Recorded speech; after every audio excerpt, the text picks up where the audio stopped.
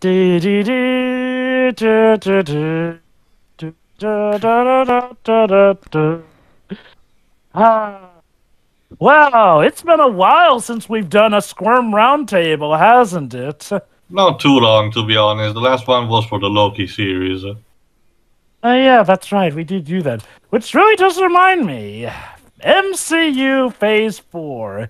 It's okay. I won't lie. It's had a bit of a rocky start, but I'll give it this. I almost forgot that Phase 4 did actually start in this same year.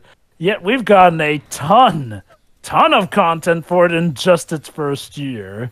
That's because they had to be paced differently due to the pandemic. It was supposed to actually come out in a more, paced, properly way. Yeah, okay, I don't know so about you guys, but I feel like this year off from MCU content made these things feel more special. probably. I mean, granted, I hope it's not just making addicts out of the media audience here and there for the MCU, but I kid. That said, though, MCU Phase 4 has had a bit of a rocky track here and there.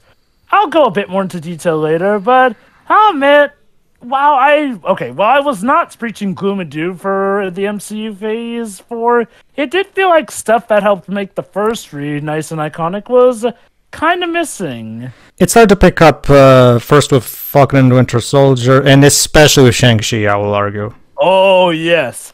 But all of that paled in comparison to the discussion, the main topic of today's roundtable. Ladies and gentlemen, the latest, unless you're counting the finale of Hawkeye, installment of Phase 4, Spider-Man No Way Home. A culmination of the MCU Spidey trilogy, one that, for good reason, a lot of us believed was going to be the end of MCU Spider-Man, but miraculously wasn't. In more ways than one. Also, Homeless should have been a better title. Yeah. Okay, I'll admit the whole No Way Home title thing is a bit off, but To we'll be get to fair, that it with does the fit on synopsis. multiple levels considering what the movie is about. But I just believe that Homeless would have been more hilarious for I everything. do agree, and it actually might have fit more too thematically. But regardless, though, we're here to talk about Spider-Man: No Way Home. But like we did in our Black Widow discussion video, we're going to talk about Phase 4 leading up to Spider-Man: No Way Home. Obviously, in shortened montage fashion. So let's not beat around the bush and just cut straight to it. So Phase 4 began with WandaVision in January. And you know what? A lot of people loved it. At first. You probably have heard the story by now here. Essentially, WandaVision was fun and good until it wasn't. Basically, it started off overall good, with the concept being of Wanda and Vision being supposedly trapped in this world where they're, going through these different TV shows and whatnot. It was an interesting concept with a bit of a creepy vibe behind it. So a lot of people had a lot of theories and whatnot for the mystery on who might be trapping them here and there, who might be behind this and that. Okay, the obvious song joke about it being Agatha all along bit going on here and there. Unfortunately, a lot of those mysteries did not exactly get satisfying conclusions. Certain characters suddenly went from being nuanced to just being 2-bit villains in a suit. Yeah, looking at you, leader of S.W.O.R.D. And, Agatha, who went from seeming like she could be a sympathetic villain, just became a card-carrying villain. Oh, and Quicksilver. Oh dear, the Quicksilver bit here. Look, let me just sum it up. They admitted that they took inspiration from the Mandarin twist in Iron Man 3. Nothing. Except I'd argue even worse, because at least Trevor Slattery was funny. And you know what? That will come up later in this discussion, but yeah. Look, I'm just gonna say this. I have made my peace with WandaVision, but it unfortunately kind of ruined what could have been a good start to Phase 4 for me. It does set up some interesting things, but the conclusion feels in a lot of ways like, oh, well, we just want to set this up for the sequel here and there. Like, yeah, Vision does come back to life, and then proceeds to not reconnect with Wanda, who's clearly grieving from his apparent loss. It's like, come on. It's like they're just trying to spread that up for another sequel or whatnot.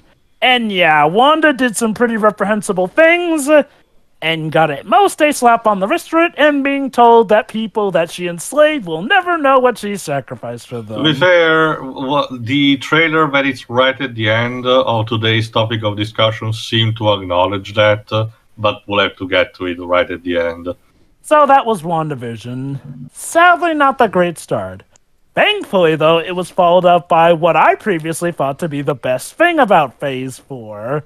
Well, okay, sorry. What I previously thought to be the best Disney Plus show of Phase 4. Falcon and the Winter Soldier, or as it was called in the end, Captain America and Winter Soldier. Yep. Now, this, like WandaVision, gave us something that we didn't think we needed, but realized we really did. More focus into the characters of Sam Wilson and Bucky, a.k.a. the Winter Soldier. Yeah, basically, it feels a lot. The great thing about Falcon and the Winter Soldier is that it feels a lot like a Russo brothers MCU show. And yet it's not a Russo brothers one. Yeah. I was actually surprised to figure out that. Yeah, but you can tell Malcolm Spellman, the writer, genuinely was trying to make a proper spiritual successor to what the Russo brothers accomplished with their Captain America movies. And had the political commentary, the more thriller type tone, you know. So and again it brought up some stuff from the comics like US Agent and shit like that. So and you know what? I'll give them credit here. It felt like at some point they were just gonna have US Agent out to be the typical bad guy jerk replacing for Captain America. But no, he surprisingly got a relatively fine ending in the show. Well, that's the thing. No, that's not really. Like the moment he's introduced, they literally start the very next episode of explaining his backstory and how he's a genuinely good guy who just wants to do good. But then, of course, when shit happens, unfortunately, unfortunately, he loses control and disrespects the shield. Yeah, basically. What I mean is, by the end, they surprisingly gave him a relatively wholesome ending with him eventually letting go of his need for revenge and calming down. Yes, Elaine from Seinfeld shows up and saves him. Yeah. Basically, the vibe I got from the Cap America was that basically the vibe they got was not anybody could just wear a suit and bam, you're Captain America. Yeah. That's the entire point. It's not the shield that makes you a person. It's not just the suit and the shield. I mean, Steve got to be Captain America because he was scrawny. Because of who he was. Had a good heart. Exactly. Whereas this Captain America, I mean, he's just a decent guy, but he just couldn't cope. Not just that. Like, can I bring up that bit where he kills that guy? That shot of him, that bottom shot where you see his entire body and the shield with blood. That's flat out comic. Like that's like a comic book cover shot right there. Like that, like that's exactly the kind of thing you would see in a comic issue if this show was a comic line. Like there would be an issue where the cover is just that shot. You know, like that's just so cool. Now, I like Falcon and the Winter Soldier. It is not without its problems here. I still found the big problem with the show unfortunately the show that this and WandaVision got screwed over by COVID. Well, I do wonder if this one affected it as much because, WandaVision, even with WandaVision, a lot of those plot points made just feel like devoid of being rushed for time, like they were just bad. But in regards to like originally, Quicksilver, when he became Ralph Boner, was supposed to help at like the final battle. Right, we never even figure out what happens. Also, regardless, though, the main problem with Falcon and Winter Soldier, I'd argue, are the villains, the Flag Smashers. An interesting concept. Some people who believe that Thanos was right, and that stuff was better during the blip. Not outside the realm of possibility that there would be some idiots, and admittedly, maybe even some good-hearted people who did have some reasoning for it. The problem is the context of it. They're against people who lost their homes and lives because, they were snapped out, getting back their homes and lives here and there. And their main thing is, oh, well, it was good for us here. Don't get me wrong. It is something that deserves a more nuanced answer. I do feel like, unfortunately, the show didn't handle it the best, especially with Sam saying that the main bad guy, who was clearly a terrorist, claiming that she wasn't a terrorist. Like, I get that he feels that he and her have some similar background, but no, she was still a terrorist. Hell, she didn't even seem to care the fact that she ended up killing innocent lives, including U.S. agent's best friend. It's like, well, he got in the way. And then she has the gall to fear for her own life. And speaking of villains here, I'll just say this. Making Sharon Carter the main bad guy behind the scenes is just, what are you doing? Like, I get it. It's supposed to be an interesting development. But making Sharon Carter a bad guy just feels like they realized, oh crap, her romance with Captain America didn't really go anywhere, so let's try and do something else with her, except... Yeah, because they realized that, oops, Cap married Peggy, so by extension, that's technically his grandniece. Only by marriage for still. Also, killing off Batroc just like that felt more like a dick move more than anything, if you ask me. Yeah. Batroc Ziliper, Dej. I have no idea what that is. Yeah, sure. Okay, regardless though, Falcon and Winter Soldier, a great show, but it's not without its problems. Next up came the Loki series. Okay, I'm not gonna lie, not a big fan of this one. It really confused me as a concept show. It unfortunately kind of gave the sense that, well, all choices were just an illusion of hope here, and that everything was predestined. The Infinity Stones are essentially worthless now, thanks to the powers introduced in this one. And unfortunately, this is a show that's not really about the actual named protagonist, but about his female counterpart, who literally says, "This isn't about you, it's about something more." Oh, and also the show kind of forgets that Loki... I do argue that the show also forgets that Loki can fight, because he gets thrown out of a train by just regular humans. Mm-hmm. Yeah. Disagree. It is about Loki. It's a character study of him rather than the typical action that we. And the less said about episode 3, the better. Oh god! Like, okay, you know what? I'll give you this, Dad. Sure, we could argue that this is a character study about Loki. I'm still gonna argue that it's a pretty bad show. Like, okay, look. It feels like Jurassic World Fallen Kingdom. It's a show that's made to be a means to an end here. Get it so that we can start having the multiverse be a thing, which is cool. I just don't like what we had to do to get there. Well, at least unlike the other shows, this one is getting a season 2, so we're still going to get more instead of, well, that's their story. Moving on. Okay, regardless, though, yes, it is nice that it will have a sequel season. It's just that I like what it accomplished by establishing the multiverse, but everything else, even the good ideas, I went in great detail during our Loki talk, so I'll just sum it up like this. I feel like it had good intentions, but pretty poor execution overall. Hopefully, the next season will improve on things. And then after that, we had What If? Yeah, I actually really enjoyed What If. What If was... Okay, this is where, again, my hopes for Phase 4 started to pick back up here, because What If did a lot of things that I did not expect to do. For instance... Well, that's kind of the whole point of What If, so... I'll give What If this. It was the first time I saw Carol Danvers in the MCU where she didn't feel insufferable. In fact, I dare say she was kind of a fun and interesting character in it. Can we talk about how absolutely heartbreaking the Doctor Strange episode is? Holy crap. Well, I hope I you seem all to watch be one of What the few If people in because- the entire world who actually like about the Marvel Zombie episode, apparently. Oh, I like that too, actually, Terry. It's just No, that- but again, it seems that the general consensus was like, it's too mean-spirited, it's bad. Like, that's the entire point. Wait, it mean-spirited? No. Because the entire point of Marvel Zombies is to have the zombie outbreak, but the heroes are acting mostly like casually about it, kind of like it's more of a horror comedy than a straight up horror, but people seem to have not got that To the point where now that they announced a solo Marvel Zombie series, people are like, "Why would you do that?" Like, okay, I will give some people. Okay, I will give my some. issue with that episode specifically is just it shows that voice acting and acting are two different things. Because when Mark Ruffalo was trying to scream in terror, I was like, "Oh, you tried so hard, but now it's not working." Also, I will give critics of that episode this.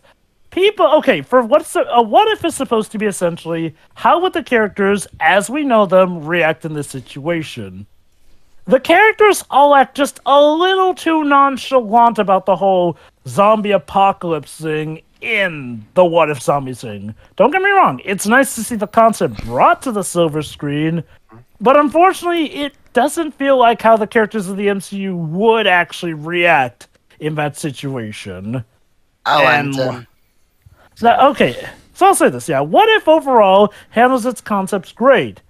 However, it is a show hindered by its regulations. For instance, all the episodes, none of them really go above 30 minutes long, except maybe the finale episode, which, if you ask me, is the biggest problem here. See, every other Disney Plus show, well, okay, except for Wandavision, but that one had like 9 episodes to compensate for the fact that its episodes weren't as long. Regardless, all the other episodes could have relatively, near close to an hour-long episodes each, if whatnot. Here, it was a regulation of 30 minutes, which worked better for some episodes of What If than others, like for Captain Carter, which is more or less just, hey, what if Peggy became Captain America instead of Steve? Simple enough concept here. What if T'Challa became Star-Lord instead of Peter Quill? Also could work here. How about the episode that sounds like I wrote it? Episode 3. What if the world lost its mightiest heroes? Yeah. Okay. Yeah, I really did that one. Now that episode was great, and guess what? That episode remembered that Loki can fight, and that Loki's actually pretty damn clever. Basically, the premise of the episode is that Fury is trying to recruit the Avengers. But they all die. Under mysterious circumstances. Yeah. Even Black Widow eventually gets the dust. Like, damn. It works really well as a murder mystery of sorts. Like you're trying to figure out exactly who is behind all this and why, basically. And hey, we actually have a good reason why Fury doesn't want to call in Captain Marvel just yet. Because he might be fearful that she'd probably be next, since it seems to be everyone who's an applicable Avenger is getting axed. Indeed. It's to a point where Fury actually has to team up with Loki to figure out who did it. And, yeah, it's overall a pretty cool concept episode. And one that's done well. Mm-hmm. Episode 4, as Pedro mentioned, is one about, well, Doctor Strange losing something else instead of his hair. that was my favorite. Like that episode is just wow. It's so heartbreaking. I also really liked episode 1 because it's such a wonderful tribute to the Captain America First Avenger movie. So, regardless, though, episode 5 is the zombies one, which. Yeah, that was where the show was starting to show some of its cracks with its short runtime and also some of its weird takes on things. However, I'd say the episode that got hit the worst with the runtime limit is actually episode 6, which could have been my favorite. What if Killmonger saved Tony? Now, this was an episode that, oh boy, it went places, let me tell you. Oh, okay. My biggest issue with What If is that half the time is that I think throughout almost every episode you could have renamed this 1001 Ways to Kill Tony Stark. It's like they do. Oh, Tony dying at the end of Endgame was the most tragic bit from it. Let's do that over and over. Like, holy cow. Granted, we could have had one episode where we're spared of it. But that episode apparently got pushed back to season 2, reportedly. Yeah, more on that later. Basically, though, episode 6 is actually pretty awesome here. It's essentially Killmonger stopping the plot of Iron Man from happening by saving Tony and then, like a boss, exposing Obadiah Stane as the main bad guy of that movie. So he becomes best buds with Tony, and then suggests maybe we should make a special defensive military weapon here and there. And since this is Tony without his prescription to weapons being, well, reined in a bit, Tony's all for it. And thus, Killmonger goes about to murder a lot of people behind the scenes here and there, setting up his plans here and there. Until Tony figures out, tries to take him down, and then Killmonger kills him. Then he orchestrates a war from two sides of America versus Wakanda. And then he comes in as the crowning hero to Wakanda, and thus ends up getting crowned king of Wakanda. And but the episode's not over yet. Turns out Pepper Potts is able to team up with Shuri, and they're going to expose Killmonger. And it's like, this is going to be great. And then the episode ends. Yeah, it had such great execution, such great build-up. It's just, it ended before it could really get good. And I know what some of you may be thinking. Well, maybe it'll have a sequel episode. And to be fair, a lot of the episodes in season 1 did seem to suggest that they let themselves open for a sequel. Or so it seemed at first. We'll get back to this in episode 9. Anyway, on to the next episode. Basically, what if Thor and Loki weren't, familial brothers, but were brothers in another sense? Essentially, one where Odin's son actually just returns Loki to his family, and, well, Thor is pretty much an only child. This, of course, leads to Thor becoming a party-going guy. Of course. Well, remember, Jova, that makes sense. He remained the same doof as he was at the beginning of his original Thor movie. Before. Oh, yeah, now you mentioned it. Well, yeah, I do love how he and Loki are... The whole reason...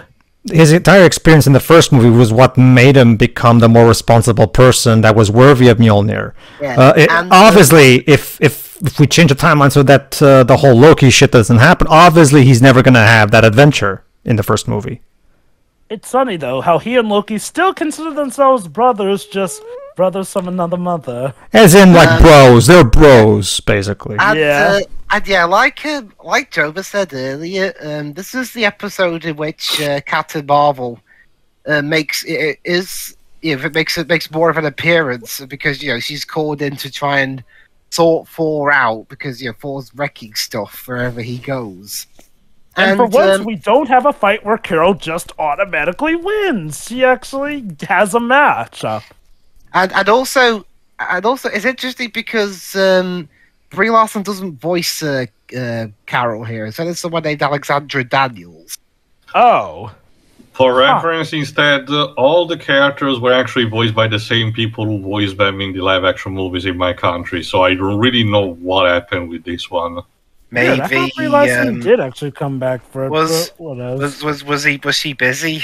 I don't know. Maybe, I don't know. But yeah, like I said, Carol Danvers starting with this show seems like she is much better. Okay, sure, yeah, she's still serious, but it's more about comically serious at times. Plus, I mean, she has good reason to be serious. She's fighting a Nordic god who's throwing parties and wrecking shit. Yeah, and again, though, this episode was just downright funny. I won't go too much into it because, again, we're mainly here for Spider-Man No Way Home. Sure, again, again, Chris Hemsworth always sells it in this role. Yes. He has so much charisma and he's genuinely so funny. Anyway, so after an episode of funniness and mirth, we go to one of absolute sadness because this is one about, well, what if Ultron won?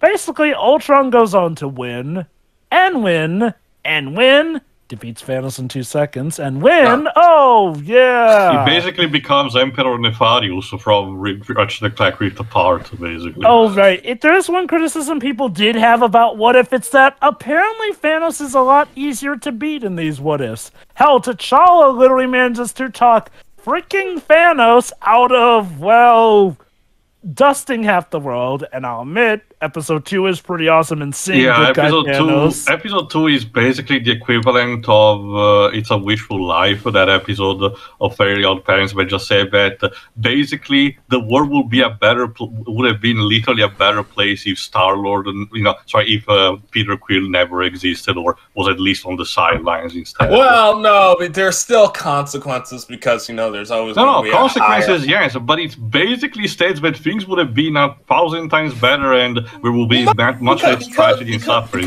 Which ego's still a thing. For an episode like that, it's kind of insulting for the poor character. No, there were okay. So, this was reported. They did want to make a spin-off show covering all that stuff. But unfortunately, But because of what happened with Chadwick Boseman, yeah. Not just that, but also let's not forget, guys, about what happens in the finale. But again, we'll get to that soon. Essentially, episode 8 is Ultron winning, becoming omniscient to the point where he's able to actually hear our narrator in this series, the Watcher. The Watcher, yes. Who's voiced by Jeffrey Wright, aka Felix Leiter, in the Daniel Craig era of Bond films. That's nice. But yeah, essentially, Ultron gets so omniscient that he literally grabs through the screen the Watcher and then has a fight throughout different all realities. And he's like, so yeah, it turns out there are the worlds that need my brand of saving, so time to cleanse everything. Again, Emperor of the values. Yeah, basically. Pretty much. So now the Watcher needs to gather a band of heroes. You could say a bout of... a team. Okay. Yeah, he doesn't call them the Avengers, but he does pretty much make them the defenders of the multiverse. So, okay, here's one question I have to ask about the finale.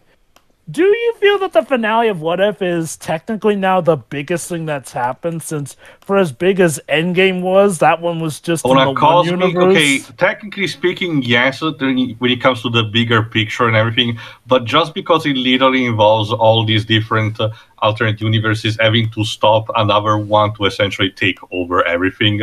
When it comes to cosmic stuff, on the cosmic is just for the MCU, no. Eternals right now sits on top, basically.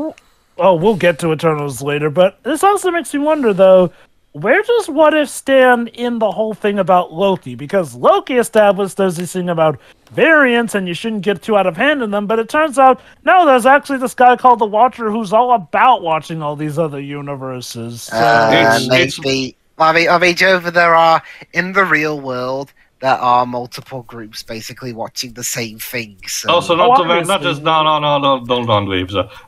Basically, Jova, it's more like of a consequences. The moment the multiverse is essentially unlocked at the end of Loki, it's like sprouting, kind of like of a tree's roots, branching into all different directions based on the traditional laws of a multiverse. The idea that a person will drink coffee instead of tea one morning can change literally everything. So, do you think maybe the Watcher was also created as a result of this? As a result, that's why it's more like as a side product. Yeah. Not bad. But yes, episode 9, the finale of What If, and the episode that destroyed a lot of people's hopes for sequel episodes here. Unless, Captain Carter, because no, that one was established, will be coming back. Essentially, so you know how Ego shows up at the end of episode 2? He's dealt with. You know how we had the loose hanging thread about Killmonger being exposed? Yeah, it turns out he was in the middle of having to fight off people who were there to arrest him. Essentially, episode 9 says, oh, all those stuff that we thought you might be on your seat about to edge and watch? Turns out it's being solved. And yeah, here's the thing. A lot of people weren't too hot on the idea of this ending up being a big Avengers-esque crossover, if only because for the first season it felt like they were blowing their load. Not to mention, here's the big thing. Because of certain scheduling conflicts, the ending of the episode that was going to involve Tony being put on, the World War planet, Sakaar, yeah, that one got spoiled because basically Gamora from that episode is a part of the multiversal team for this one. Only we never saw her episode. A lot of people have gone on to suggest that there could have been a different episode pushed back because, yes, all the episodes do come back in some way, shape, or form for this episode, but man, they pretty much spoil right out the gate what happened in that one. So, yeah. That said, though, Killmonger is actually part of this team to save the multiverse, so all you Killmonger fans, you be getting to eat there. And of course, in typical Killmonger fashion, he ends up betraying them in the end to get the Infinity Stones. I get the idea Jova the fans need a constant reminder for the fact that Killmonger is supposed to be a bad guy. Well, no, but he should be the next Black Panther. No. Okay, look. I've said this before. A good guy version of him should be the next Black Panther. So, T'Challa. Anyway, continue, Jova. Look, I won't go too much into depth of it. Basically, Ultron has beaten the guy who saved his mind on a computer is beaten. Killmonger is beaten. Doctor Strange is going to watch over them, essentially keeping them in a tiny prison while in his own prison. Steph goes back to normal, essentially, and the Black Widow from the universe that Ultron destroyed gets sent to the universe of Episode 3. So, again, I'll just put it like this. What if? Good show, but hindered by its regulations. I do hope that they can cut more. And unfortunately, really bad luck. Mm-hmm. Yeah. Speaking of which, let's move on to Black Widow, the movie. Okay. Yeah, okay. I went to the cinema watching this because I think it was one of the first major cinemas to be released in cinemas here in Britain. I was torn between watching it either in the cinema or Disney Plus. But the main issue was it was part of the Premier Access thing, where I would have had to have spent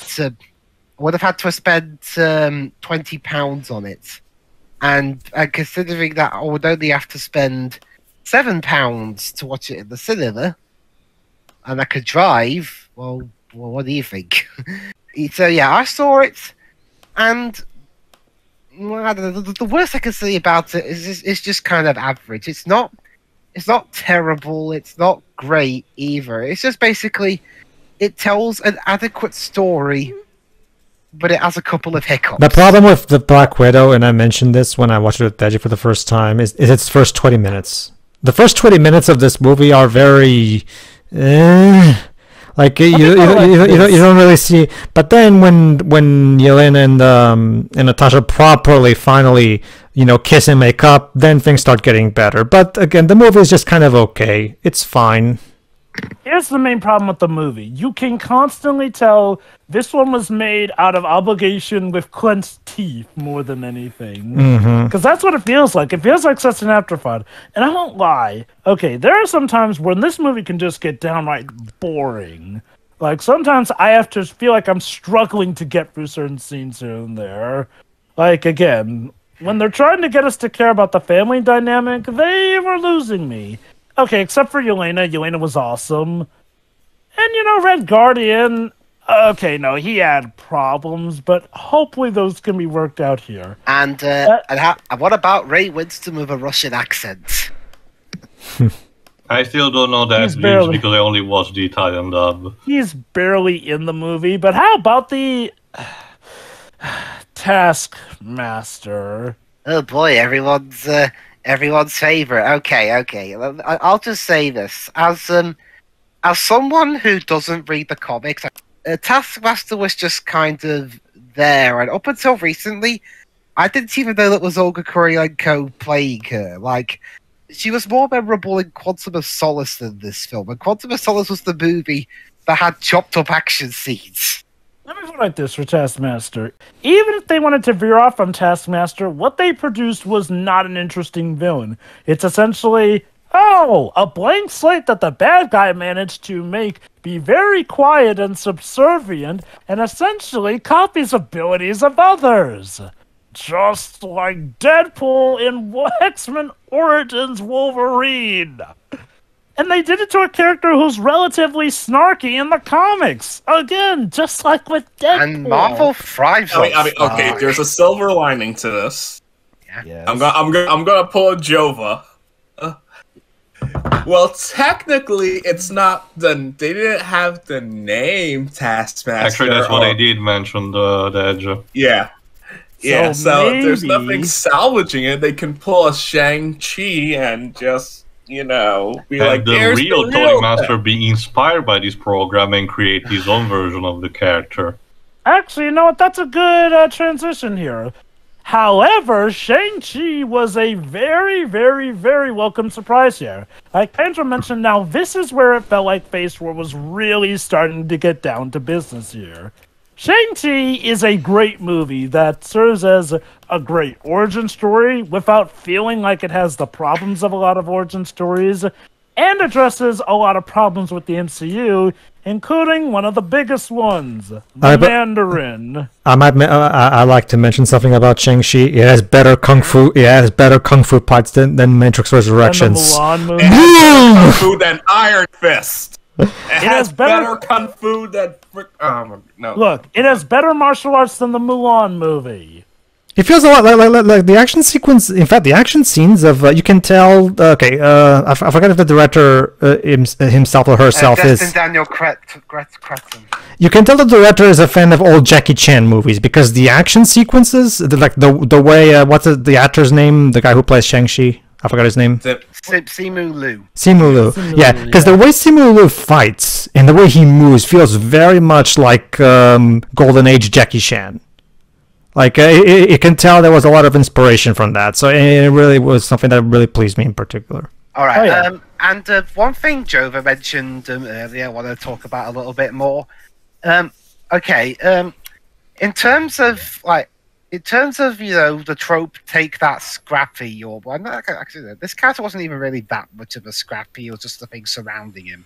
But basically, one of my main fears going into Shang-Chi was that they just killed Trevor Slattery off just because people didn't like how the Iron Man 3 twist turned out. I personally wasn't too bummed out about it, but it's kind of half and half. And it's like I thought. Even people who didn't like the Iron Man 3 plot twist, as Jova I think was about to get at, wouldn't have liked it either, because it's just the easiest way to sort out a poorly received thing was just get rid of it rather than expand on it. I mean, that's not to say all things should do that. I mean, there are things that are just beyond saving.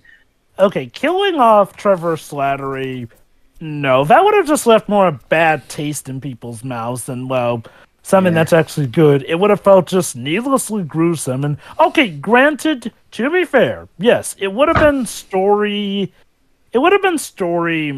dedicated, and I could see it being justified that the Mandarin would want to make an example out of Trevor Slattery. So, okay, sure, maybe we can make an argument for him to kill him, but all the same, what they actually did with Trevor Slattery was way cooler. Hell, Trevor Slattery actually plays a decent role in this movie, I'd say, in being helpful here. Because sure, it's pretty clear this was not the idea that Shane Black had behind the character, but at this point, I'm pretty sure it's probably better this way. Yes. I mean, it's like I said, I liked Shane Black. Okay, except for Last Action Hero, I liked Shane Black's movies before. You know what? Yeah. Okay, because Pedro mentioned The Matrix. Isn't the choreographer of Shang-Chi the same guy who did the first two Matrix films? Or first three, but wait, find any information. Wait, did Wu Ping do Shang-Chi? Yeah. Okay, but yeah, no. Also, I heard the new Matrix movie has choreographers worse than Star Wars sequels. So it's like, we will get to that at some point, I assure you. But no. The Shang-Chi movie had a lot of things that I was asking for. It had good action. And it did have something of a grounded story as well in the grand scheme of things, too. But also, most importantly, it did the Mandarin a good amount of justice. Yes. There was the whole Comic Tribes debate about how the Mandarin has had to have been modernized here and there, and probably for the better, since, that's what was also going on in the comics for a while now, so it's not too much of a change. And I think that was part of the thought process going into... Yeah, they wanted to avoid every possible, racial stereotype. I was going to say that was the thought process going into Iron Man 3, because, the people, I'm pretty sure, even back in 2013, a lot of people, I'm pretty sure, didn't want, the evil Asian stereotype. That didn't stop from Trevor Slattery to put the accent to instead resemble more of a Middle East terrorist. So, and here's another problem. Yeah. They essentially made a villain who is normally Asian and just made him some generic American, essentially, which is like, okay, look, maybe have the man behind the man, but changing the ethnicity of the character still kind of feels like a bit of a backwards response to solving the whole race problem thing. Yeah, it's like how Joe Wright tried to change the natives to not be offensive in Pan. And yet Anyway. still had Tiger Lily be white, but I regret. But yeah, no. They do the Mandarin absolute justice, and I'm proud to announce he's another one of the good MCU villains. Strong motivation, and it's not just a typical, abusive father who hated his kids. No, he actually does love his family. He tries his best to get them to come around and help him because he wants to do this with them.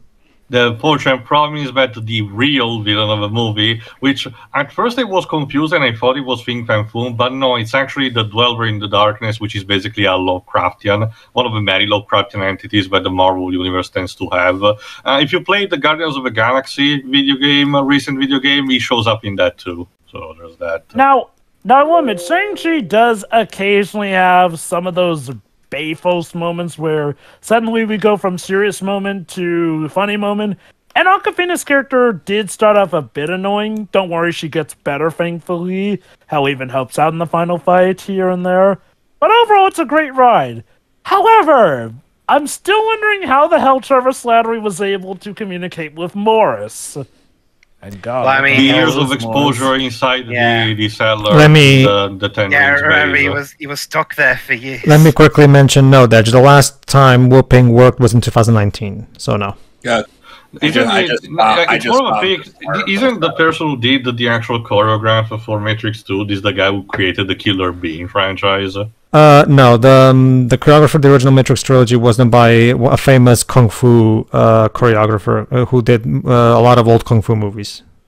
Anyway, But yeah, no. Also, Shang-Chi has a sister, of course. Again, we both see the effects of them living under their father here. And it turns out Shang-Chi was instructed to take vengeance for, well, the murder of his mother, essentially. Yeah. Who was killed due to the actions of the Mandarin. Essentially, the Mandarin is in this case an immortal figure who's been going from generation to generation, amassing a special armada known as the Ten Rings.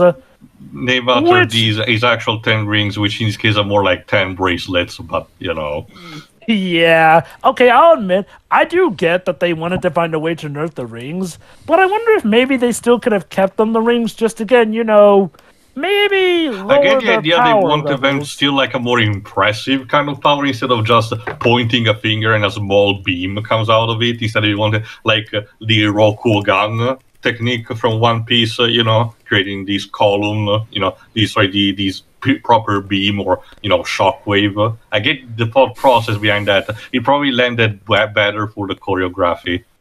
Right. So, yeah, again, no, Shang-Chi really did pump things up here and there. And hey, in terms of how it ties into the MCU, well, we finally get to see an old familiar face, Emil Blonsky. Now looking even more mutated as the Abomination. We'll have and to see more exactly comic book what the accurate. deal with him is, because he's supposed to show up in the She-Hulk series. What we got to know from the Shang-Chi movies, that Wong occasionally pulls him out of his cellar via teleportation and decides to bring him to the legal ring fight just for funsies. Yeah, Wong's in this movie too. And after, well, yeah. So, yeah, again, great fight scenes. Sadly, the Mandarin does die, but at least it's after a good fight scene, and it's not just about the bad guy is an evil reflection of the hero. Like, no, they're diverse. Yeah, that was a great Dragon Ball fight. It even guess actually so. involves a literal dragon. He was about to do a Kamehameha. I was like, oh. But yeah, Alright. sadly, the Mandarin does die, but in the end, he gives his son the rings, and he can go on to be with... Okay, wait. Actually, can I ask one question about this? What? The rings make him immortal, correct? Mm-hmm. So, wouldn't he be just fine if he kept the rings on and the dragon would have stolen his soul? I He get the only had feeling half it of was them. the kind Remember, of... Shang-Chi had the other. I get the idea they did not work as intended. Also, I always got the I always got the feeling that it was the kind of immortality where he can still be killed, just that, you know, the immortality It was lets too him powerful at live. that point. Pretty much, Yeah.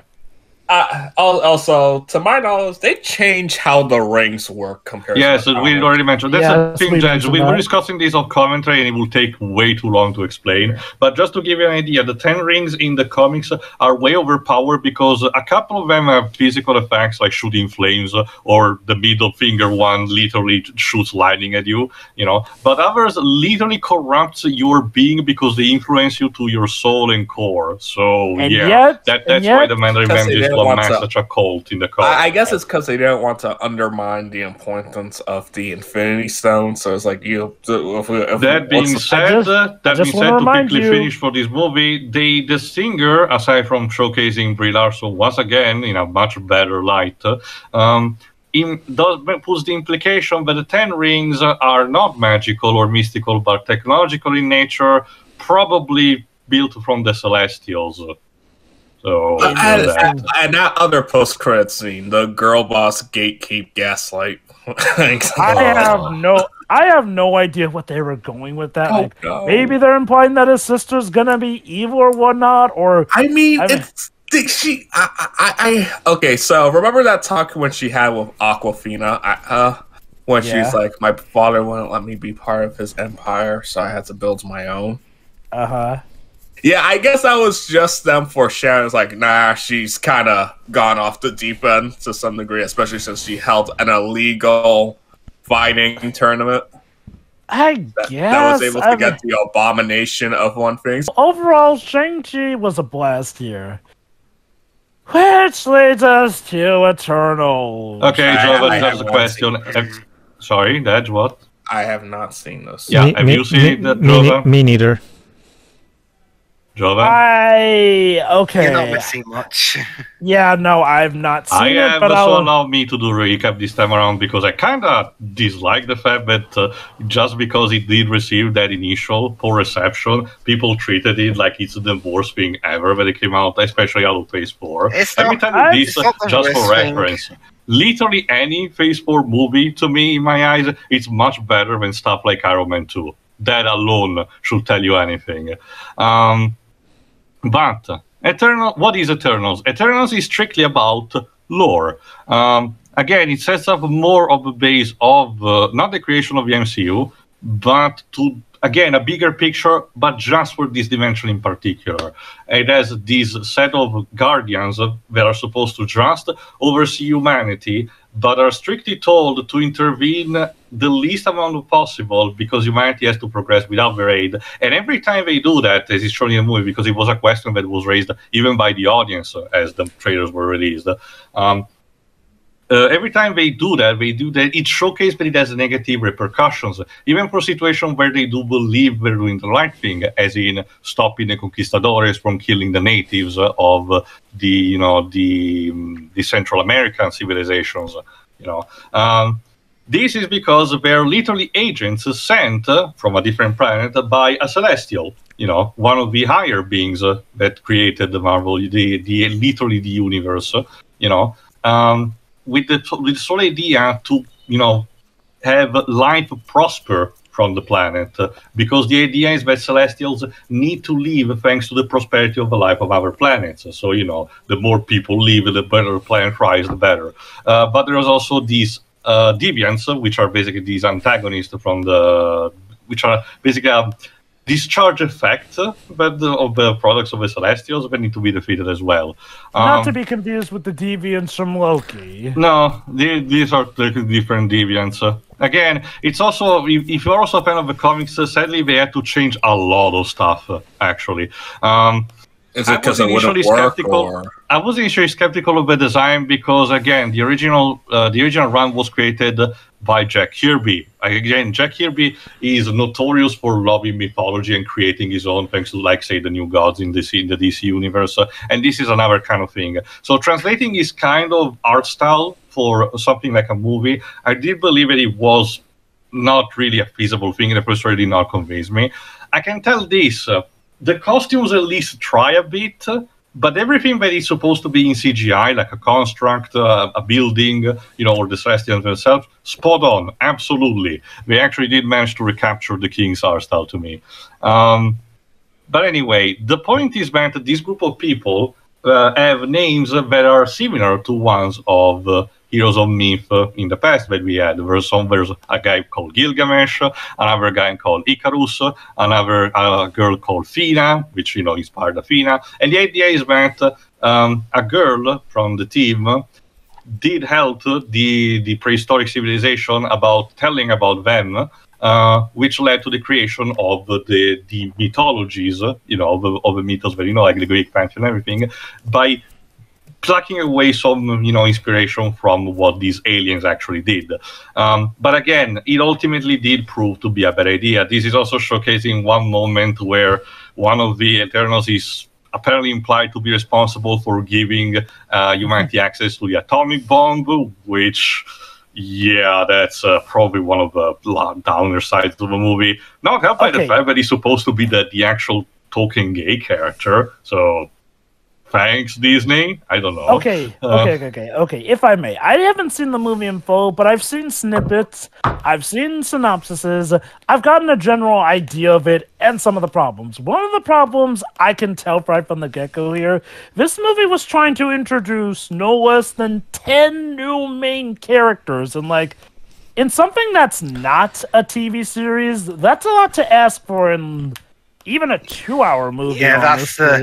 Yeah, that's the biggest problem with this movie. It's not only is it trying to deal with way too much with way too short a time, its structure is also all over the place. One review did mention that this is the movie that Zack Snyder wished he was able to make, because it tries to have something similar to Man of Steel, particularly the more desaturated colors, and the more bleak tones applied to characters that instead performs positive actions.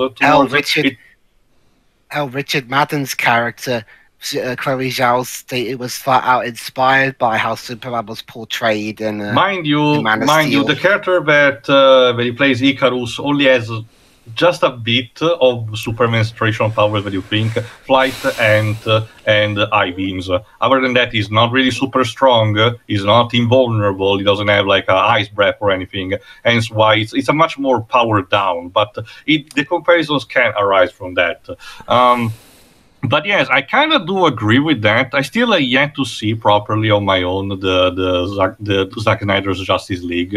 But I kind of get the vibes that he wanted to make this movie more similar to one of those products. And regarding to the many characters, I did not really have much of a problem, because the way they paced it, they established clearly who are the key ones out of this group that you're supposed to follow, and how much important are the others in relation to you, because each of them has kind of a story arc to go through and a conclusion to that.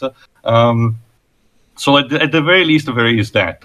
The whole thing about being told out of order is because this is also still a mystery kind of movie, because again, the movie picks up around, I forgot how much after Endgame, and the idea that there are earthquakes that are happening. And no, before you ask, these are not the fake events that Mysterio was doing in Far From Home. But the Eternals are investigating on that, and they believe the Deviants are responsible. This leads to the biggest plot twist of the movie. Again, spoilers if you haven't seen the movie, but for the purpose of recap, I had to mention. Essentially, the new leader of the Eternals, because what was the previous one, kickstarts the whole thing, kind of like in Watchmen, by being killed almost at the beginning, and the others have to find out who did it as well. The new leader of the Eternals discovers, because the leader has to be in contact directly with the Celestial that they associate with, that their mission is essentially kind of a lie. Again, there are a lot of similarities to Watchmen with this, with the idea that instead they're building up humanity because the Earth is essentially a giant egg that contains inside a new Celestial that has to be then hatched from it when the time is ripe, as in when there's enough life energy onto it, and spread to a new planet to basically create new Celestials. And the Eternals are conflicted on this because they don't want the humanity that they shepherd for so long and, see grow and everything just die like that for nothing.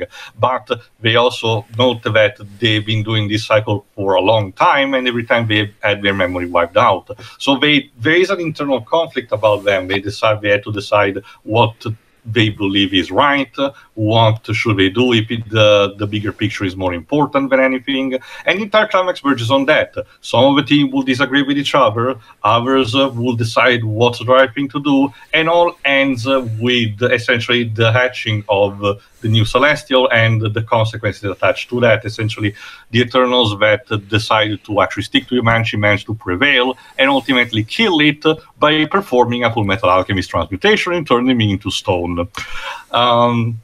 And that's basically it. It literally concludes with what remains of a group splitting in two. On one hand, a group will travel using their spaceship among other planets to seek other Eternals and trying to convince them to dissuade them from their mission because they believe they're too dangerous for the universe as a whole. And this is where the post-credit scene arrives, where they meet Thanos' brother. Yes, Star Fox.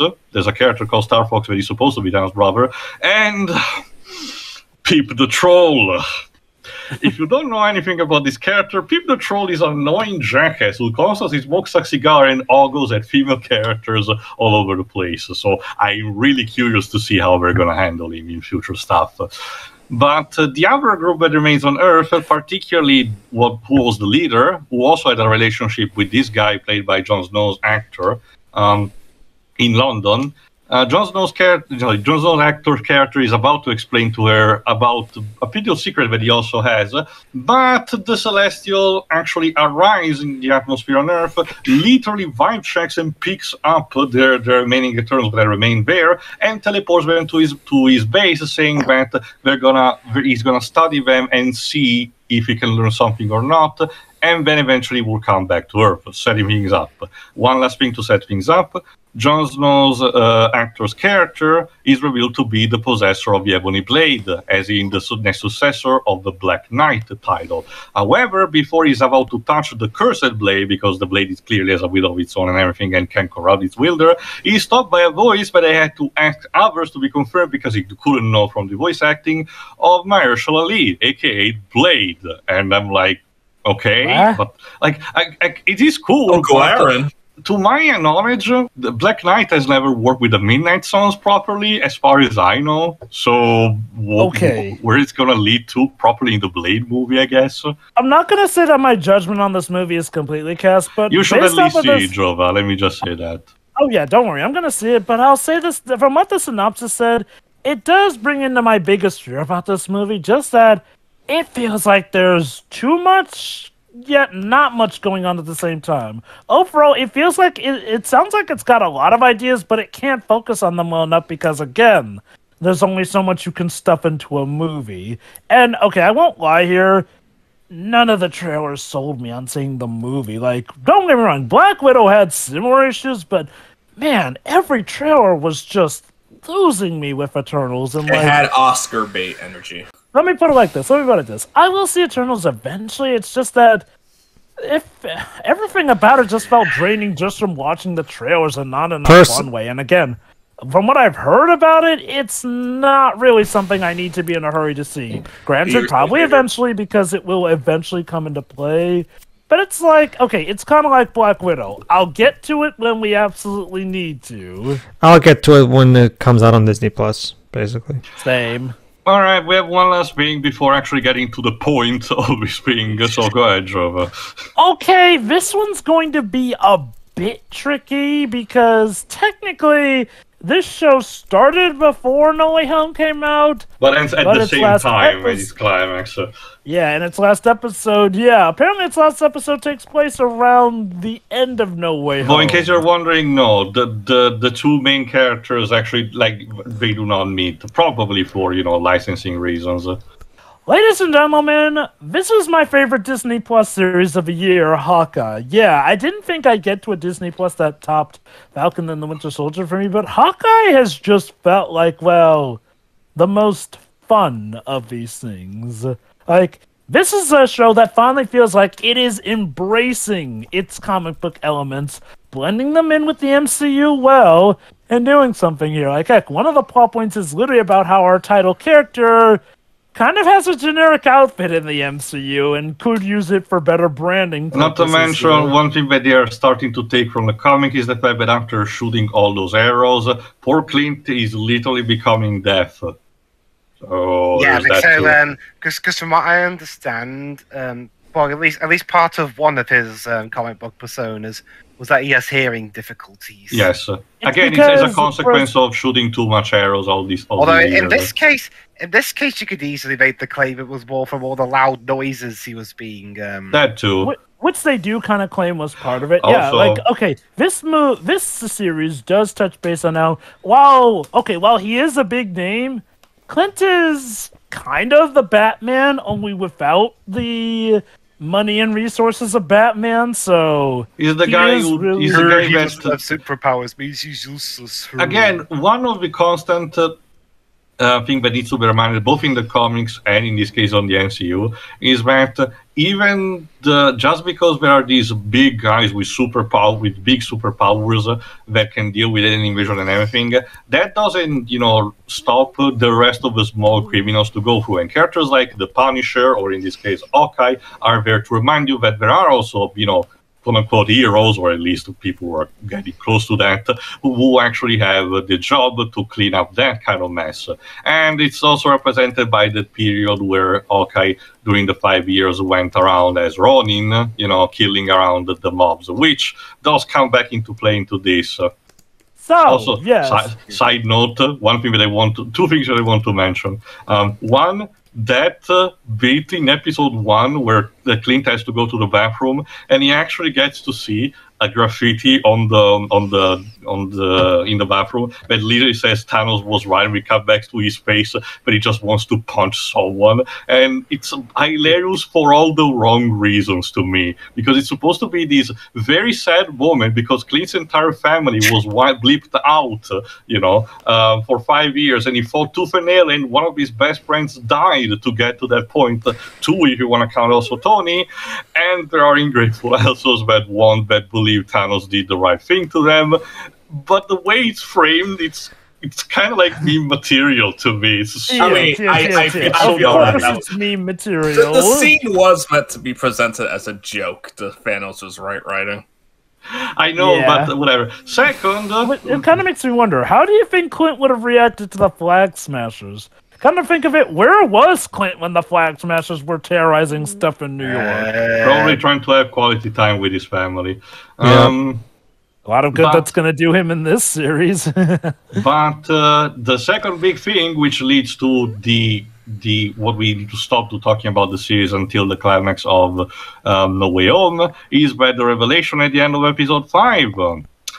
Yeah, ladies and gentlemen, looks like Kingpin is back on the menu, boys, because Vincent D'Onofrio's Wilson Fisk, which a lot of people believe that the Netflix series were just loosely connected at best, or completely forgotten and worse. No. Now we get the confirmation that they are canon, at least in some capacity. We have yet to see a full confirmation, but we know that at least part of that has seeped officially into MCU products. And Kingpin essentially, from that point, kind of becomes the main villain of the series. We still have, stuff like the payoff that was established at the end of the Black Widow movie, as in Irina actually being engaged to go actually hunt down Clint. Although it turns out she was apparently hired by a character from the show, which we'll get to a bit later. But that's basically it. The new characters introduced, particularly Kate Bishop, are also really good. I was really fearing Kate Bishop would have been the character who would have literally take over the entire spot and say, "Oh, Clint, you're such a dumbass. Let me show you why it's done." God, I was so worried about that too, but no. Kate actually really does work. One, she has a compelling backstory, and you can get why she would look up to Hawkeye. Her story literally begins in Avengers 1. A lot of stuff starts there now, but yeah, essentially, she was inadvertently saved by Clint. while he was doing his thing as Hawkeye, in a scene that I'm not quite sure if that's exactly how it went in Avengers 1, or if that's just a little added tiny bit here and there, where he was fighting on that rooftop. Regardless, though, cool stuff. Unfortunately, her father was lost in it. So in order to be able to truly protect her mother, she takes all forms of fencing, archery classes, gym classes, basically trains herself to be it. And yet, she still ain't perfect. In fact, when she first tries the superhero stuff, she gets her butt kicked. Like, she tries, but I have to admit, I kind of got some flashback to that last issue of All-Star Batman and Robin. Oh, God, this is God. the second time someone has mentioned that book to me. Wait, But anyway... hey, at least Clint doesn't force her to eat rats, so it's all good. Yeah. Regardless, though, but yeah, no. The relationship between her and Clint is good. It's clear that Clint is the older, more jaded, but still begrudgingly willing mentor. Granted, she has to really, really get him to relent to that. And I do like how this series is definitely helping him to lighten up and realize that, dude, you're a hero. You do need to maybe try and lean into it. And granted, I do like how I was a bit worried it was going to be Clint's typical, oh no, I'm retired, I'm out of the hero game here. But no. He does realize he does still have to settle some stuff, and how I do like how he's not completely rejecting the idea of a branding problem, because, again, it's kind of a thing. And I will admit, the final costume that he gets is... It's better than what he had before. There were cowards for not giving him the mask. It's purple. I know, That right? too. Like, come on, they could have gone. Oh, look, they could have I easily thought said. that's what they were going to do. I love his comic book costume. Like, Well, that's the thing, and Reggie. Most people outside of comic book fans think the costume looks silly. So. Well, then they're cowards for caving into that. Why not? Okay. Okay, People here's who an think- idea. Here's an idea. Why not just make it a proper helmet? You know, kind of like what Captain America did with his usual wings on the head thing. Like, Or convert like that into having a a helmet modernized design. version similar to what Sam Fisher uses in the Splinter Cell, series, like with a telescopic thing to enhance, his archery skills. I mean, come on, they finally gave feel like Wanda her. creative. There are better, stories. what did you say? There are better and creative solutions than not that heavy, because we need the actor's face to be recognizable for the masses. Which we will get into a bit with No Way Home. But, regardless Oh, of actually, that... we should be about at this point. We are about to. Overall, I am definitely glad of how they do the mentor relationship. Like, it harkens back to the days of Mask of Zorro. Like, and mind you, this doesn't even seem to be a passing of a torch. But again, helping set up for those young Avengers, which we seem to be setting up for with quite a few characters here and there. Without spoiling anything, I'm not entirely sure about what they do with one of the specific characters by the end of the episode 6. Oh, don't worry. It's a reference to a comic. Well, I get that it's a reference to a comic. That doesn't mean I have to like. They're fine. That doesn't mean I have to like it, though. Oh yeah. I got annoyed too, but then mutuals were telling me it's a comic book reference. That scene is literally played out. Also, Kingpin's out. What he's wearing, it's a reference to a Spider-Man comic. Yes, Family Business, I believe it's called. Yes. Okay, it's I will say a this. bit silly compared to his usual white coat or the black one that he used in the Daredevil Netflix series, but I it works can for let me. it pass because it's the holiday, so he's feeling jolly. Yeah, I will say they this, either though. introduce him with the song "You're a Mean One, Mr. Grinch." Yeah. Also, I love how the first scene we see him properly, he even has the iconic cane that he didn't even have in the Netflix series. It's He's like, literally a pimp. Apparently, Vincent D'Onofrio said that he just figures this is the same one from the Netflix show, except because of the blimp, as a side result, his power got affected. Okay. We'll go more into that when we get to a certain bit of No Way Home. But I will say this, though. It does feel like the MCU is doing an interesting thing. Getting, essentially, the definitive actors, at least as much as they can, the definitive actors, even if they did come from stuff that was blatantly not canon or was kind of foggy with its canonicity to the MCU. Like the Netflix shows. In wake of all that's going on, I'm going to actually call for Michael Chiklis to be brought back as the Thing. I'd rather just have a new one altogether. Same. I mean, given what he did for that role, and let's be honest, he was probably the best thing in those movies. It could work again. I would when it comes to those movies, I prefer Chris Evans as Johnny Storm over. Punch Johnny in the face. No, okay, Pedro. That's the thing, though. Johnny Storm in those two movies, well, more so the first one, was such an annoying twat. Oh yeah, No, definitely. Johnny was. Granted, I think that's the point of Johnny Storm as a character. Yes, but it's like what Pedro said about episode 6 of Hawkeye. Just because it's a reference doesn't mean I have to like it. That's the thing. He's not even like that in the comics by the time that those were made. Like, he'd gotten out of that phase, so making him a douche novel mostly by just having him being killed and resurrected multiple times, particularly via the Omega Force. Okay. Let's get to the damn point. So Hawkeye was great from what I've seen so far. So, let's get finally to our feature presentation. Spider-Man No Way Home. Yes, homeless. Either way fits. Regardless, though. So the movie literally picks up where Far From Home... literally right from when it ended. I was surprised, too. And Did they film this, like, immediately or that scene in particular as Far From Home was ending, or...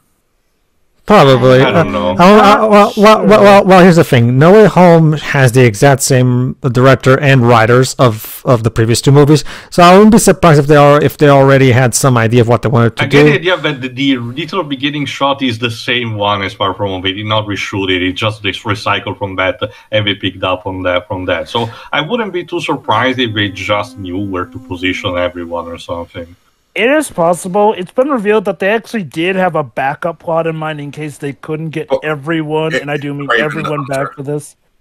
Yeah, I'm not dismissing this movie because I really did like it. That's because again, mostly because the relationship between Sony and Marvel seemed very strenuous for a very long time. Apparently, according to what just happened in the past month, it seems that now we're super buddies, and we'll have to see how it pans from that. But yes, the movie literally picks up from when the last one left. Yeah. And yes, chaos ensues for Peter and his loved ones, to the point where he has to, I guess, carry Mary Jane to the safety of his apartment. Well, it's not Miss Michelle, but it's not Mary Jane. It's Michelle Jones. Given that, yeah, go on. Yes, him and MJ, as she's called. Regardless, though, I won't lie, this kind of set a bit iffy with me. Out of the blue, it turns out Happy and Aunt May are breaking up. Mind you, given the context of Far From Home, this is like around the same time that Peter figured out that they were dating. So, like, to be fair, the romance between those two was always the Far From Home always portrayed that romance as more of a joke thing rather than as something that you're supposed to be emotionally invested in. Like that's romance. And she herself said it was just a summer fling and everything. So you were not really supposed to be emotionally invested in these two anyway. I understand that, but the movie portrays it more of like, this is an executive mandate, we don't want this to happen anymore, deal with it, more than anything. True. Yeah, in fact, we should probably get to the nitty-gritty of what this movie is about. Yes, it does have a plot here, but overall, this movie seems to be ultimately finally addressing a lot of people's critiques with MCU Spider-Man. And I'll just say this out of the gate here. I did like the MCU Spider-Man trilogy. However, I do get where people critiquing it came from. I do think that people who try and conflate people's problems with MCU Spider-Man is like, oh, they wanted it darker and moodier, or oh, they didn't like a more upbeat Peter, are really not getting the point of people's problems with MCU Spider-Man. The problem with MCU Spider-Man, and mind you, if you don't even care about it, maybe it's not that much of an issue, but in regards to representing Spider-Man on the silver screen, it kind of did it in a weird way. Now, yes, the idea of having Peter Parker back in his roots as a young teenager in high school, that's cool. However, the point of it is that he struck out on his own and was very much on his own as a superhero, more or less, for that. Sure, he would occasionally hook up with the occasional superhero here and there, but he wasn't really a big part of the Avengers here and there. The main thing about MCU Spider-Man seemed to be that, well, his biggest draw was that he was finally Spider-Man in the MCU. Like, a lot of his villains were catalysts of Tony Stark's machinations here and there. Hell, a lot of his gears and gadgetry didn't even come from himself, sadly, here and there. Now, again, that's not to say that Homecoming and Far From Home are bad. They're still great. But I do get people's issues with Peter Parker standing in here. For me personally, as someone who got introduced to Spider-Man via Stan Lee's original run in the 60s when he was writing, like, for me, like, I always, and like I said, I always really dig the more upbeat tone. Like, I'm actually one of those who actually remembers a time when Spider-Man wasn't always full of high-octane drama. So I actually kind of appreciated that, the return to that personally for me. Well, it's like I said, people's problems with MCU Spider-Man wasn't about the more upbeat stuff. Oh, no, trust me. If anything, a lot of comic book fans can agree we'd prefer seeing more upbeat Spider-Man with how down in the dumps certain things have made him here and there. I don't want more day. The issue is just more so in that it felt like the MCU Spider-Man didn't have as much weight in the consequences per se, as we normally typically expect Spider-Man to have. My argument was always that they were trying to do a Peter's early years thing and build up to an eventually bigger, epicer movie, as this is the one, basically. Mind you, we are apparently getting a Disney Plus series that is also telling the actual origin story of this incarnation of Peter, so we'll have to see that as well. The best way I can describe this trilogy is like the Tomb Raider reboot trilogy. This is the origins of how Peter Parker became Spider-Man. Yeah, except this trilogy doesn't suck. Done good. Yeah. No. Okay. Depending on who you ask, but yes, I agree.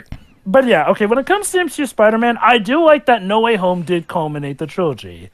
That said, I do not believe that this was the plan from the get-go. I honestly believe that most of what No Way Home did was sort of a reaction to the critiques from it, MCU Spider-Man. Again, that doesn't make it any less brilliant, but I do think that people are giving the MCU a little too much credit when they think, oh, this was totally what was originally planned from the get-go all those years ago. We know. Who's the director of this? John Watts. He directed all three movies. He had a trilogy from the get-go.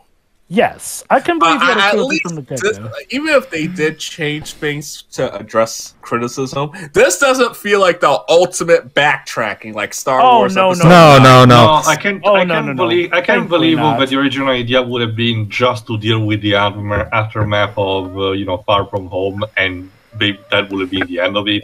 And the whole celebration of the franchise, basically, because that's what it is, eventually came later, probably after the negotiations with Sony. Well, yeah, that's what I was going to say. Remember, guys, backtracking to such an extent that it kind of ends up damaging the film is a Disney thing, but this is a Sony movie, technically. Yeah, not even Kid Drips as a point, because the movie proudly displays the very first thing you see is the Sony logo slapped into your eyes, like gigantic letters. Well, that's how all their movies since Amazing I didn't remember ever to be like this over the top with.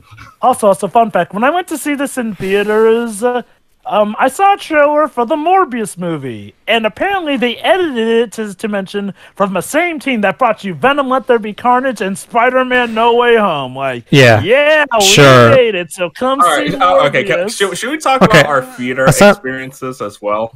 I'll be super quick on that anyway. It kind of sucked mostly because there were too many people and they were too loud on me. Lots of kids and lots of people who didn't care about the movie. I had to sit on the very front row and had to crane my head up to see the screen. I went to watch it day one in the morning. As a result, there weren't that many people in the theater, so I had a very perfectly fine experience. But okay, can I just mention real quick? Where I was able to get my pick of the seats, and the kids that were in the theater were actually very respectable. And they called out here and there, but they didn't do it in excess overall. Can I wasn't planning on seeing it, but I decided to check to see how crowded empty it was. Luckily, it wasn't that there weren't that many people, so I was like, yes, Pedro. Can I please mention real quick that fucking trailer? Like, is anyone who has never read the comics even supposed to know what the fuck this movie is about? Because yes, I know I know what Morbius is, because I know who Morbius is, because I've read stuff. I know. I saw the '90s show. But that trailer, sure, Deji. But remember, that was back in the 90s. How are how are the new kids who are into these new comic books?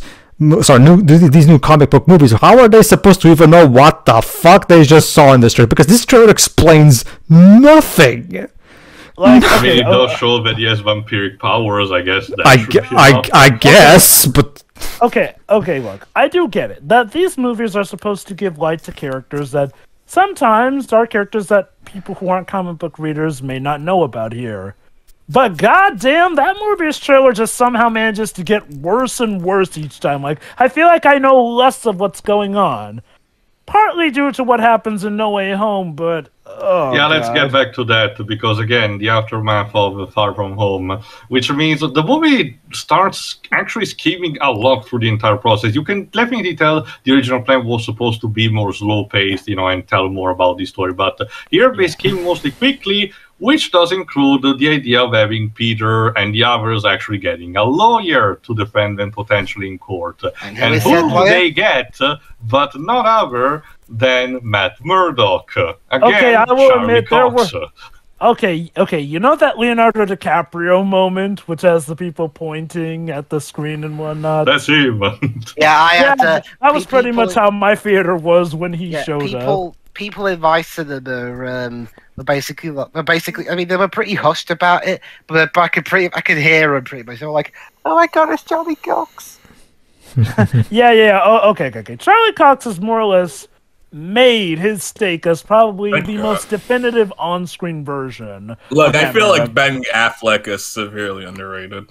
The director's cut of Daredevil 2003 fixes actually a lot of problems, but I get the idea what he wanted to do, but Ben Affleck still doesn't convince me as the definitive Daredevil. I'm sorry. I do agree that Affleck... That's the C train. Okay. I will agree that Ben Affleck's Daredevil may have been underrated, but Charlie Cox's is kind of on another level. Well, who knows? Maybe we'll get into the Daredevil universe or something. Sadly, he's just there more for just a passing cameo, basically. Yeah. He's there to literally tell them, don't worry, guys, we literally cannot prosecute you because we're just harassing you, so just continue your lives as best as you can.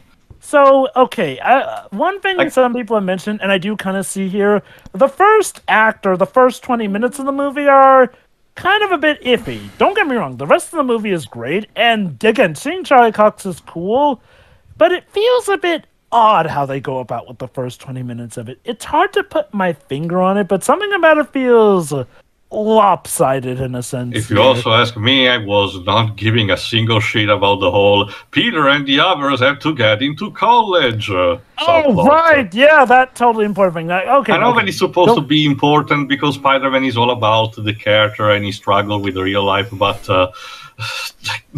it really felt like it was just dragging the whole thing. You want to know why I knew they got rejected? Look at the size of the letter that they got. If you get a college admission, you're never going to get a letter that small. Ooh.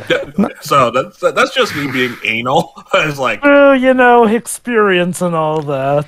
But yeah, sadly, due to supposedly due to the whole Spider-Man thing, they're not admitted to MIT, which is their dream college to all go to together. But Flash gets in, so good for him. Ironic, considering he's the one who wants to be more associated with Spider-Man than anybody else. So. Oh, speaking of which, guys, who else is looking forward to Flash's novel, Flashpoint? Oh yeah, I totally want to read that. Very funny. Yeah, very subtle, Marvel. Very, very subtle. I don't get it.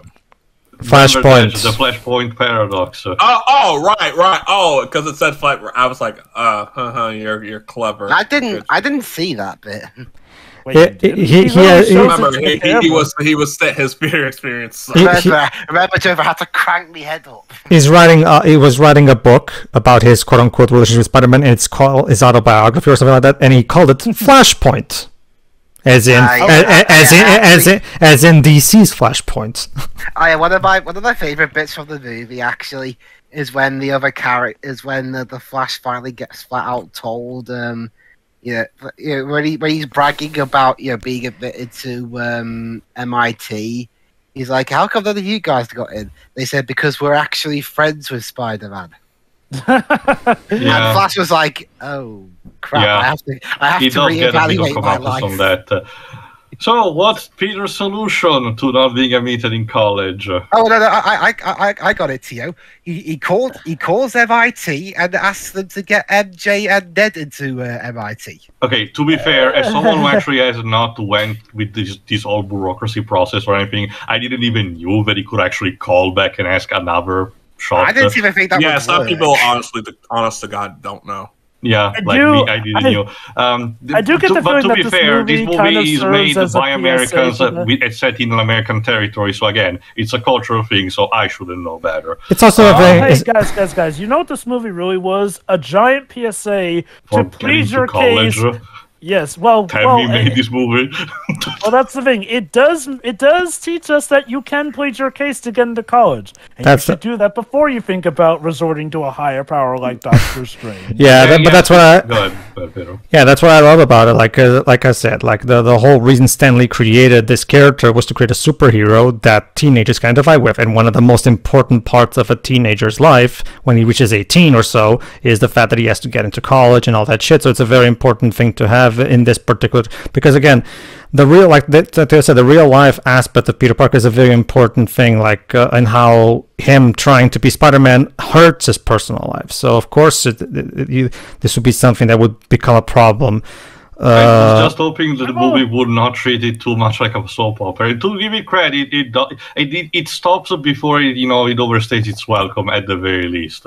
Pretty much, because like I mentioned, and that's mainly in like the first. Peter's reaction to this is to pay a visit to Benedict Cumberbatch. I can definitely understand his reason for wanting to go to Stephen, because if it was just him, he would just suck it up like he always does. The hint about because he sees on the wizards theme, witches theme decorations in the place where MJ is working, and he gets the idea that he needs an help of something magical, so he goes to visit the Sancta Sanctorum, which is in a bit of restructuring at the moment. Yeah, but no. Apparently, some machinations going on with Wong. No, it's perfectly acceptable. His one, because he's desperate because he wants to help his friends to get into. But yeah, like he says, I'll notice later he does forget too that he can indeed plead his case. To which Stephen ain't too happy about. But okay. Before we get to that point, though, basically he convinces Stephen Strange to help him fix this little mistake by taking inspiration from, of all things, one more day. What if the world forgot that Peter Parker is Spider-Man? Okay. That's one thing I always thought. I mean, even in like the worst comic book stories, a lot of things in them have good potential. So what these films could do is take those bits, but just ignore everything else and tweak it so it would fit the film, obviously. The thing with is that this movie also has a point with it, while in One More Day it was a means to the end of the editors-in-chief. Yeah, we're not going to go much into detail about that. Could you imagine if Joe Quesada wrote this movie? He gets credited in special thanks still, but the entire point is that this fella is supposed to do it, but Peter starts immediately regretting an idea. I want to, have these people excluded, and he doesn't remember all at the same time, like the credits that the trailers initially made you believe. No, he actually gets progressively remembering. Oh, I want these people to remember. I want this person to remember. Exactly 6 times. The 6th time, the spell just completely fucks up. Basically almost explode, but Stephen manages to contain it in what appears to be almost like an amber container. Mm-hmm. So yeah, all is good, but Stephen is pissed at Peter, given how that could have wrecked the multiverse. And then when Peter reveals that he hadn't pleaded his case, Stephen just kicks him out right there and then. Little smash cut of him getting the door on it. That was Thankfully, funny. though, Peter can now plead his case. After a talk with Flash, he figures out where the proprietor for MIT is, stuck on the highway in classic New York City traffic. So, of course, he's able to catch up with her, and thanks to the Spider-Man Iron Man suit, he can wear a nice, spiffy suit to plead his case in as well. Also, can I talk about something? The woman he's going to meet, she's reading Flashpoint. Yeah. I'm not kidding. Did you guys notice that? Okay, is this supposed to be symbolic because of what happens at the end? Okay. here's the funny thing, and I'm not gonna fault Warner Brothers because they could not have known what No Way Home was gonna do. But when you get down to it, Dej, No Way Home is essentially gonna be the MCU's answer to Flashpoint and what Flashpoint does. Flashpoint is essentially a story where, again, character messes with something that ends up messing with the time stream and multiverse, and which leads to bigger ramifications that affects the entire universe. Sound familiar? Speaking of which, he's actually talking. He's actually manages to actually desperately getting to the person he has to talk to. This woman who's reading Flashpoint right on the highway, mind you. Well, and she's actually caught in a traffic jam. He's just been pleading his case, where suddenly something wrong starts happening. And then a familiar leitmotif plays. Okay, I have to sadly be honest on this. Since it's been a long time since I watched the previous Spider-Man sagas, I actually don't remember any particular score beats from Danny Elfman and basically they play apologies on that. Basically they play Doc Ock's Danny Elfman theme. Yeah, basically. I get the idea. That's what it was supposed to do. And then we get CGIs, unfortunately, but it's for understandable reasons. The tentacles, and then a line that was used in the trailer. Hello. Peter. Oh my God! It's Alfred Molina. Okay, yes. Okay. Yep, So let me put it like this. 2004 Doc Ock shows. Let me put it like this. You know a movie is powerful when, even though you've seen this one trailer so many times everywhere, heard this one line moved everywhere, when you actually hear it in the movie and it still has that weight and powerful. That's how you can tell. So, how good dumb it's question, because again, unlike Dweebs, I'm not that familiar with the technique. Did they actually CGI rejuvenated Alfred Molina for the role? Yes, they de-aged him for this. Okay, fair enough. They pretty much de-aged all the returning actors for this. Mind you, small trivia from behind the scenes, Alfred Molina did specifically mention that the only reason he returned for the role was just for Molly. Wait, did they do the same thing for Jamie Foxx? Jamie Foxx is still young. Did he really need to be de-aged? Yeah, that's what I Fox meant. has aged like fine wine. Okay. That's what I meant. I think okay. To get a little bit ahead, basically anyone who isn't Jamie Foxx or was stuck in their CGI monster form because of COVID regulations were de-aged in the movie. All right. Yeah, pretty much. So, but yeah, Alfred Molina is back, and it's Dr. Octopus. And I'm proud to announce this movie addresses a lot of fears we had. So, okay, we should probably discuss a bit about the build-up to the release of No Way Home. The build-up to No Way Home was this. At first, everyone and their mothers was worried that No Way Home was going to be essentially the movie that kicked Spider-Man out of the MCU. I genuinely believe that until the very end. This is probably because, let's be honest, the relationships between Sony and Disney regarding Spider-Man were very tense last year. So Hell, the they nearly process broke up. just one last movie, finish the story nice and quietly, and then Sony can do whatever they want. Well, how about this? How about this then, Teo? You said that you believe that the original idea was indeed to just focus on the platform home stuff, and that later they changed. Maybe that's exactly it. Maybe the original intent was indeed. That's what I thought too. The idea that the original draft for No Way Home was supposed to be just dealing with the aftermath of, with the trial and everything, and then, like Dej said, introduce Kraven the Hunter, probably the last hunt. Maybe Peter would have been killed. Maybe just transported to the Sonyverse. We will never know because that's not what we got.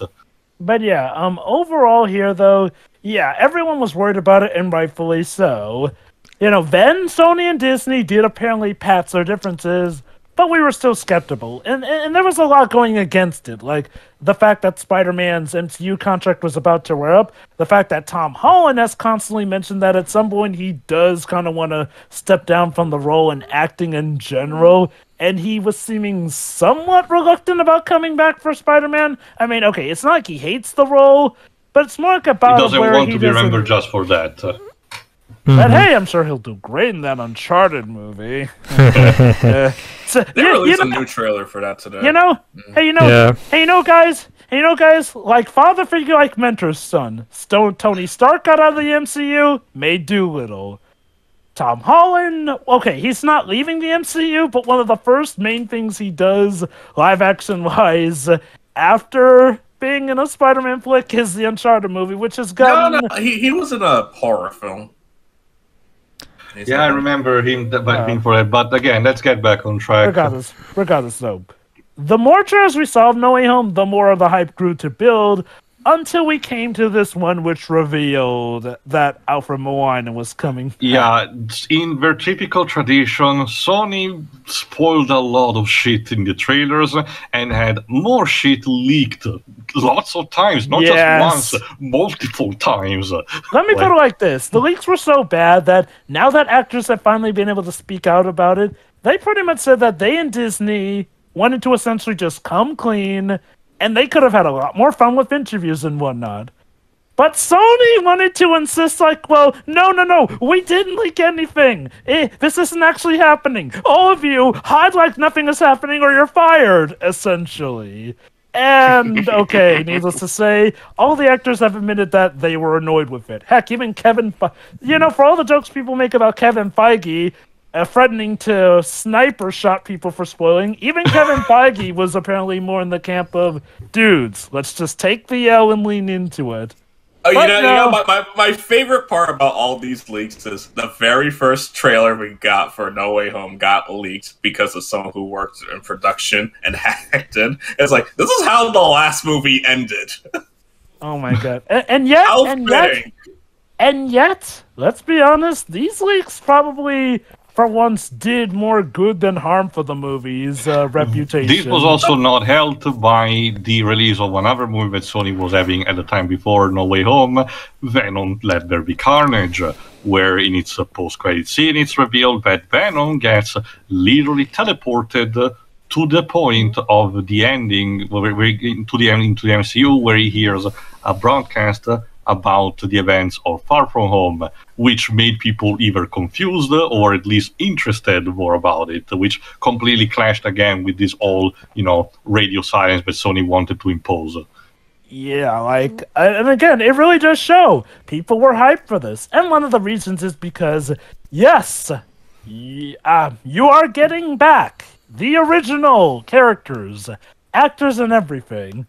Like, something like this done in live-action movies is nothing to sneeze at. It's Into the Spider-Verse showcase how it's more easy to or also stuff like, what's the name? Animated. Shadow Dimension showcase how it's more easy to do these more medias that are not live action. But again, for live action, you have a lot more licenses that you have to go through. You have to hope that the actors want to cooperate and are in good condition. Yes, the CGI rejuvenation is a good tool to help with the process, but it's also overall the whole situation is a risky move. So you have to understand this movie took a big gamble overall. And yes, you can argue that, well, the outcome was inevitable because Spider-Man sells out of brand name alone, so all these recognizable characters would have helped no matter what. But it still needs to be understood how the effort that was put into getting this entire thing together was not an easy task.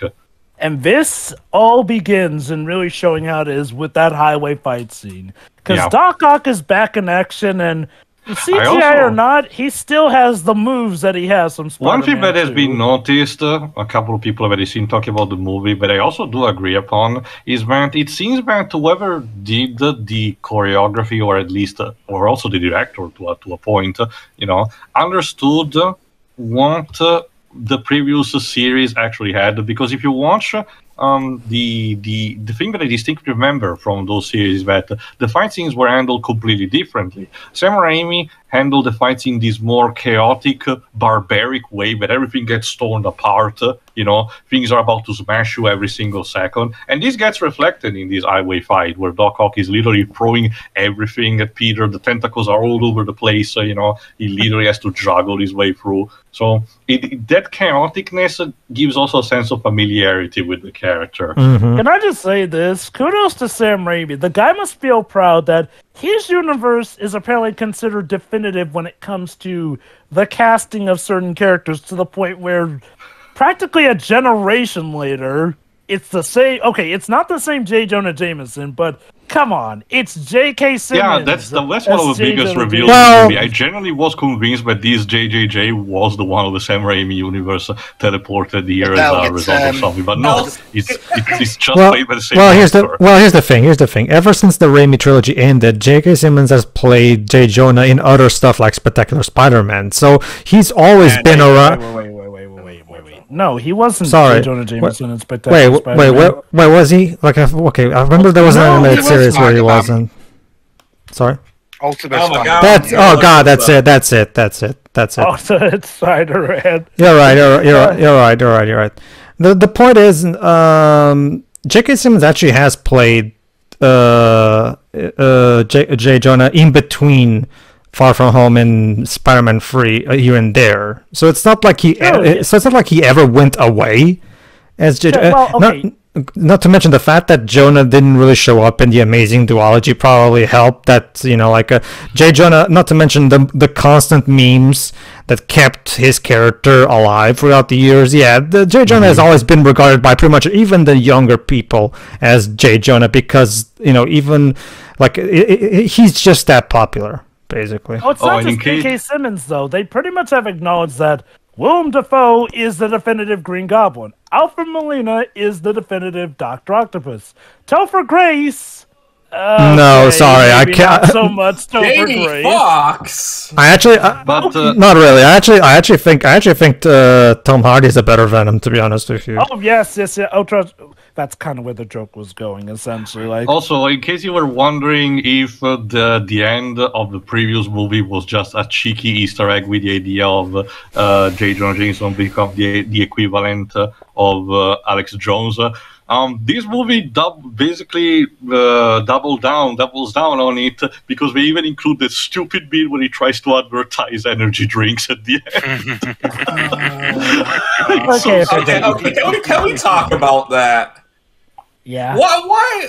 I know why they're doing it because topical, but it feels like JJ was a bit too despicable in this movie. I do agree. Okay. So here's my take on it.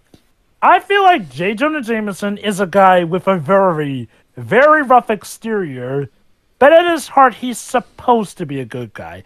This is why when Peter finally did properly reveal his identity to him in the comics, he was fighting in Peter's corner because he knew Peter was a legit good guy. Oh, and it was also a conflictual thing he's because doxing a kid. That's also the problem that the live actions movie never addressed, at least so far. The idea of his characterization comes from the fact that his wife was killed by a costume supervillain, and ever since he literally hates the idea that even vigilantes have to hide themselves behind a mask. Yeah. In the first Raimi film, when the Green Goblin blows a hole in the bugle, it's like, who's the photographer who takes a picture of Spider-Man? And in spite of everything going on, Jameson protects his identity. Well, that's the thing. Here's the thing. I swear. Well, here's the thing, Webs. While it is true, you can interpret that. You can also interpret it as him protecting his investment in Peter because that is true. Because remember, the whole idea is that JJJ is basically an abusive, employer in regards to Peter. I wouldn't say he's abusive. More like he's got stuck in the old place and trying to toughen up Peter. I don't know, Jova. Pretty much. There's the whole thing about being underpaid, bossed around, criticized constantly. Not to mention Jova, and I can tell you because I have studied management, like literally firing an employee only to then immediately say, by the way, you're hired because now I need you over and over. Yeah, that's kind of that's a big no-no. I can tell that's a big no-no. I know that the world of journalism is very rough, but if it means anything, Peter's freelance. Okay. I mean, when it comes to J. Jonah Jameson saying Peter's fired and then rehired, that's more or less just his way of saying hi and bye to Peter. No. Okay, let me put it like this. There's a way to tell when he's actually being serious about being the fired thing. It's when he fires Eddie Brock. Yeah, pretty much. That's when you can tell he's actually being serious about it. And at that point, Eddie Brock had that coming, essentially. But here's my thing, though. Some people did have a theory that in addition to this J. Jonah Jameson of the MCU, we would have gotten the classic J. Jonah Jameson from Raimi's Spider-Man, who would have pretty much have been disappointed with how this J. Jonah Jameson handled things, because J. Jonah Jameson, if there's one thing that has been true about him, he's always had something of a code of ethics. Again, even Spider-Man 3 did show that. For as much as he hated Spider-Man, he wasn't going to take the easy way out and legit publish something that he knew for a fact was false. That being said, though, like we've already established, this is not the Raimi J. Jonah. This is the MCU J. Jonah. So maybe the idea is that in this J. Jonah is more flawed than. And you have to remember, this is supposed to be a satire towards Alex Jones, notoriously famous for like in the Insomniac verse, We really need to move on from that Alex Jones. I'm going to agree with Dez. I didn't really care for the Alex Jones thing, but regardless, okay, that's a thing. But yeah, so anyway, back to the fight on the bridge here. Yeah. So basically, Dr. Octopus has legit been ripped right out of the movie Spider-Man 2. Right from the time when he literally was choking Peter with his tentacles. Because he actually tries to do that again. There you go. This is also serves as a good explanation. This also serves as a good explanation, because originally people were thinking, wait, like, but doesn't he redeem himself at the end of Spider-Man 2? Well, no, that's exactly the Doc Ock that came to here. It was in the exact moment that he was about to kill Peter by strangling him, so he was still mad at this point in time. This also explains why he seems to again know who Peter is, to the point where he gets him cornered, that when he unmasks him, he notices that, well, he's not. And then Peter starts with touches the tentacles, essentially using nanotechnology to literally take control of them, and he starts acting like an idiot. That's because not for the entire movie, thankfully, but for part of it, Doc Ock is used as the comedy relief. Yeah, okay, here's one thing I do have. Doc Ock kind of only gets properly one true fight scene, and even still, the way it ends is kind of a little too simple. Like, literally, his arms absorb the metal from the from the iron spider armor, which gives Peter the way to control them. And yeah, pretty much that's his last fight as a villain in this one. Yeah, I'll admit, I would have preferred for at least one big scene where all the villains are fighting together. However, after Peter has incapacitated Doc Ock, we hear the laugh. Oh, know that and a laugh single here. bomb tumbling right under a car. Okay, so if you thought the cheers when Alfred Molina showed up were big, you should have been in my theater when we saw Mr. Dafoe back and in the Green Goblin costume. Including the Power Rangers helmet. You know what? I'm glad that they brought that back. Well, it wouldn't make sense. Well, 5 minutes, basically. Well, it wouldn't make much sense to not to do otherwise anyway. So. That's the thing. Okay. We get a Star Wars Episode 8 scene later on where basically, as Defoe's mashing that iconic element. I get the idea that it was too goofy, probably to be kept. But again, I think it felt a bit of a dick move. Not really. The whole idea is that it's Norman struggling with the Goblin because of the whole dual personality thing and the whole breaking the helmet thing. I know that there is a story reason behind that, Pedro. It's just that to me, it's one of those moments like you mentioned where the illusion starts to break in and seeing the puppeteer behind it. Let me put it like this. I get why they did it, but I would have rather we at least gotten a few more fight scenes with him in the full armor before he destroys the mask. Like, I'm fine with it felt like they were a little too eager to destroy it. Granted, we do get Willem Dafoe's as creepy as all heck cartoonish-looking faces, which... I was going to say, why would you want to cover up that face? Exactly. You get to the face when you get to destroy Peter Parker's life a second time. The point is that right as the Green Goblin is actually about to do something to Peter, both him and Doc Ock actually gets teleported back into, the Sancta Sanctorum basement because Strange is pissed. And then we get a jump scare with the lizard. Okay, I'll say this. If you were a fan of the lizard from Amazing Spider-Man, he doesn't get to do as much on screen as you might have. Also, his thought he actor Honestly, there on set because of COVID. Yeah, Same yeah, reason okay. why Sandman is all CGI. Yeah, that's basically Reese Ifans and Thomas Hayden Church basically had to do their lines in ADR because they couldn't have too many people on the set because of COVID regulations. Yeah, so unfortunately, Sandman does show up on screen a lot, but in sand form. Lizard doesn't even really get that much screen time, sadly. To be fair, the whole Sandman thing, that was a necessary evil. Yeah, So- I do understand that, to be honest. And the yeah. character does have a good justification for being stuck like that. Wait, do they explain why he's stuck in sand form? No, Well, it's not not necessarily, but it's a thing that he can do. it's not so much that he's stuck in sand form. It's more so that he chooses to for reasons that are just again it's like that because we need to have it like that. But please bear with us because COVID. Again, we're not yet to Fair leave. enough. The point is that again in the basement, like Jova said, Strange has already captured also the lizard, and essentially gives to Pete basically a Pokeball pistol, a wrist pistol. Essentially, he literally cages Doc Ock in another one of the cellars and tells him, "Dude, now there are people from all universes trying to hunt you. Go ahead, and hunt them down. Use this to actually catch them, and it will send them automatically in one of these cells." Which brings up one tiny problem. Go on. So they establish they're only here because they know that Peter Parker is Spider-Man. However, Electro never found out about that. True. Harry Osborn did. Yeah, that's okay. Actually, okay. didn't okay. It's been a long time since I watched Harry AMS. Harry finds out that Peter is No. I was about Spider-Man. to ask. Isn't it part of a dialogue that Peter is having with Electro in the Times Square scene? No, he never. No, mentions that he's I recently watched the movie too, and Okay. Harry doesn't mention to Electro that Peter is Spider-Man. So no, Because he didn't know. well, again, I can understand that maybe they didn't want to bring back the Green Goblin from Amazing Spider-Man 2. That So was hilarious. How about Rhino didn't know either, though. Ugh.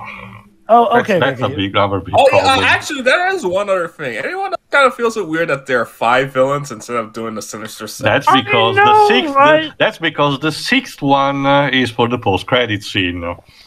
Yeah, It's an but it's- 6 member kind of missed the party. basically, yeah.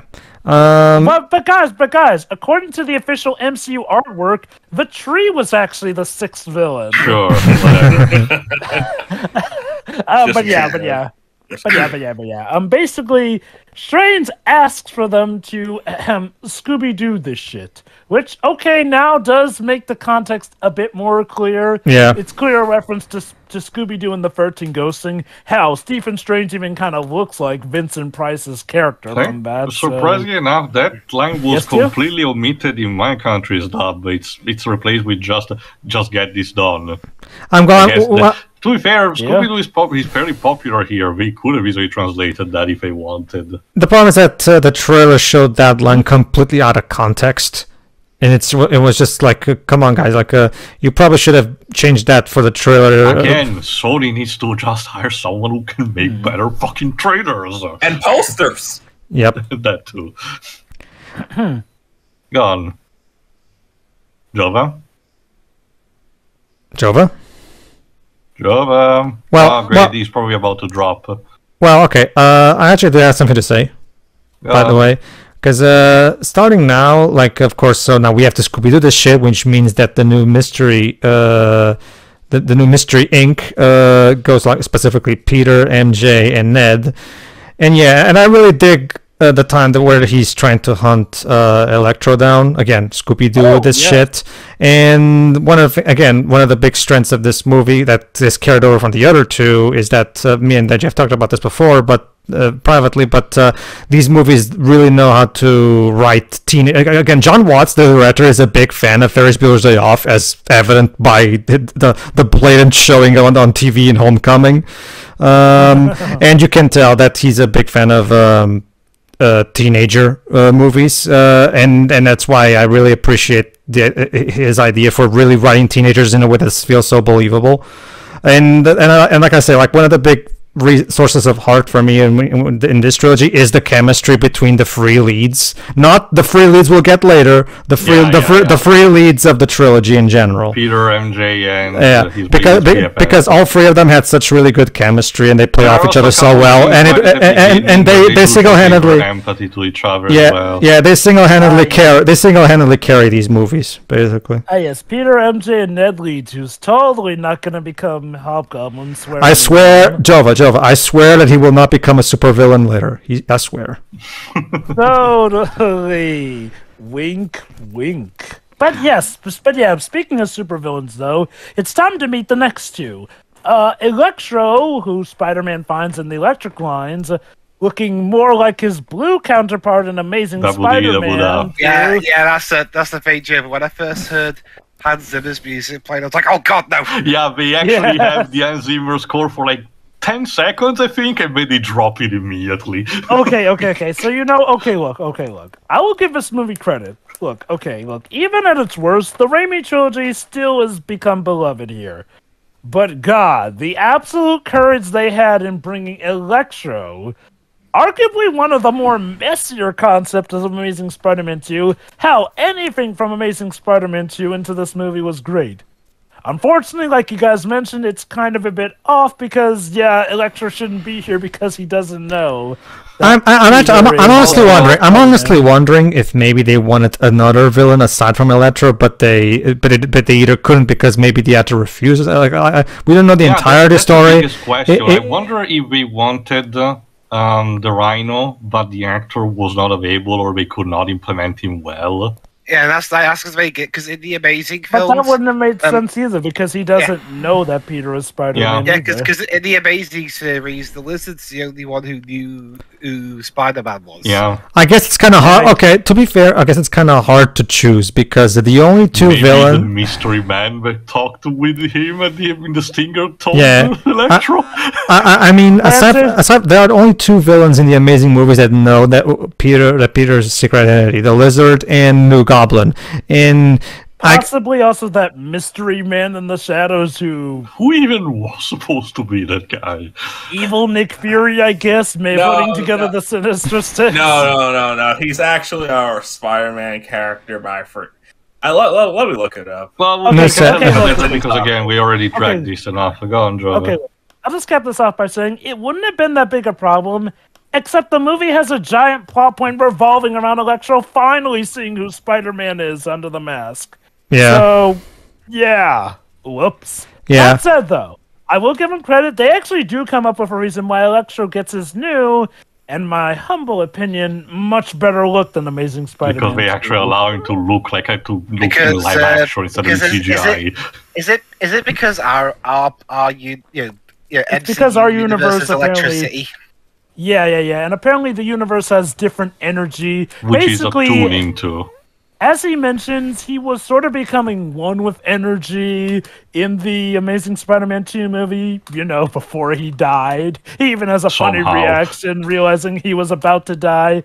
But regardless, so apparently because of that, he was also absorbing energy from the MCU universe, and that gave him a much better look and apparently a new set of powers. Thankfully, Sandman shows up, and he actually starts off by helping Spider-Man. Also, at the end of Spider-Man 3, he was on friendly terms with Peter. Also, I got the answer to it. His name is Gustav Fiers, the Gentleman. God, I never heard of that. Also, can I just say this? Damn, Jamie, you're looking mighty fine. Compared to how you looked in Amazing 2, you're looking mighty fine, my dude. There's even a joke after the fight is over because Peter manages to drain, thanks to the help of MJ and Ned, which is in contact with because of shenanigans with the suit. They managed to drain the electricity, and Electro is basically in our human form, completely naked. And they even have a joke where he's like, "Yes, I know, but you're staring at me naked and everything." Thankfully, they give him an electric contractor's outfit to wear before they shuttle him off to prison. But yeah, you know what's funny you mentioned that? I like to imagine that, you know that line where he says, I'm not going to let you take this away from me? I get the feeling he's not talking about the powers. No, he's talking about his new look. Like, no, I'm not going to let you make me look like that. Terrible look from the Remember when Jamie Foxx spoiled the reveals of Tobey Maguire? Like, I Yeah. mean, I'll be a little bit fair to the ASM2 look. A lot of it was actually done Based off of the Ultimate Universe. Well, that and it was done practically. Most of it was done practically as well. I think the only CG bits were like the little glowy things. Yeah, the effects. Fair enough. It's just that look was... Okay, it felt like a worse look even to the Ultimate Universe. Regardless, though, yeah, he gets probably his best look. Also, since we mentioned it as a joke before, yes, while he's still incorporeal, Pete tries to fire the magic Pokeball, but he literally passes through and catches a tree, which gets teleported inside of and one of the Nerd sellers, thinks that the tree is one of the villains. And again... No, that's actually a tree, though. Not that I know. There probably is one. Maybe in a Sentai. Maybe. I also like in the DC universe. There are several villains who are trees. Maybe Yeah, Man-Thing. But God, I'm stretching so much. I also like. Yeah. Sorry. Like I mentioned, the official MCU artwork does actually include one for the tree. Cheekily enough. Yes, Pedro. Yeah. In moving past, moving past that, we actually go straight to Feast. So it's nice to establish that Aunt May is already started her Feast business. So nice to see. Yeah, she does work because we get also the scene where, like we mentioned, William Dafoe, as Norman Osborn gets one of these mental trip, with his alter persona, smashes the mask and actually runs somewhere else. Yes, believe it or not, Norman is actually apparently trying to fight the Goblin persona here and there. This is a bit of an interesting one because it does take place on what some people have wondered about the original Raimi Spider-Man. What if Norman actually was telling the truth when he tried to reach out to Peter during their epic fight? Off. These are the element that gets constantly thrown throughout this entire movie, mind you. So the viewer, even if they had experience with the first Sam Raimi Spider-Man movie, they're still a bit on the fence on the subject. Yeah, and you know what? To give this movie credit, it not only addresses issues with MCU Spider-Man, it addresses issues with, obviously the Amazing Spider-Man duology and the Raimi trilogy as well.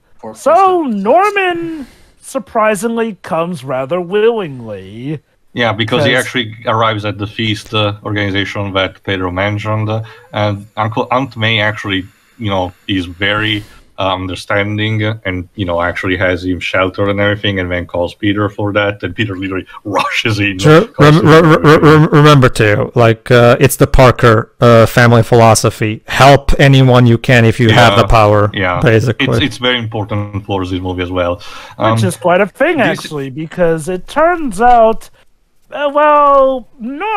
Dr. Octopus reveals that Norman Osborn can't possibly be alive because he's as far dead. As he knows, he's dead. And it turns out. Okay, so you know that line in the trailer that confused a lot of people, where some people were sort of wondering, wait, how can this work in that? And why is he saying that you're fighting against ghosts, plural? Because, no, I mean, Sandman and Lizard don't die. Yeah. And Electro was kind of unclear. Okay, so they're just going under the assumption. Yes, it's because they're doing 2 plus 2. But however, Electro's fate is never really unknown. It's kind of unknown. Yeah, this movie kind of confirms that he was. Another testament of how bad Amazing Spider-Man 2 is. Okay, do you get this movie? Yes, I know. Yes, I saw your heartbreak on Twitter about it, Dej. But yeah, okay. So here's the thing: Electro's fate. Okay, they more or less confirmed that he was going to die in Amazing Spider-Man 2. This movie is well established because, let me segue into this. When Norman actually arrives in the Santa Santorum's basement, we get one of the fan service moments. A lot of people were actually speculating what was going to happen. Norman and Doc Ock actually recognizing each other.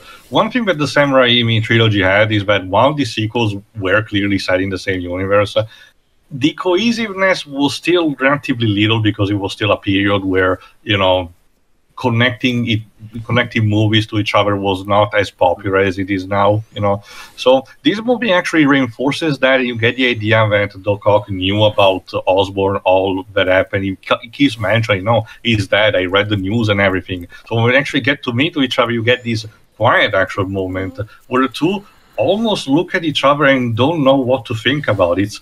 It's an intentional, powerful moment, and it's really great if you actually grew up with those movies. The interaction between the bad guys from, not just different universes, but different points in time is I great. can tell just by the facial expression that the fall was in complete fun in the role. Going back to what I said before, Alfred Molina kept mentioning that he was enrolled back in role just for the money. When the fall, no. He really enjoyed going back, but he actually demanded to do all of his own stunts. Yeah, and that's which is really impressive in Dafoe's case, considering that he's 66. You see, it turns the guy out, keeps guys, exuding his big dick energy. Well, you see, guys, you know how the first Spider-Man movie was made because Willem Dafoe just stumbled on stage, acted crazy, and they made a movie around that. This time, Willem Dafoe said to Jamie Foxx and Alfred Molina, "Hey, you know what? Let's go on set and beat up Tom Holland." And the cameras just kept rolling. They just added CGI to it. Yeah, and another interesting thing about, since you mentioned the whole "hang on, you're dead" thing. That's the thing because Sandman. Because he's trapped in the cage as well. Even Sandman points out that, hang on, you should be dead as well, Doc. Yeah. I'm actually wondering, Taylor, since you seem like you've read the special thanks thing. Was Sam Raimi credited at all, at least in the special thanks? Yeah, because I actually have to wonder when Sam Raimi and Mark Webb. Yeah, because I have to wonder. Okay, well, I don't know so much about Mark Webb, but considering Sam Raimi is now on the MCU as well with Multiverse of Madness, I have to wonder if he. If John Watts consulted with him on some aspects of this, probably I wouldn't be surprised if Sam Raimi did give some unpaid advice of sorts. I wonder what Mark Webb said, though. I mean, I can theorize it. Basically, Mark Webb's response would have basically have been, "Okay, dude, you don't have to deal with Sony suits this time." So pretty much, you're having it better than me. Don't worry. No, see, remember, Osborn as a frozen head and not unfreeze. No. Anyway, after that powerful moment, so we get that revelation that Jova also did mention before. The idea that the villain starts to click in about just how they got here. We mentioned, I was doing this, and I was actually about to Spider-Man, and then if you saw the movie, that was the moment where the villains actually did die, and yet they got teleported into this dimension. When it comes to Connors, he was apparently transported, around the time he was fighting Peter and Captain Stacy. Yeah, because before he killed Captain Stacy. So there's that, though it does really make one wonder, how is this affecting the universes back home, apparently? Yeah, because Loki logic? Yeah, but that's the thing. But that's the thing, though. Webb, Blizzard, and Raimi, Sandman don't die in there. At least the Sandman is taken after the events of Spider-Man 3. No, I think what it means, it's not just a matter of them dying, it's also because the fact that Peter wants to try to redeem them to see if they can... Because when redeeming Webb... That's what is actually about to come up, because Strange actually has the MacGuffin, as in the spell containing the Ember, contained in a box with the traditional Doctor Strange, geometry, with a button on top. And Strange says that should be enough, and just by pressing the button, all those villains should be able to send back home, no strings attached, no problem whatsoever. But Peter, having a conscience and everything, believes that these people needed help, and thus this creates a conflict of interest. Well, remember too, it's like Aunt May said, if you have the power to help someone, you should. I was actually about to say, this is sort of something that was instilled into him thanks to Aunt May. Originally, Peter was just like, not you know my what, problem. we should just send them back, I missed the part where that's my problem. Again, it's one of those things where it's like Theo said, we're gonna get the Disney Plus show showing the actual MCU Uncle Ben's death. Apparently, we haven't seen that yet. But right now, my theory when it comes to the overall chronology is when Uncle Ben died in the MCU, Peter decided to kind of become a crime fighter with his powers, as he kind of hinted at in that dialogue with Tony in Civil War. But he hasn't actually fully grasped the power and the responsibility that he does have exactly fully yet, and that's where Aunt May comes in, basically. That's basically what I've basically come to the conclusion of over the course of these 3 movies, basically. Go on. But yeah, what I do love is how this story not only feels like a continuation of the MCU Spider-Man, but a continuation of, well, a lot of these characters' stories that were more or less ended upon their deaths or defeats. Because when it comes to Kirk Connors, after he was cured, he pretty much just goes to a prison. We never hear from him again in the Spider-Man 2. Let me mention something about what you just said, Jova, because by far the best attribute of this movie is the fact that it manages to have all of this fan service, all of these, like you said, conclusions to movies that aren't even part of this series, while still keeping its story straight, specifically the theme of personal sacrifice, which will come into play in the third act immensely, basically. Although, Pedro, now that you mention it, this technically means that Raimi Spider-Man is now part of the MCU, technically. Well, sure. That's kind of the whole point of the multiverse. So this is also the entire point of this movie, literally cannibalizing the previous 2 sagas. Everyone is here.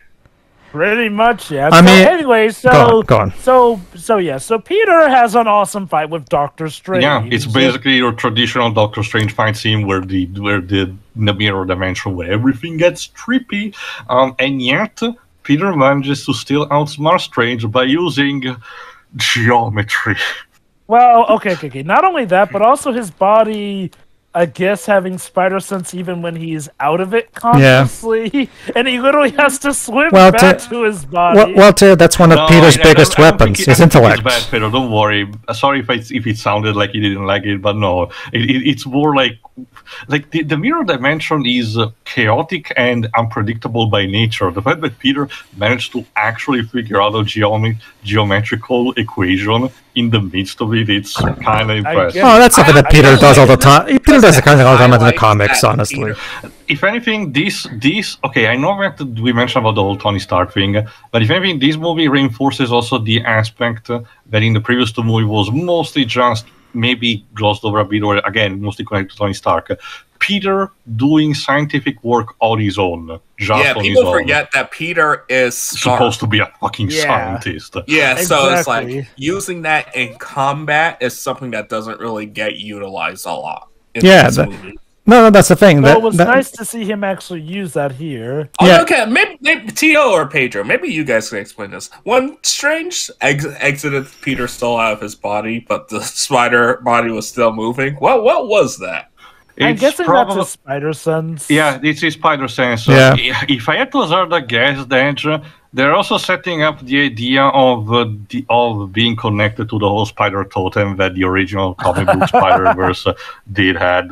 The idea, to make it very short, that every person who gets to be Spider-Man in one universe or one dimension is inextricably connected to this spider totem, which gives them some kind of mysticality resonance. And allow me to also... these beings called more who want to kill all those an people. entire family of interdimensional vampire will want to kill them, but let's not talk about them. And then one final thing... about the Doctor Strange fight.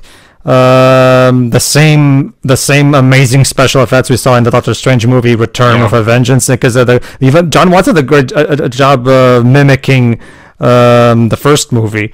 Yeah, and to be fair, when it comes to some of the quirks of MCU Spider-Man, apparently it hasn't been completely confirmed, but it's very likely some of those problems we can attribute to Wandavision Rod, who also gets special thanks in the credits of this movie. But let's continue. Regardless though, so yeah, Peter manages to think outside the box and, well, get the box rolls from Doctor Strange, and leaves him dangling over the Grand Canyon. Poor bastard. For hours. 12 to be precise later, but go on. So Peter gets out, and he decides he's going to help the villains, to which Norman offers for help, mentioning that he's something of a scientist himself. We just had to say it. To which then Dr. Octopus points out, yeah, you did so by turning yourself into a monster. To which then Electro points out, well, yeah, you're not exactly one to talk, Dr. Octopus. Okay, seriously, even though some villains didn't get as much focus, I love pretty much all the banter between them. Definitely. Again, you can tell Eric Summers and Chris McKenna were having a lot of fun by just, okay, what would be the cool, fun thing for each of them to say to each other, and you know what it feels like? It feels like a villain's equivalent to the Avengers. Because in a way, when you get down to it, the Avengers was also the culmination of several movies. And reminder that Sinister Six, Joe. There's also another important thing. Aside from sporadic occasions of very minuscule kind of things, we have never seen a proper big-scale villain team-up in the MCU until this point. Yeah, and the first time it's done is with, well, the hero that's the most strenuously linked to the MCU. And also it's distributed by the studio that's historically had an issue with villains teaming up. Well, This is probably due to the fact that Spider-Man has the Batman factor. As in, let's be honest, Spider-Man is probably the best rogues gallery of the Marvel Universe. So the setup was pretty much there from the get-go. And I will agree, it should have been 6 of them. But we'll get to it when we get to one of the things eventually. I don't like about this movie. But regardless, though, back to stuff I do like about this movie. Peter decides he's going to help them, provided that they all behave. Which means the cock has to remain tied up for the time being. Yeah, basically, one thing I noticed, if they don't behave, then Peter will not hesitate to press the button. One thing that I noticed is that ever since Peter takes over the control of Doc Ock's tentacle, they make it a point to showcase a couple of times, not just once, the remote control kind of thing, and keep mentioning that the control is on. I was thinking that the payoff would have been that by accident or anything, he would have been turned off and Doc Ock would have been left loose, but no, that doesn't happen. So anyway, Peter takes them back to the apartment where Happy is let where he actually had been.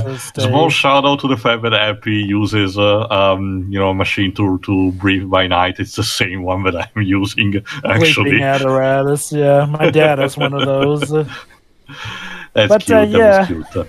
And Peter actually wants to use the Stark Fabricator to actually invent cures for this. Unfortunately, forgot where to place properly the fucking thing, because when it activates, it breaks the fucking wall. One thing that I'd like to mention as well, I don't know, one of the things that I love, don't worry, I'm going somewhere with this. One of the things that I really love most in the Dark Knight trilogy is how involved Alfred is with Bruce, in the overall planning, the overall preparation of things.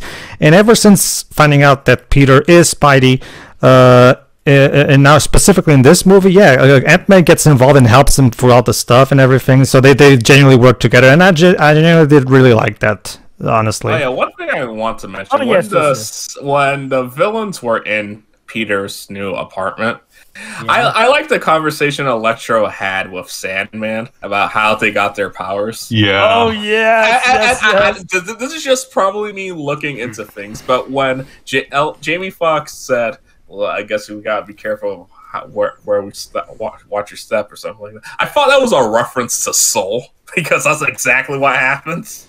And that also had Jamie Foxx. Yes. I think my favorite bit was this. how'd you get your powers? I fell into a vat of electric eels. Yeah, that'll do it. Like, I love it. Again, this is how a superhero movie should be. Yes, be more serious and grounded in some elements, but still lean into the comic book affair. Unfortunately, it doesn't work all the time because amid all of these, we also get a scene where Aunt May offers a salt water to Doc Ock because she believes he's a squid. Ha ha, funny. Yes. Well, to be fair, Teo, I'm pretty sure that's supposed to be a mom type of moment. You know, that's the thing. It combines with all the previous scenes where you clearly see that the movie has established Doc Ock as at least a minor form of comedy relief, because we get the silly scenes where Peter kicks control of a tentacle, then the scene that was also in the trailer where Peter, MJ, and Ned makes fun, basically react in a funny way to Doc Ock, which I'm like, Pete, you have been with the Avengers and fought people like Thanos. You should not criticize people for having weird names. Also, dude, you're literally working with a guy called Stephen Strange, who's called Doctor Strange. No, it would have been better if Otto told him his superhero name, Dr. Octopus, and then he was like, oh, so Doc Ock. And then he'd get annoyed. It's like, ugh, great. It's a universal construct. The way the movie portrays that, it's like, oh, his name is funny. Like, and again, it just feels hypocritical. Like, because there's no funny names in the MCU. Oh, wait. Yeah, but regardless, though, there was also, we did kind of have that Bayformers-esque joke about Aunt May thinking that Peter and MJ had sex because they're caught with him and his pants down, and that joke. That said, though, to speak positively about Aunt May, one of the problems with Aunt May in the MCU was that more or less she was kind of like the source of, oh, Peter, your aunt is hot jokes, or Peter, is this about you having your spider tingle here and there? Like, okay, look. They got a great actress to play Aunt May. She just wasn't being utilized right. I am proud to say that changes with this movie, because Aunt May gets way more better involvement in this movie. Which is both hilarious and harsher considering what's about to happen. Mm-hmm. Yeah, so Peter is helping the villains, and it starts off with Dr. Octopus. He even gets helped by William Dafoe because, as he mentioned, he's a sort of a scientist himself anyway. So, and I'll admit, it is cute how, even in this universe, Willem looks at Spider-Man as someone he could mold into the proper son for himself. And this does carry over to the Raimi universe. Like, part of me does think that he did legit see Peter as a potential son to him. Probably more than his own son, but hey, nobody's. So Norman Osborn is a shitty father. He never knows water is wet. Pretty much. But no, here we do again see a bit of Norman and Peter having a bit of father-son bonding time in, admittedly an awkward way with a potentially homicidal maniac, but still, all fine. So they managed to cure Dr. Octopus. That's another basically one thing that probably the audience wanted to see. Yeah, one thing that I actually do also we see a lot in this particular scene is specifically Tom Holland's physical acting, because one of the things that remember, Tom Holland was an athlete even before he started doing these movies. He's also like a professional dancer, right? Yes, he's also professional. Like, so he knows how to move. Like he can communicate so much of the personality out of his body language alone, and the way he moves. Like, for example, when he's done with the chip to put on Doc Ock, and then the way he moves, like the way he slides, like there's just something about the way Tom Holland moves that conveys so much personality and enthusiasm that really works for this particular incarnation of Spider-Man. Mm-hmm. So, next up is Electro, with what essentially is a sapper, basically.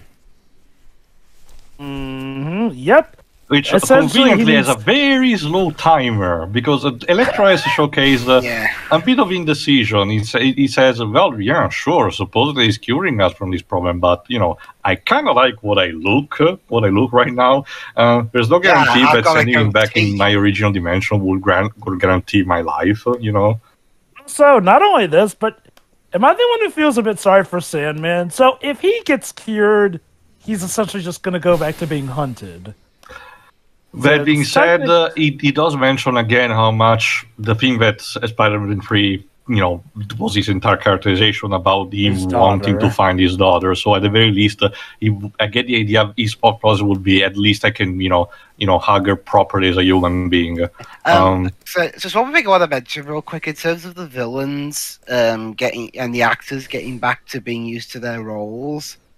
I think Thomas Hayden Church took the longest to get back into his role. Really? Although I don't think, granted, it didn't really help that he had to do his lines in ADR. Plus, he'd been away from the role for 20 almost- years. Basically. Well, not 20, but 15, let's say, like 15 years. yeah, 15. Yeah, it's easy for the flow. It's easy for the flow because these kinds of characters are the characters he excels at. So of course it would be no problem for him to come back into this. But yeah, Thomas Hayden Church usually makes different types of of roles. Sorry.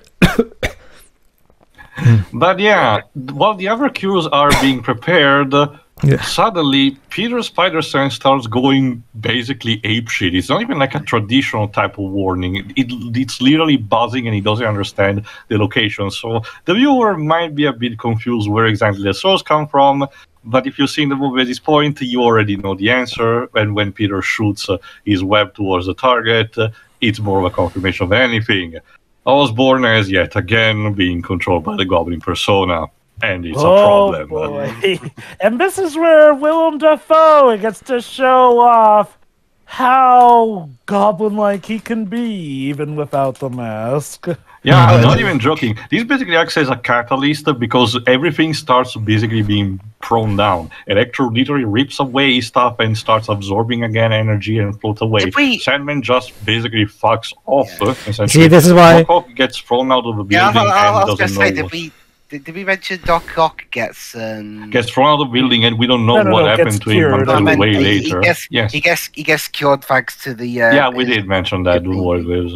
Yeah, that's one of the big reasons. That's one of the big reasons why I've always wanted the original Goblin design that they had for the first Raimi film.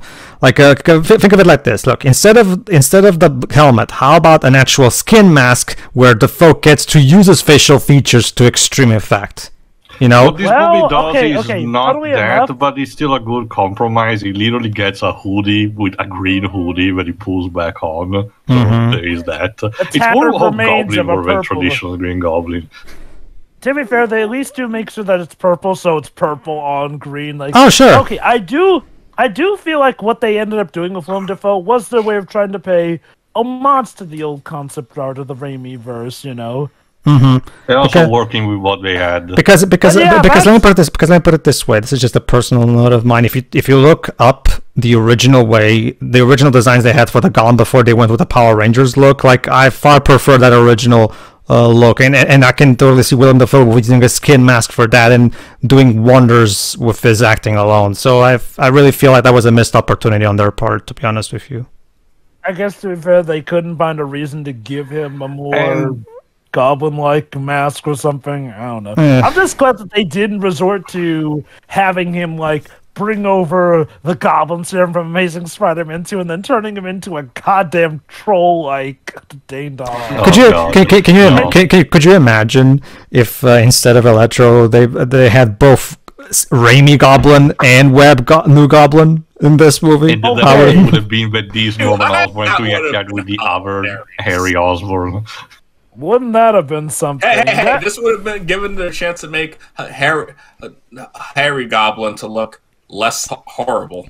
Yeah, honestly, and like we pointed out, technically, story-wise, it would have made more sense for Harry Goblin to have been here instead of Electro. Don't get me wrong, I like Electro better than New Green Goblin in Amazing Spider-Man 2, but technically, story-wise, it's Harry who knows that well. Yeah, Peter Parker is Spider-Man. Again. But just roll with it. So yeah, speaking of Green Goblin, as was mentioned earlier here, it does feel like this movie likes to harken back to how brutal the fights in the Raimi trilogy could be.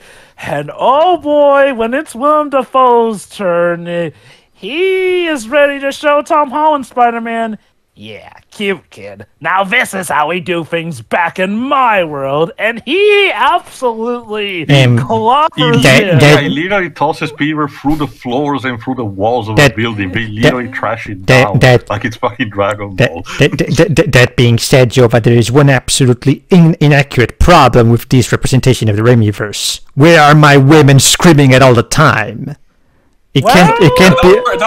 Okay, Pedro, don't worry. You'll get that a lot in Doctor Strange and the Multiverse of Man. Well, I know. What I mean is like would have been because one of the common quirks of Sam. And this is not just the Spider-Man films. Like this is something that Sam Raimi always does in all of his movies. Like his women screaming all the time, sometimes for no reason. So if you're going to do a tribute to Raimi, you gotta have some woman scream loudly. Well, there is someone on the scene just as the lizard is letting loose from the van he was closed in. It turns out James arrives because he had an informant that told him the location of Peter Parker and the others, so we have potential witness on the scene.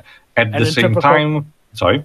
And in typical Parker luck, this is only going to make things worse for Peter. And at the same time, it's also worth noticing that Peter, immediately as soon as he heard about danger, told Aunt May to collect a bag with all the prototypes of the remaining cures and get the hell out of the building. And she tries to do, getting through the emergency stairs and everything.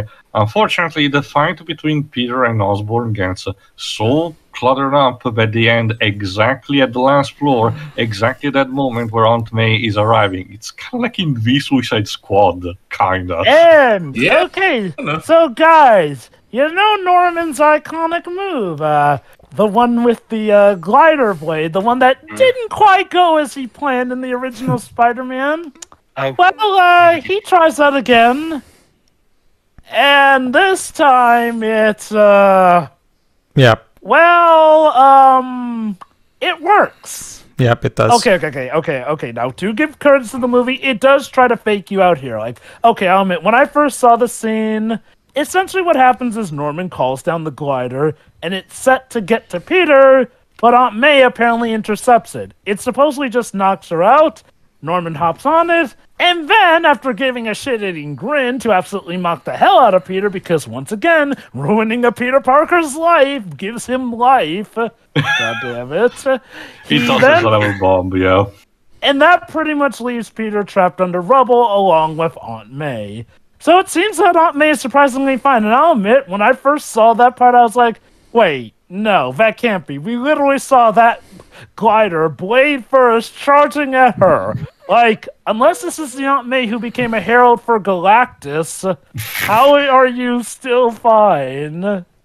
It turns out that, no, she was not the herald for Galactus. It turns out, she was just covering the wound. Either that, well, she's either a herald for Galactus or an advert for, watch where you're running or something, I don't know. Basically, Green Goblin kills Aunt May. That's the thing though, Joe, because in the first Spider-Man film, the most he did was scare the shit out of Aunt May. She was praying. Now he just flat out kills.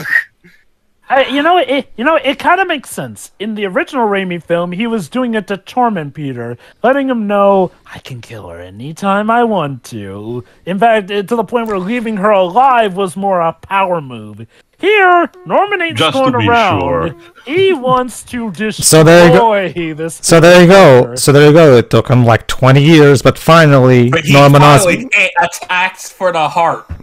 Not just that, Dej. He actually goes straight for her instead of making her keep praying for whatever reason. And hey, give him credit, Pedro. The blade glider move finally worked in his favor and didn't end up killing him. So yeah. But before actually dying, Aunt May has actually a few last words to give to Peter, and among those is, the iconic "from great power comes great responsibility." It's perfectly fine, and I'm glad that it's interesting that in this case it's Peter gets it from Aunt May instead from Uncle Ben.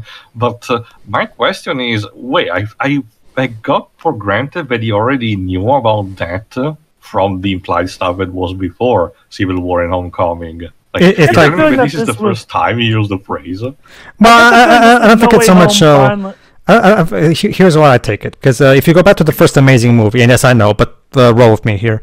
In the first Amazing movie, they don't actually say the actual line, but they still conveyed the proper meaning of it just through the actions specifically. Yeah, they gave a variation of it. Yeah. You don't necessarily have to say the line word for word. You just need to actually properly convey it through the. And I feel like probably what we're going to see in the Disney Plus show too is that yes, Uncle Ben does have that morality to him.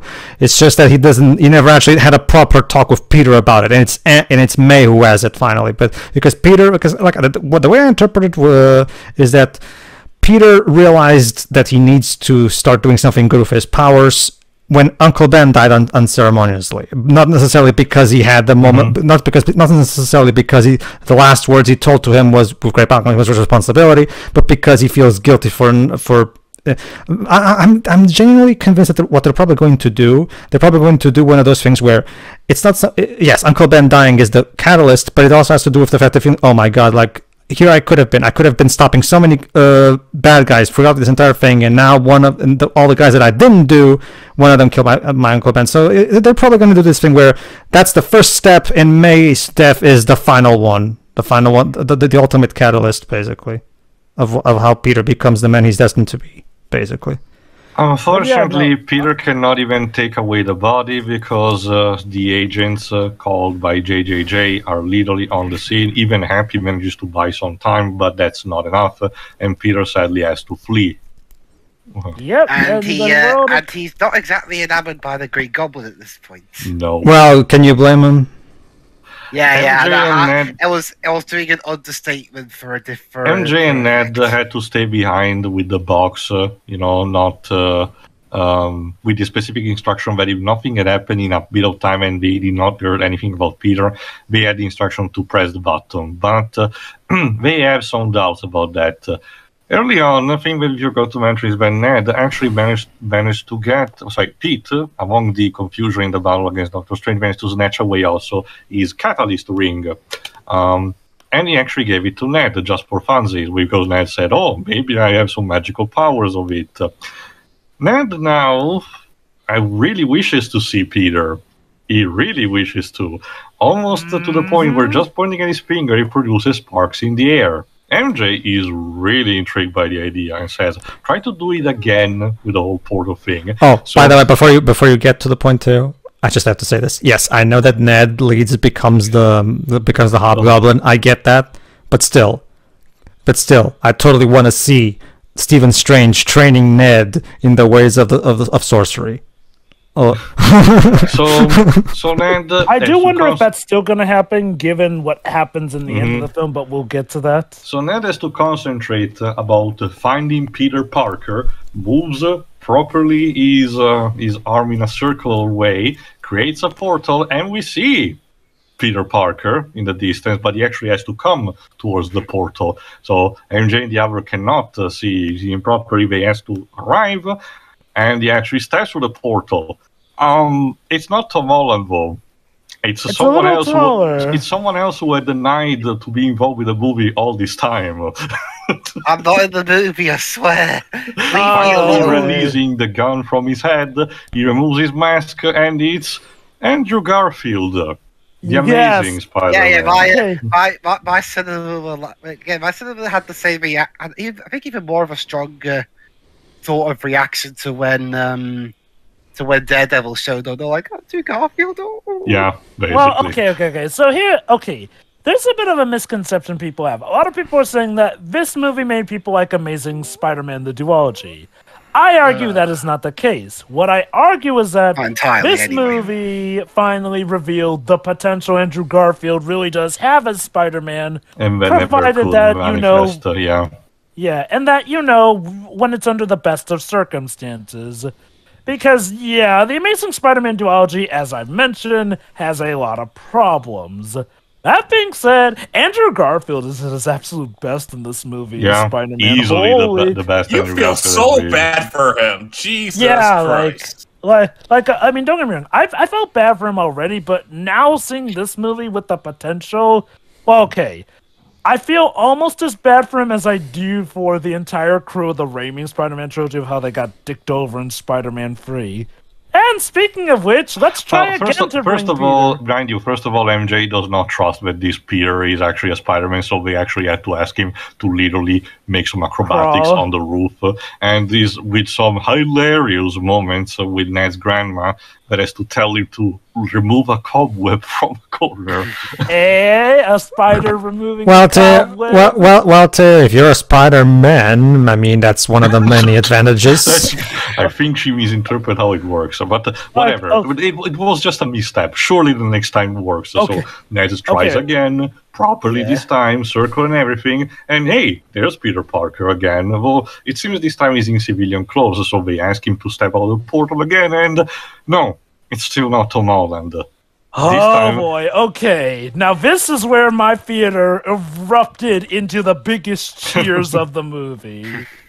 Ladies and gentlemen, Bully Maguire. I mean, Tobey Maguire. Yeah. Hey, look, it's Goblin Jr., Iron Boy Jr. Okay. Can I just say this? I'm looking forward to the inevitable Bully Maguire memes that are going to be made when No Way Home comes to proper home Since media. I don't know about this, I literally had to ask. Has Tobey Maguire's acting improved over the years? Okay. Let me tell you this. The problem was that the direction of those movies was so off. He always looks like he's about to crack.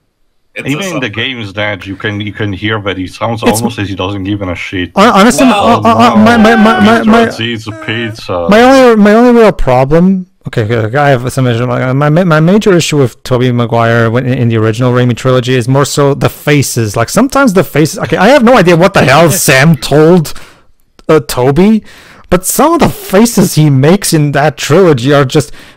Okay, you're trying to convey something, but it just comes across as weird. Like, it's just like... I'm proud to announce that... Oh, sorry, go on. No, that and like, okay. That being said, no, he's perfectly is perfectly great in this movie, so no issue. Oh, by the way, for anyone who had doubts about Tobey Maguire wanting to come back as Spider-Man, Tom Holland has recently revealed that no, Tobey was absolutely overjoyed to be back in the Spider-Man suit. Actually. Well, remember, well, there's a thing, Joe. If you check out Joe Blow's "What Happened to Tobey Maguire" video, yeah, ever since the Raimi trilogy finished, he hasn't exactly had that much luck as an actor.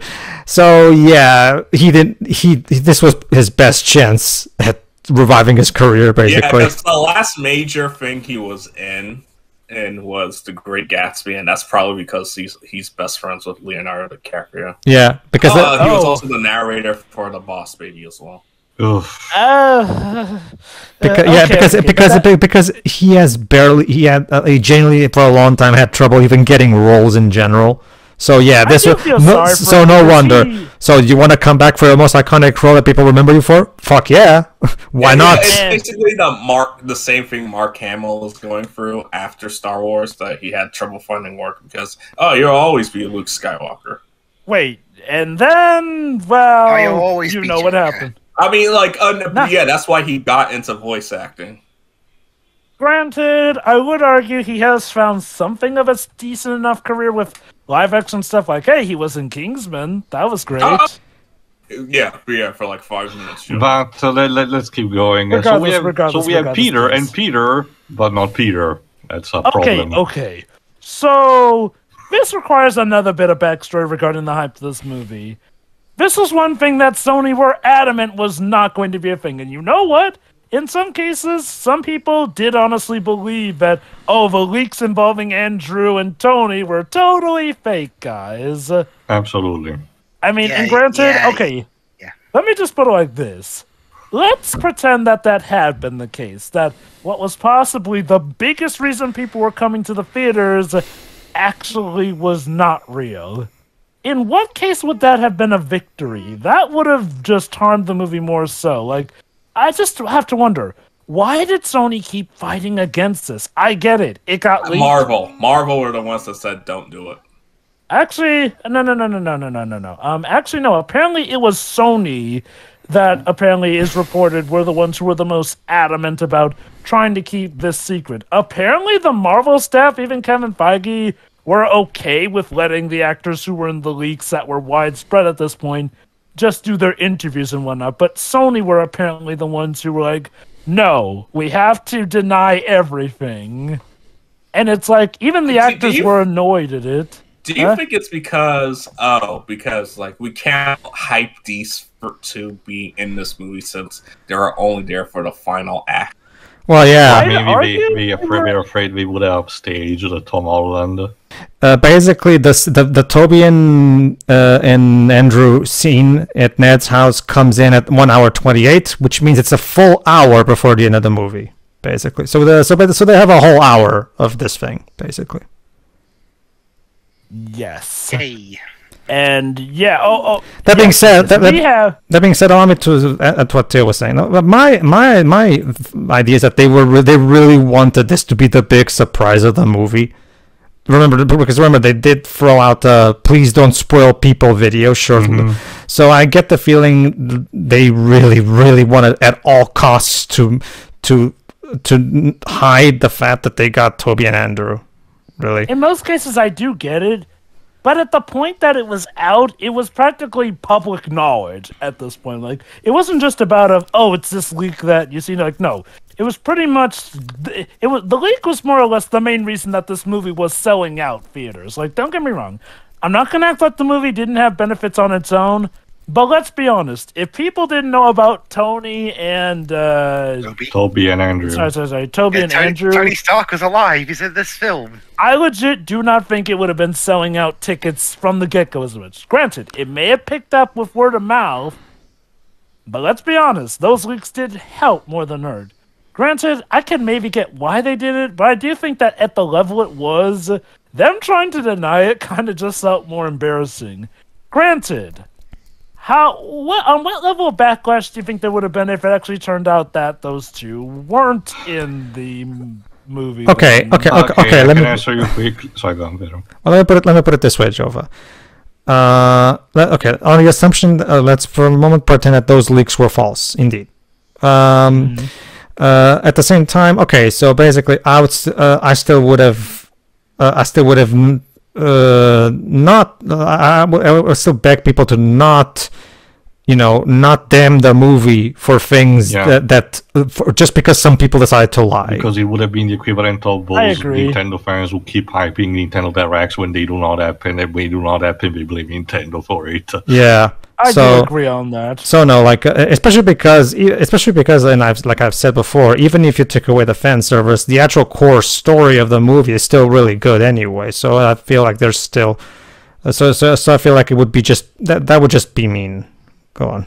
Too. Pretty much. That said, I'm glad that they actually did turn out to be in the movie, and I'll say this. Okay, look, if you thought they're just gonna rely on past nostalgia stuff. No, they've got a whole ton of new material. We actually get to hear about what happened with both the Spider-Man after their respective series. Apparently, ended. after AMA's 2, Andrew Garfield's Peter became legitimately more depressed and violent. Apparently, now that's a story that I want to see. Hold on, Ter. You're telling me that you are a fan of that phase that Peter went through in the comics where he was just naming himself the Spider? The Spider. Okay, I don't remember specifically that, but Pedro, you're talking to someone who thinks Judas Traveler had potential, so take that for what you want. Tio, you're not alone. I mean, look, Tio, Judas Traveler might as well be the human personification of the Clone Saga. Had potential, but they tried to shoot for the sun. Mostly as in, I love to see characters, put in unconventional scenarios for them. No, but I mean... Okay. Can I play devil's advocate about the Clone Saga? This movie is basically taking elements from One More Day. Yeah. Yes. So, I can't believe what I'm saying. If they could take elements from that saga and make it work... Oh, sure. And you know what? Sure. Not everything about the Clone Saga was bad. It's just that... I heard it started off good, but because it was selling a lot, Marvel wanted they had to prolong it, Basically, Clone Saga is the example of too much of a good thing, which turns it into a big mess. Not to mention, yeah. Not to mention when it comes to basically, here's the idea. The idea is that there was a comic book arc where Peter basically got to a point where he lost everybody, and May, Mary Jane, he lost everybody. So he decided to quote unquote detach himself from his human Peter Parker persona completely and just fully focused on just being Spider-Man, and he was calling himself the Spider. So basically, he was entirely repressing his Peter Parker. I might have read it, but I forgot about that. So when you said that, it kind of reminded me of the Spider. Well, that concept applied to the AMS universe does have some intriguing potential to me. The idea, especially considering how much more, a bit more lighthearted at the very least, Andrew Garfield's Spider-Man at least started. Well, I can like when Kara said, Teo, and I was reading stuff, like I can tell that fans at the time were really scratching their heads at this. People didn't exactly. No, I remember. No, I remember about the whole the constant moaning about it. It really was a period. Put it like this: Spider-Man is supposed to be about balance. Yes, he is a character who has loads of tragedy in his life, but he's supposed to not let that get to him. Like, well, let me put it like this: yes, dark elements here and there, and granted, we can even have darker periods. The problem with stuff like when he was calling himself the Spider, though, was when, well, it just felt like they were dumping on the character just because it's Peter Parker. Like, he thought himself to be a clone at the time. He was losing everything left and right. Let me put it like this. The better version of this, I'd argue, was the Spider-Man Back in Black arc, which was ironically one of the segments preceding One More Day after his identity had been ousted here. Yeah, actually, sorry, go on. Sure, you had darker elements, but you still did have some of the comedic stuff, which, it's kind of like Shadow the Hedgehog. Yes, stuff can be darker, but you still remember what universe you're focusing on, and we still wanted to have good moments for the characters. Yeah, speaking of darker period, with this new Peter, they had to still find where Tom Holland's Peter is. So MJ knows, because there was a scene before where they told to each other that the school's rooftop was essentially their secret place where they could actually relax and think about their lives. And that's where they find him, completely distraught and with just one single thought: murder Norman Osborn. It's like not just that. Send the villains back to their death, I guess. Not quite. Well, okay, that too, but not entirely. That's not like the one thing on his mind still. But it's more like he wants to just screw everything, send the villains back. It's you, Spider-Man's problems now. No, he does actually mention to MJ that he legitimately wants to break his neck or something. Oh yeah, he does. He does. Remember that's because this is Tom Holland's equivalent of chasing chasing the mug who killed Uncle Ben, basically. Yeah. So let me just mention something like while he's sitting there all sad, one thing that I thought was really sweet. Was how MJ and Ned immediately go to and hug him completely, while he's crying. That was such a sweet moment. It's not even a thing like, oh, it's just MJ hugging because it's a love interest. No, it's just these friends actually trying to show support. Yeah. And I have to say this, though, what's even better is the interaction he has with the other Spider-Man here. That's because we talked about how Andrew Garfield's Spider-Man got worse, but here's what I really like. Tobey's Spider-Man, conversely, apparently got better. Oh, sure, he has a ton of trauma. Apparently, the relationship with Mary Jane is still a bit rough, but he's working on it. They're working out. According to him, they did manage to make it work, which implies that they did get married, and I'm glad that's the outcome. Again, one of my issues with Spider-Man 3 was it's not like they broke up in the end, but it did feel like it was still a little unclear on if those guys were going to, just tie the knot or be able to settle down, and it sounds like they were able to. So that's more or less this movie's equivalent to the Crisis on Infinite shows back in the DCW stuff, confirming that Selina and Bruce actually did make it work. It's also a very sweet moment because it's a moment similar to Into the Spider-Verse, where the other Peters had to tell this incarnation of Spider-Man, that every Spider-Man seems to be condemned to have this kind of tragedy happen in their life just for different reason. And it's just a moment where these three characters are essentially having a bit of therapy and talking about their problems to each other. The only person that you can talk to is yourself.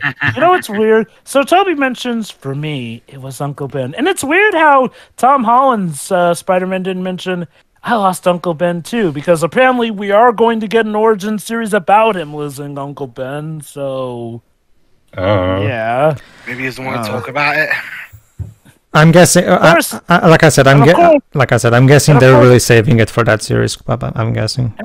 And of course, Andrew Garfield doesn't mention his Uncle Ben dying because, let's be honest, the way Uncle Ben died in Amazing Spider-Man was stupid. Why would you? Yes, it was. As much as he's treated in a more cheesy way in AMS2, Peter's parents were legitimately more important to talk about than Uncle Ben. Oof. That he does mention Gwen Stacy. Thankfully, he doesn't mention the god-awful CGI web hand. Okay. Let me put it like this. Every time anything from Amazing Spider-Man 2 is mentioned, it feels like that nervous side-eye glance, like, we did good things, we swear. It's like I said earlier, I can just imagine Mark Webb, every time someone brings it up to Mark Webb, I can imagine he's like, I'm sorry, okay? What did you want me to do? Mark Webb wasn't even the problem with those movies. The big problem with those movies was... like I said, he was pretty much a director for hire. Yeah, so it's not... like, the second movie in particular, like, Andrew Garfield even told it... I'll say it before and I'll say it again. What happened with Amazing Spider-Man 2 was essentially what happened with Spider-Man 3.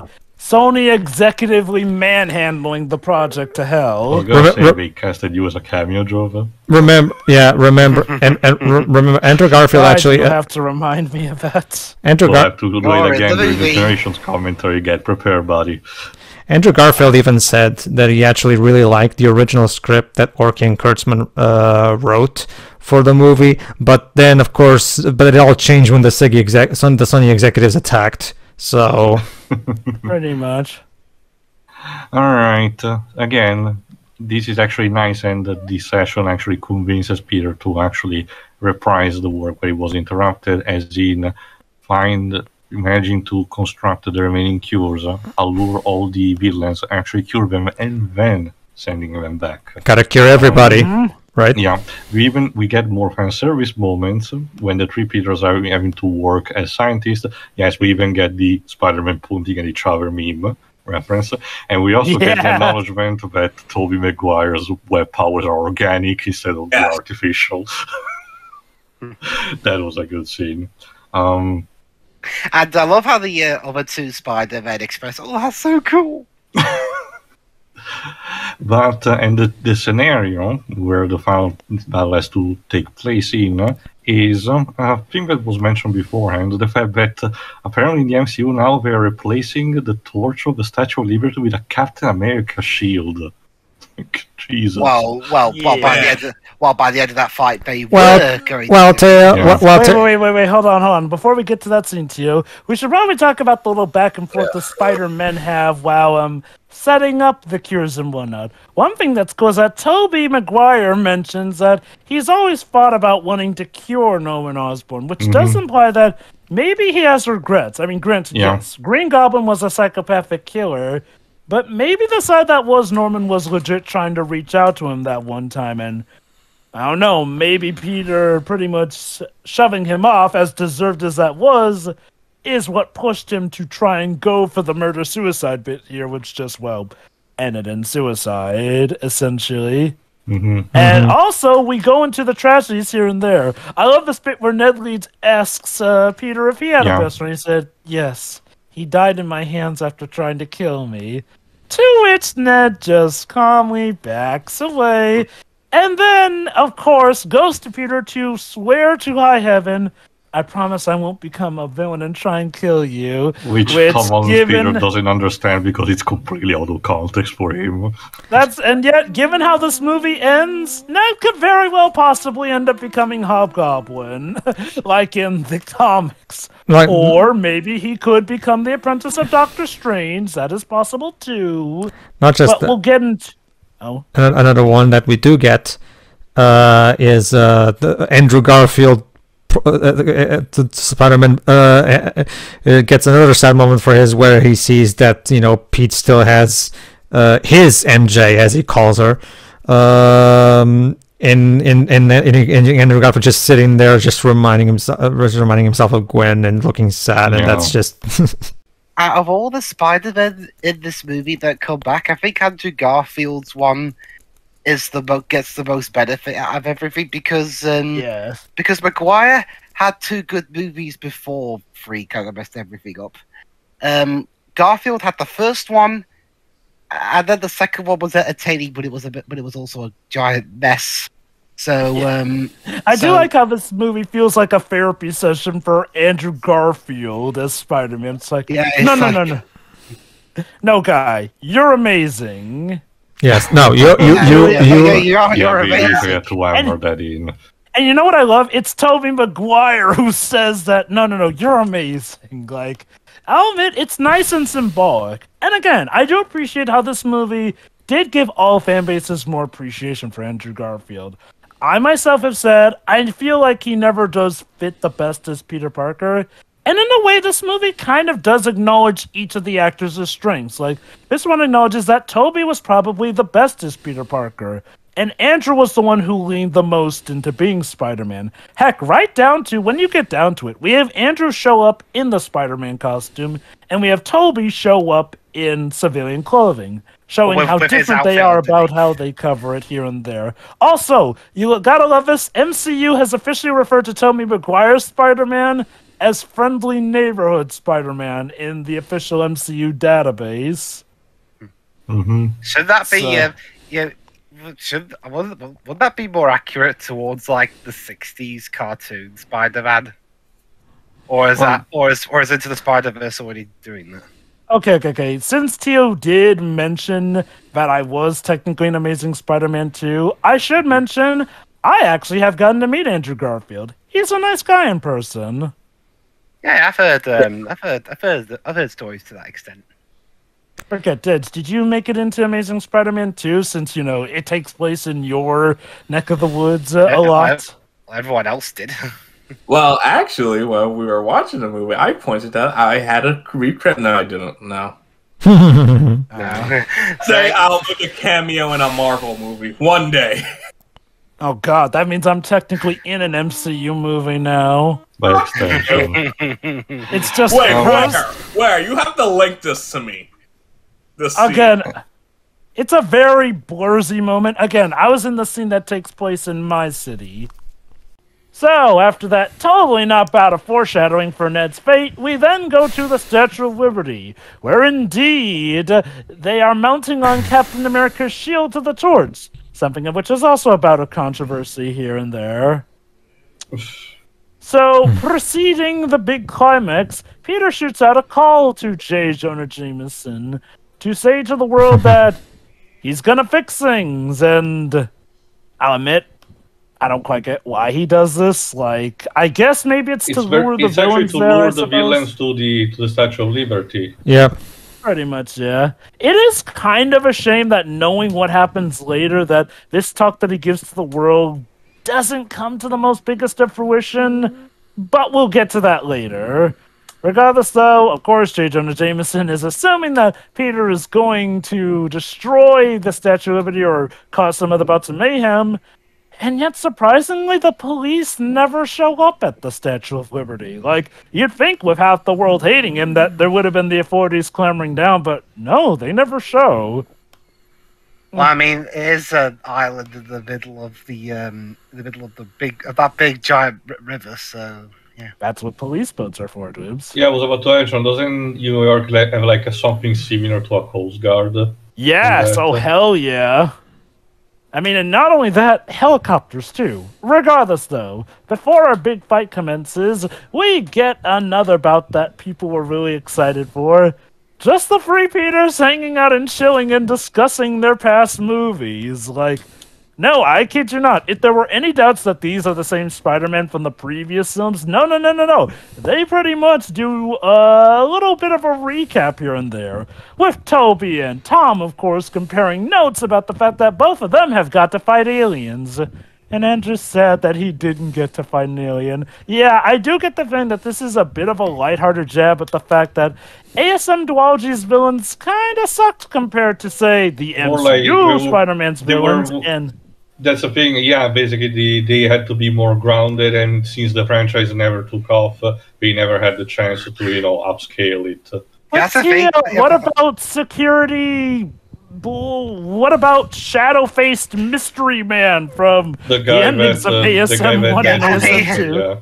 I mean, that's the thing, though. I could buy going for a slightly more grounded approach to the first Amazing Spider-Man film, but then the second one had poor Giamatti yelling all his lines and everything. In a rhino suit, no less. Okay, I'm talking about upscaling in terms of threat level, not actorial. Theo does. Both of you guys do have a point, though, in regards that, like, okay, Amazing Spider-Man 1 has the Lizard, which, yes, a lot of people have already made their claims with, was not the best take on the Lizard. Then Amazing Spider-Man 2 had Electro and, Goblin Jr.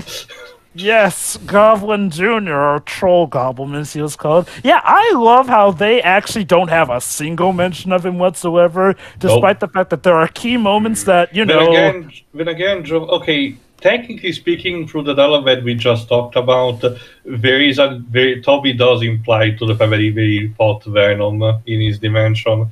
But otherwise, the Venom from Spider-Man 3 is barely actually mentioned. And yet he still gets more mention than like ASM's Green Goblin. Yeah. At all. I mean, to be fair, I honestly do think that ASM Green Goblin was the absolute bottom of the barrel when it comes to villains. Except for maybe Rhino, but that's only because Rhino got like 2 minutes in the proper guise, and we didn't even get to see him properly. I will say at least the Rhino suit looked more pleasant to look at than whatever Troll Goblin looked like. But regardless, though. But yes, we got a lot of moments people have been hoping for, including Andrew helping Toby with his back. Yeah. Okay, I'll say this. If there's one thing I'm looking forward to when this movie comes to home media, it's going to be all the Bully Maguire meme videos we get out of this. But you were going to mention the fanfictions, because that's pure ripe fanfiction-inspired moment. Jesus.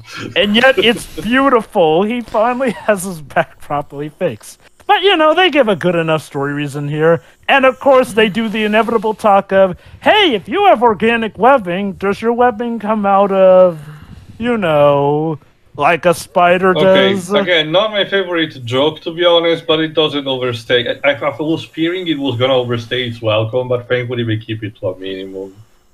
Pretty much. Yeah, honestly, it is just nice to see these Peters just talking here, and I guess it does help Tom Holland's Peter have some calmness in mind, given everything that has happened in the past 24 hours. I will say this, based off of what we've heard, there's somewhere that apparently Marvel may want Toby and Andrew back.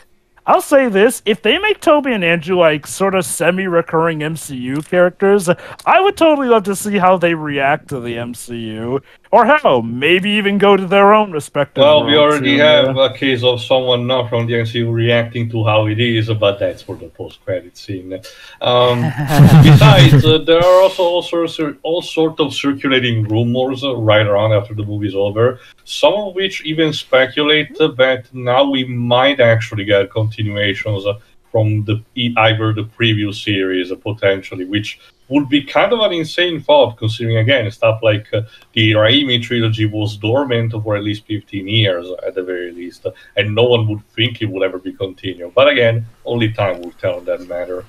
So now it's time for the big fight to arrive as the villains start coming.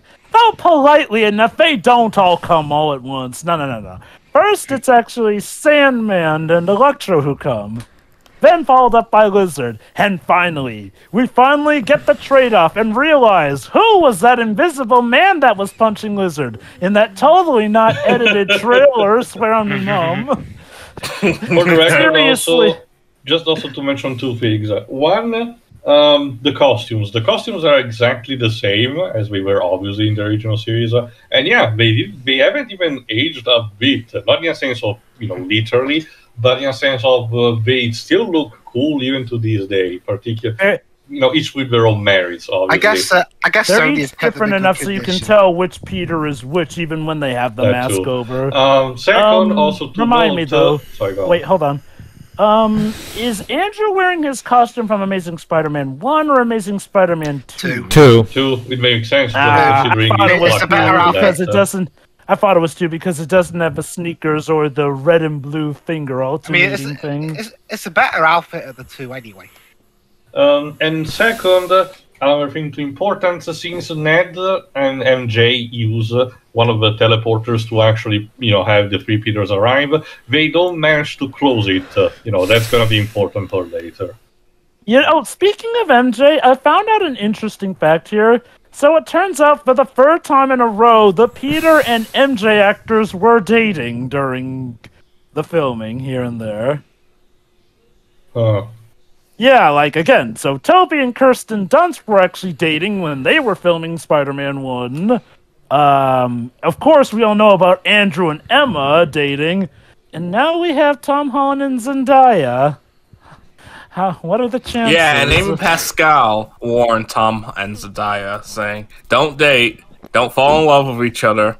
And she says, "They ignored me." Yes. Yes, they did. No. Yeah, Tio mentioned, meanwhile, MJ and Ned are off with the box, just in case it absolutely does come to that. Unfortunately, Ned accidentally opens a portal to there. I'm sure that won't come to damage them in any way whatsoever.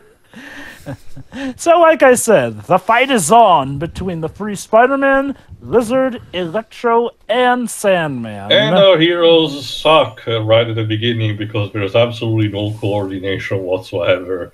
So they literally need a timeout to actually start regrouping. Pretty much. So they take off the masks and start to commune here. Also, I'm totally calling it. They pretty much leave the masks off because, gotta get that screen time of the face in there. Yeah. Again, it's even what we mentioned with okay, gotta also need the face of the actor so it's recognizable for the audience. Pretty much.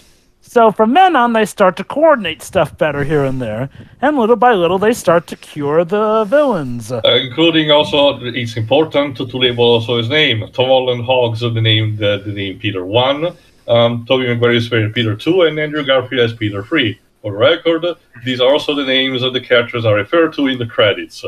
Yeah. Although, like I mentioned, when it comes to the official artwork and databases, Andrew Garfield is referred to as the Amazing Spider-Man, and Tobey Maguire is referred to as the Friendly Neighborhood Spider-Man. That's neat. But yeah, they start curing the villains here. They start off with Sandman, narrowly winning, and he's brought back to life with some very, very, very familiar footage here. It almost looks like it's the scene where he gets washed out in Spider-Man 3, just done in reverse. Is that? I think we said earlier that the actors could not ride due to COVID, so they had to work with what they had. Yeah, and the same thing happens with the Lizard, essentially. Reused footage, but yeah, after this point, Sandman and Lizard don't really speak. This also needs to be mentioned because at some point before he gets cured, the Lizard actually, notices Ned and MJ after, the portal, tries to get to them. Forgot which of the Spider-Man tries to intervene. I think it's Tom Holland. Tries to intervene. A little bit of scaffolding inside the lab, which forces MJ and Ned to flee literally onto the scaffolding of the Statue of Liberty, which eventually catches the attention of a returning and very, very pissed Doctor Strange. Yep, he's not too happy. However, 12 hours hanging in the Grand Canyon. Yeah, I mean, you're stuck over the Grand Canyon for hours. You'd be pretty pissed off too. Pretty much outsmarted by no less a Spider Kid. I am so gonna crush a spider today. But before he does that, MJ and Ned do explain the plan and do show that it is actually working. To which Doctor Strange begrudgingly does allow it to continue. Next, it's time to take on Electro here and there, but Dr. Octopus comes, claiming that no, Peter is his. And Electro buys it. Completely. Like, okay, Electro, my dude, did you not see Dr. Octopus get cured?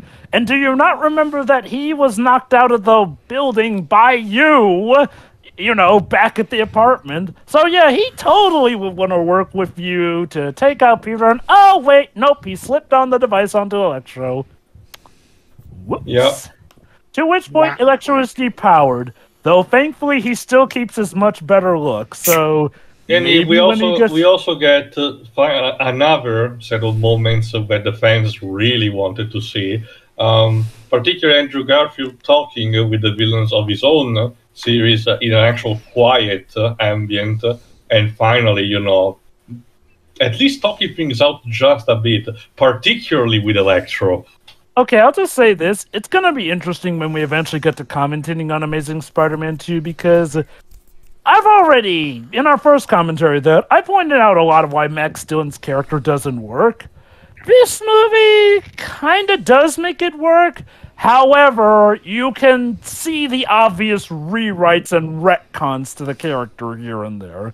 Like, he's not nearly as obsessive with Spider-Man as he was in that one, but he does give a good reason for why he would definitely look up to him.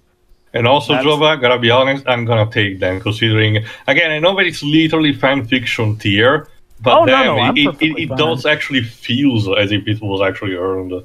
Oh yeah, absolutely. Like, again, kudos to this movie for managing to make plot points from Amazing Spider-Man 2, of all things. Yeah, because... Definitely feel like they could have worked. Because I reckon failing to talk Electro down at that bit in Times Square in Amazing Spider-Man 2...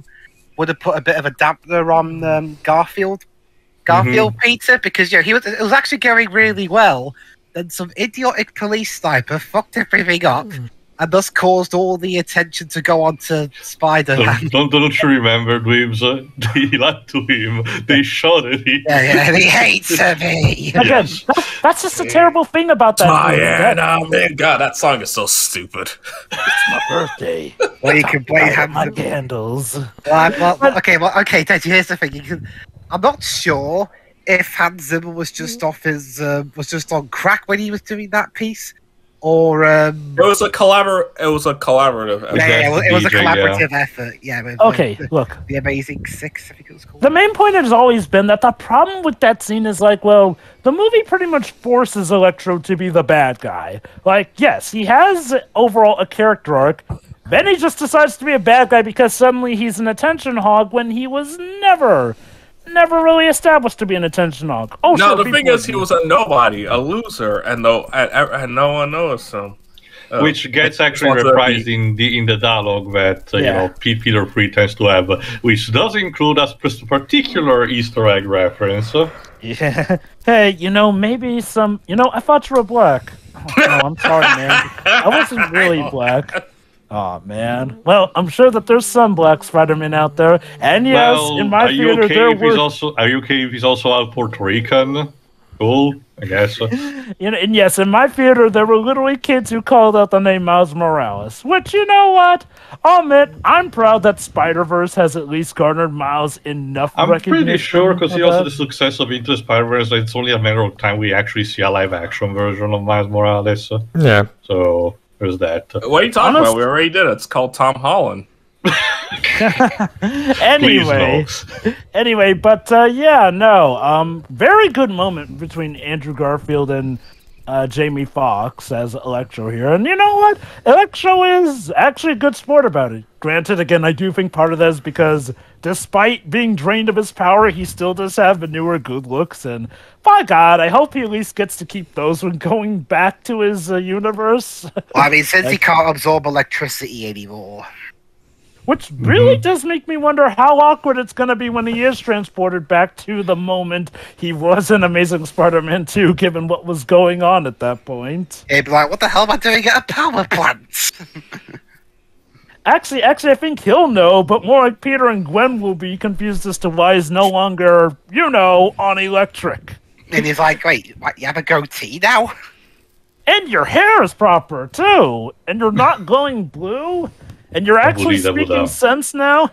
Okay. But yeah. So it seems like most stuff is dealt with. And then an iconic line is shouted, "Can Spider-Man come out to play?" Yeah. Okay, forgot if it's right now or beforehand that the spell inside the box start becoming unstable again. No. Actually, we're about to get to that point. See, all right, go ahead then. Norman Osborn starts blowing up the place with his glider, and one of his pumpkin bombs hits the box, which then starts it going haywire.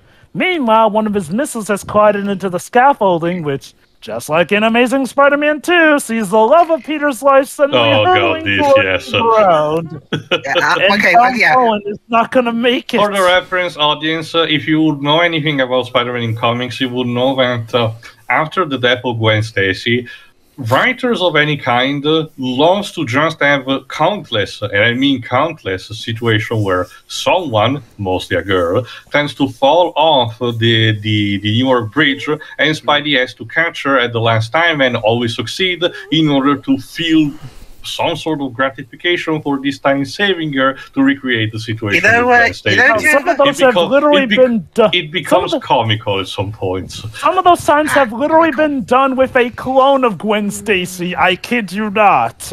Trevor? So go. Yes, Dribs? Yeah, Trevor, considering Hollands' spider suit is more technological than the others, that would have made more sense to have his web turn into a hand. I guess. Although, funnily enough, how everyone was memeing about how this Peter could technically call in a drone strike on all the villains? Almost makes you wonder why he never uses those to, just restrain the bad guys. One of the things that happened in the beginning is the fact that the Stark technology gets, Does he destroy all the drones? Either destroyed or, confiscated by the police. We even get to see footage of entire trucks from the Stark Industries that have to be, pulled down by the police. We'd be disappointed. Which is funny because he still has the most broken thing, the device that can literally just about create anything. Which did get destroyed during an attack at the beginning. During an attack at the apartment. Wait a minute! I just realized something. What? That's technically a 3D printer. Basically, it's it's a 3D printer with extra steps as well. Also, during the haywiring of the spell, the universe literally starts getting cracked. We literally see cracks in the sky, and among these there are countless silhouettes that starts to appear. Gotta be honest, the moments were way too quickly for me to notice, so I have to rely on what TV tropes have to say. They mentioned that there are silhouettes of traditional designs of some Spider-Man characters like Kraven the Hunter, which does make sense. So I get the idea what he's trying to convey is exactly what Doctor Strange says, that every single villain in the multiverse who gets to know that, Peter's identity as Spider-Man is rushing in, allured by the spell design.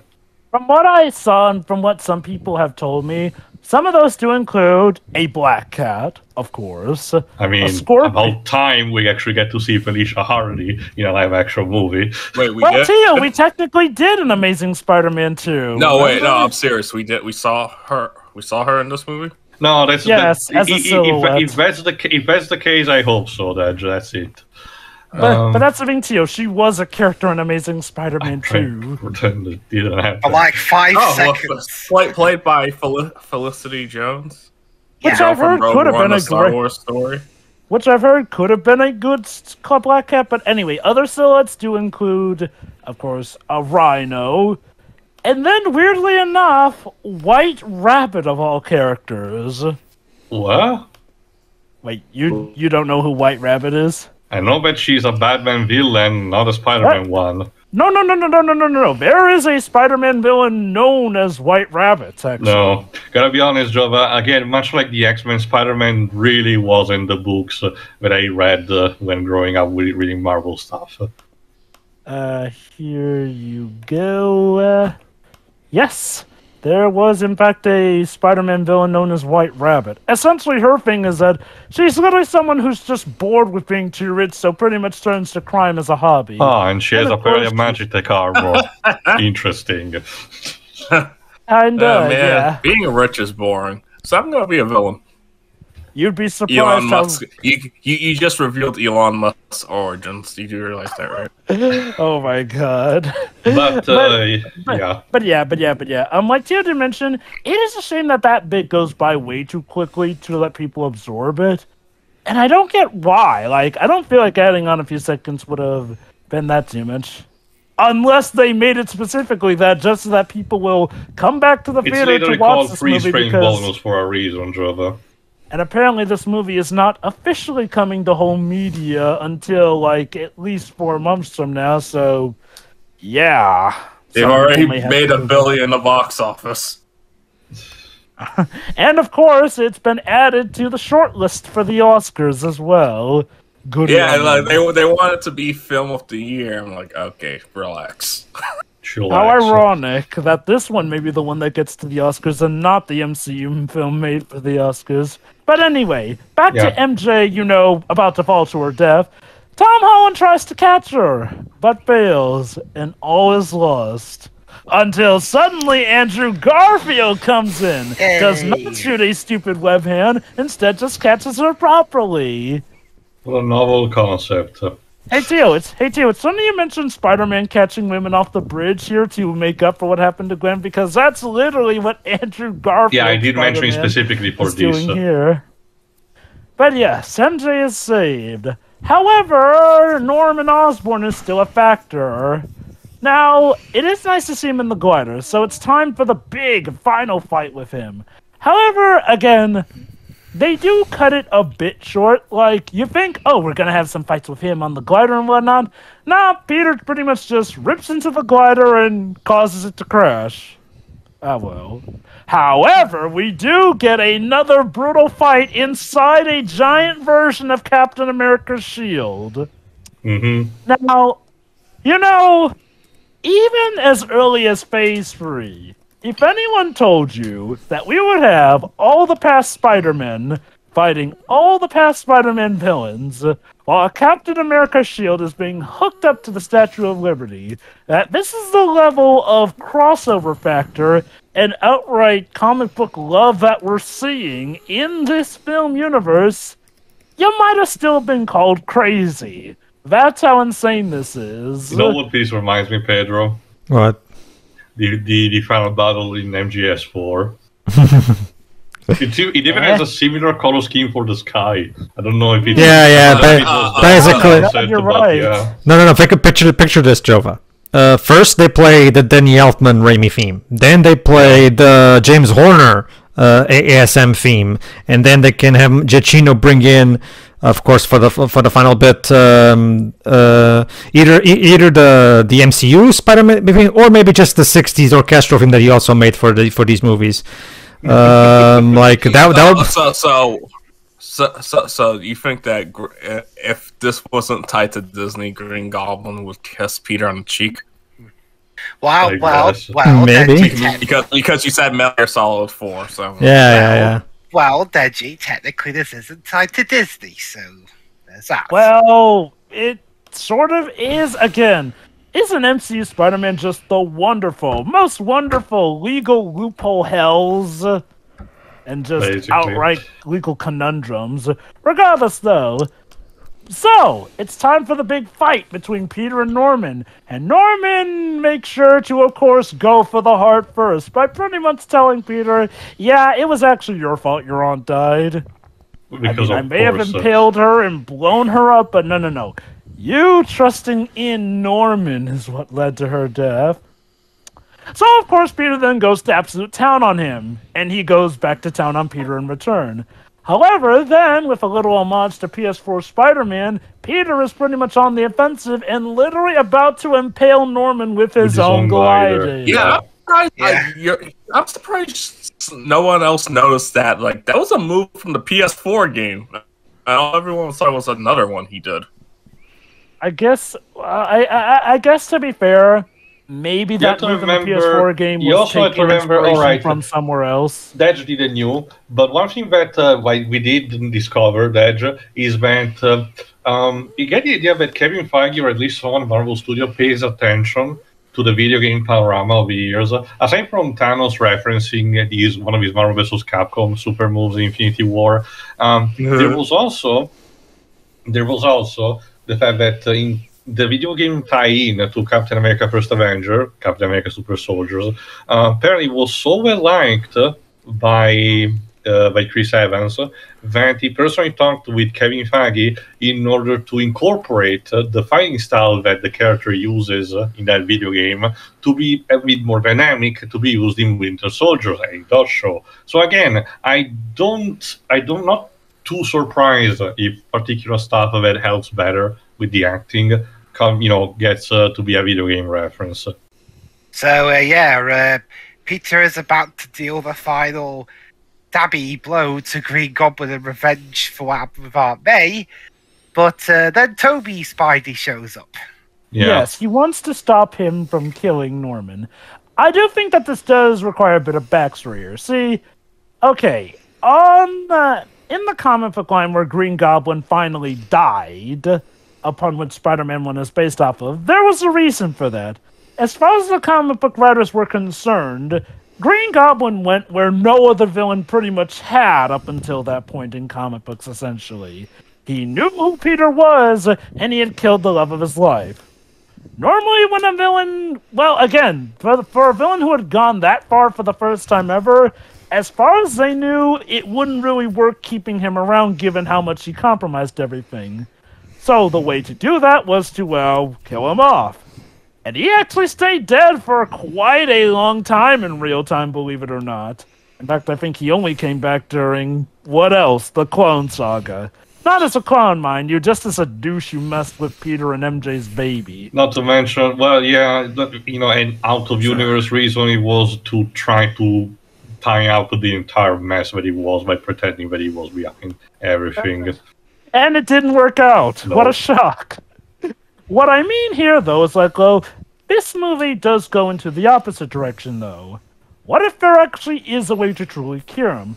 Which does bring back to my theory that Tobey Maguire's Peter may actually have regrets. I mean, okay, it was obvious he always regretted how things turned out, but maybe he regretted not trying to help Norman to the fullest extent instead of just blowing him off. Now, granted, he was in all rights to blow Norman off in the events of Spider-Man 1. Like, let me make it clear. It is not his fault how that turned out.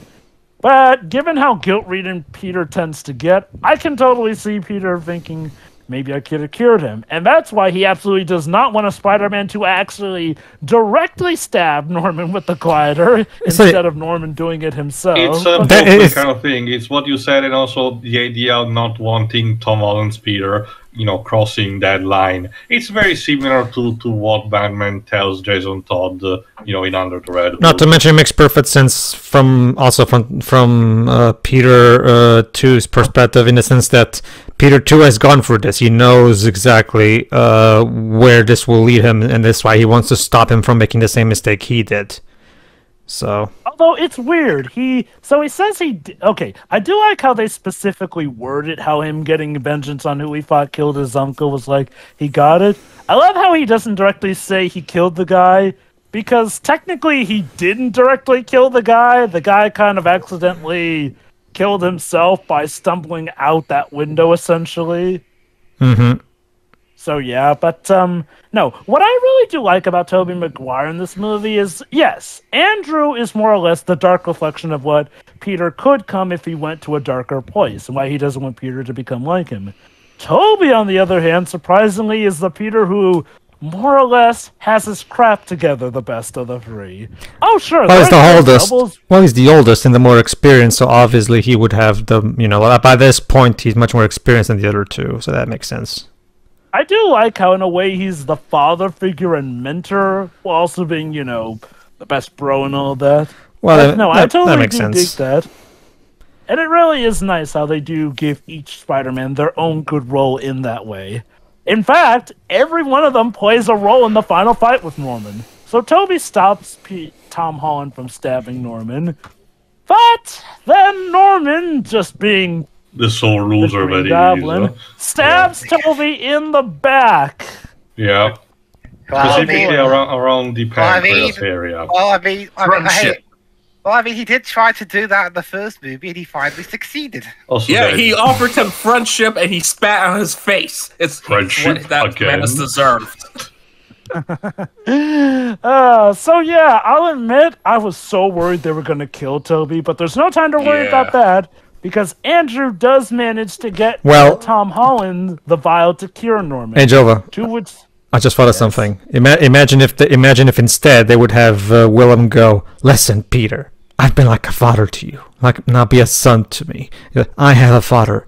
Her name was May. But oh wait, sorry, that didn't come out. That didn't come out Yeah, I have right. a Sorry. His name was Tony Stark. anyway, though, but yeah. Finally, Norman is pinned down and forcefully given that cure. To which now his mind is actually clear. Which really does make me wonder, how much therapy is Norman going to need back home? Like, After he's got back from prison from all the crimes he committed in the first Spider-Man film.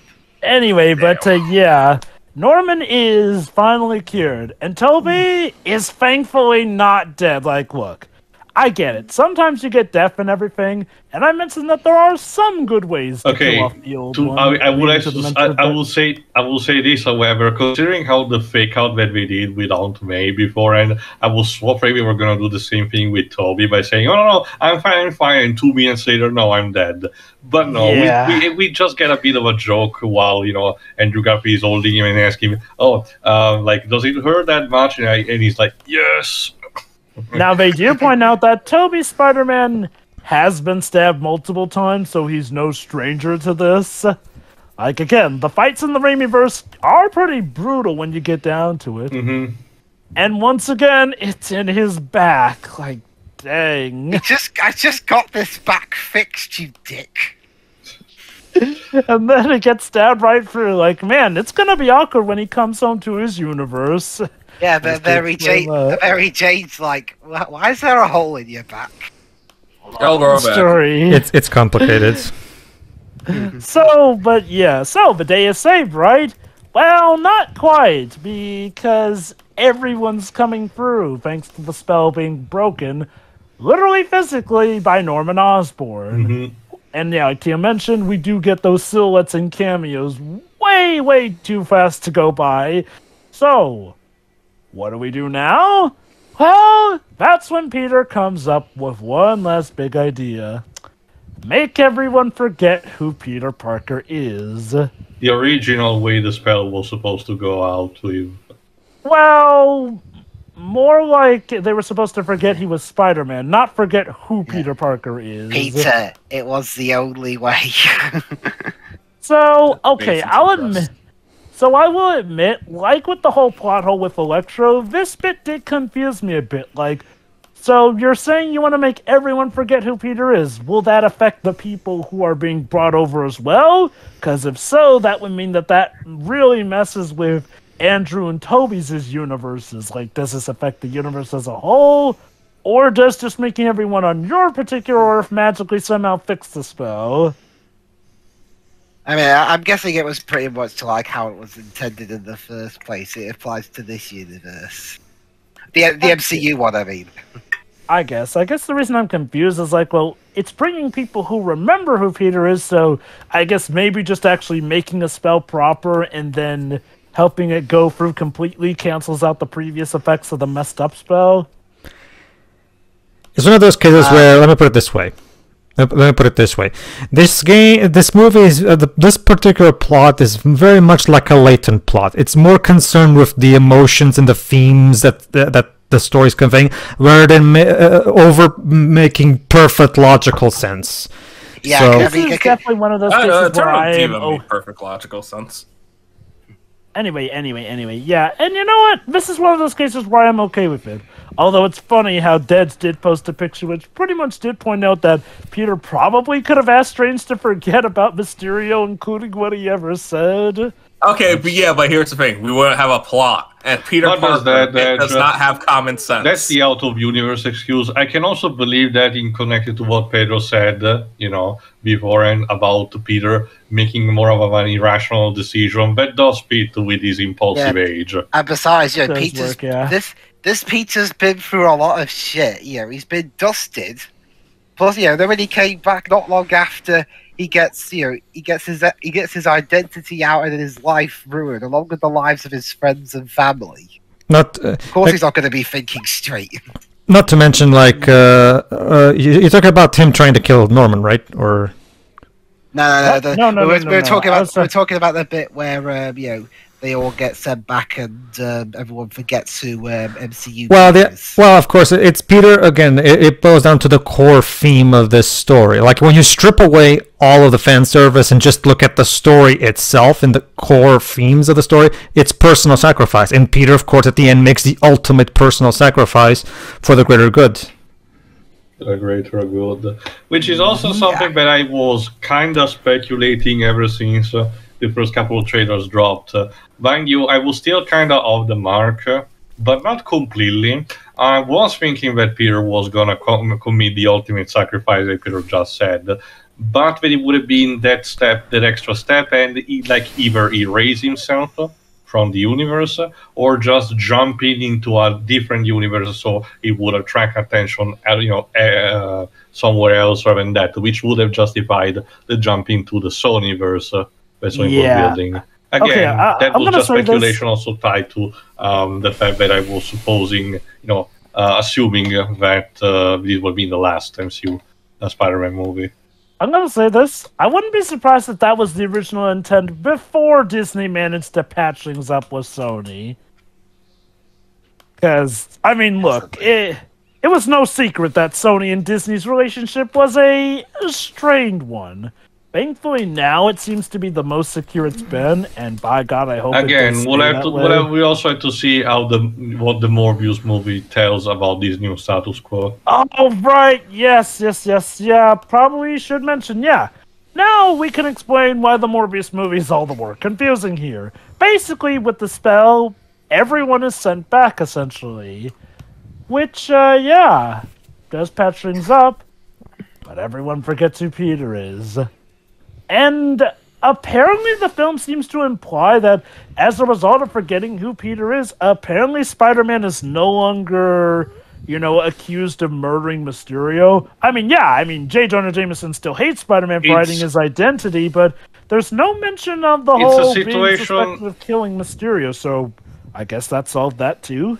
It's a situation similar a bit, not completely, but a bit, to the end of Wonder Woman 1984, where because exactly of being magical in nature, the something illogical happens in this case. The fact that these charges gets dropped by the virtue of the entire responsible of the murder of Mysterio not being found. Well, it does make me go on. I guess something that makes me wonder is as far as the public news, Spider-Man did kill Mysterio before they even revealed the identity of Spider-Man. Well, Granted, I'm not too hung up on it because I do think that it at least is it's nice that at least the heat is off Spidey as a potential murderer. I just wish that it could have been done in a more, on point way. Okay, remind me again. Before the Mysterio revealing Spidey's identity at the end of Far From Home, did anybody even outside of a select few even know about Mysterio's existence? Yes. He literally was supposed to be the hero saving the world from the elementals. Well, no. Okay, yes, in his supposed world, but if I remember correctly, in Far From Home, he wasn't a well-known person all over the world, was he? Yeah, that was something that always did. I was thinking about. Oh. It's wait, did anyone even know who he was? Yeah, that's my point.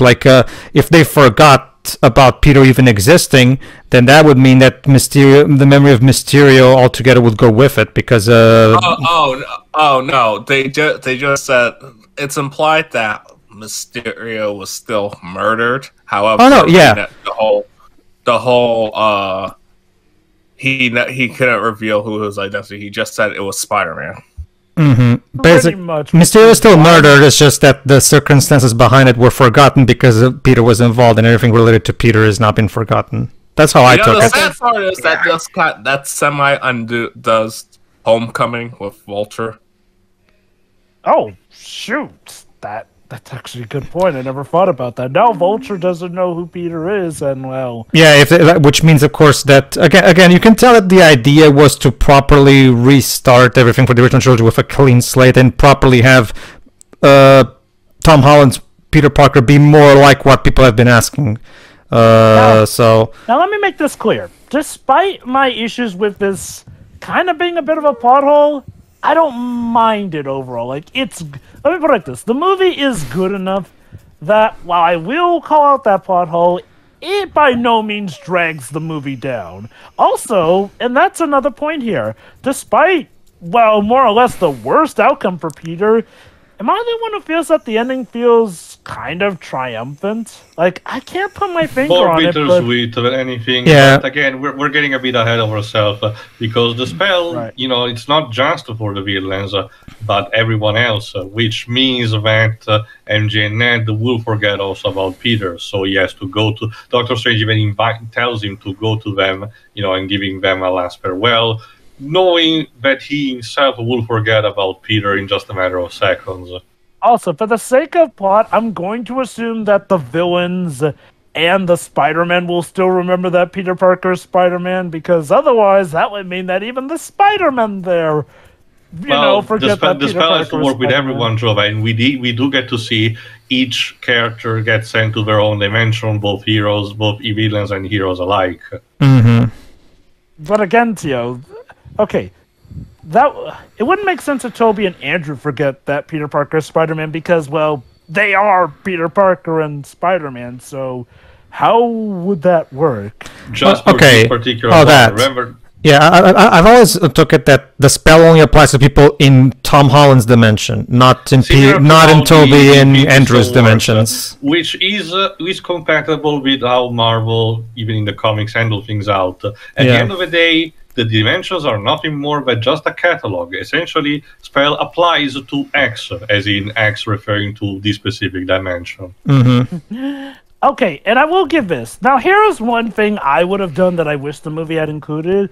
I wish we could have gotten a little mini montage of seeing how each villain changed things now that they were cured when they went back to their timeline, and how this actually did affect their timelines all around. Like, are the villains now all alive predominantly, or did they all create their alternate timelines here and there? What are things like back for Toby and Andrew now that they're back here? Does Electro not, being the way he is now, give Peter enough time to get Gwen out of the way of Green Goblin coming to nab her and eventually leading to killing her? And hell, Lizard being cured probably means that Gwen Stacy's father is alive, so that probably definitely veers Amazing Spider-Man 2 up there. Like, I do think it would have been nice to have seen how these changes affected it, especially given how curing the villains was such a big goal of the movie. I get the idea of Jova that considering they had some complication, for example, with some of the actors, like Reeves mentioned, due to the pandemic, even if they wanted to do something like that, they probably could not pull it off effectively. Yeah, there's that too. Not to mention, it would involve getting a lot of old sets and a lot of stuff to make them look proper like the old movies, and that would have been an incredibly complicated. That one's easy For the to actors, handle. I get what Peter means. For the sets, don't forget that The Mandalorian premiered this new technology of this super particular screen that effectively replaces the green screen and is very effective in creating a design behind the characters.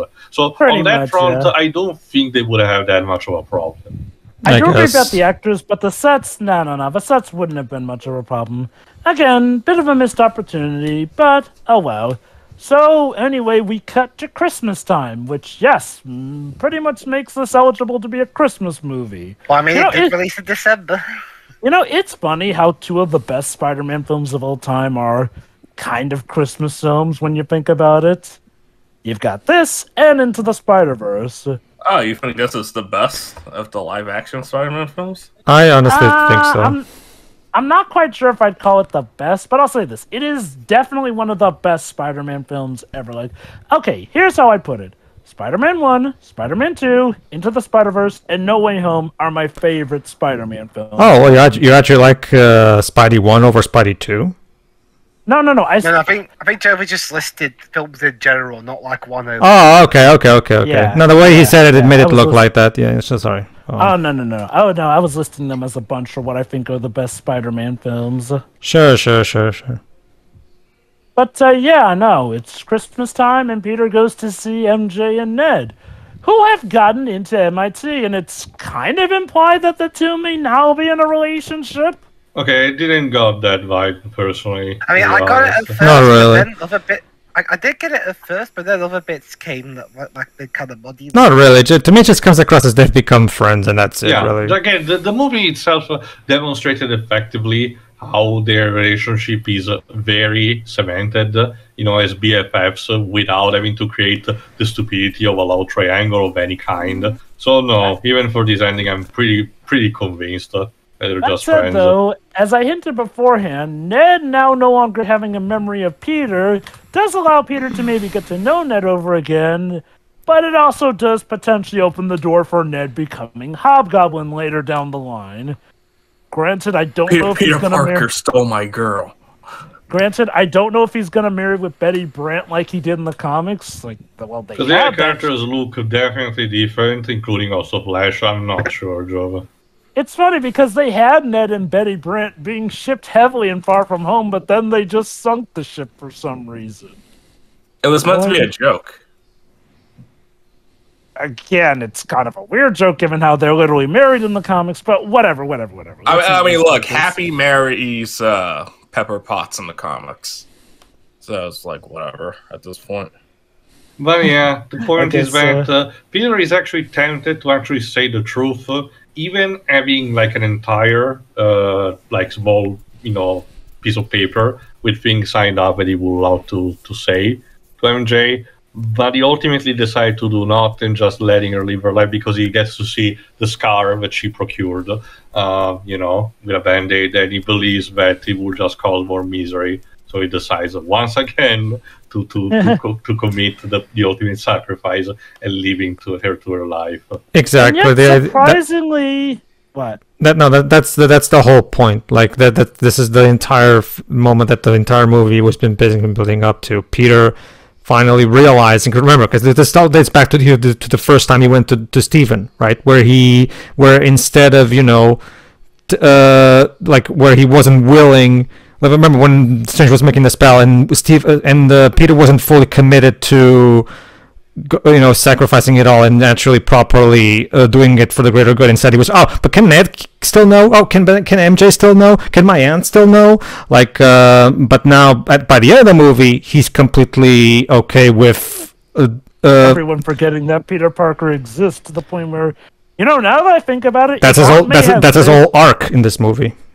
You know what's sad? If Aunt May had lived, she would have just lived to have forgotten who her nephew was.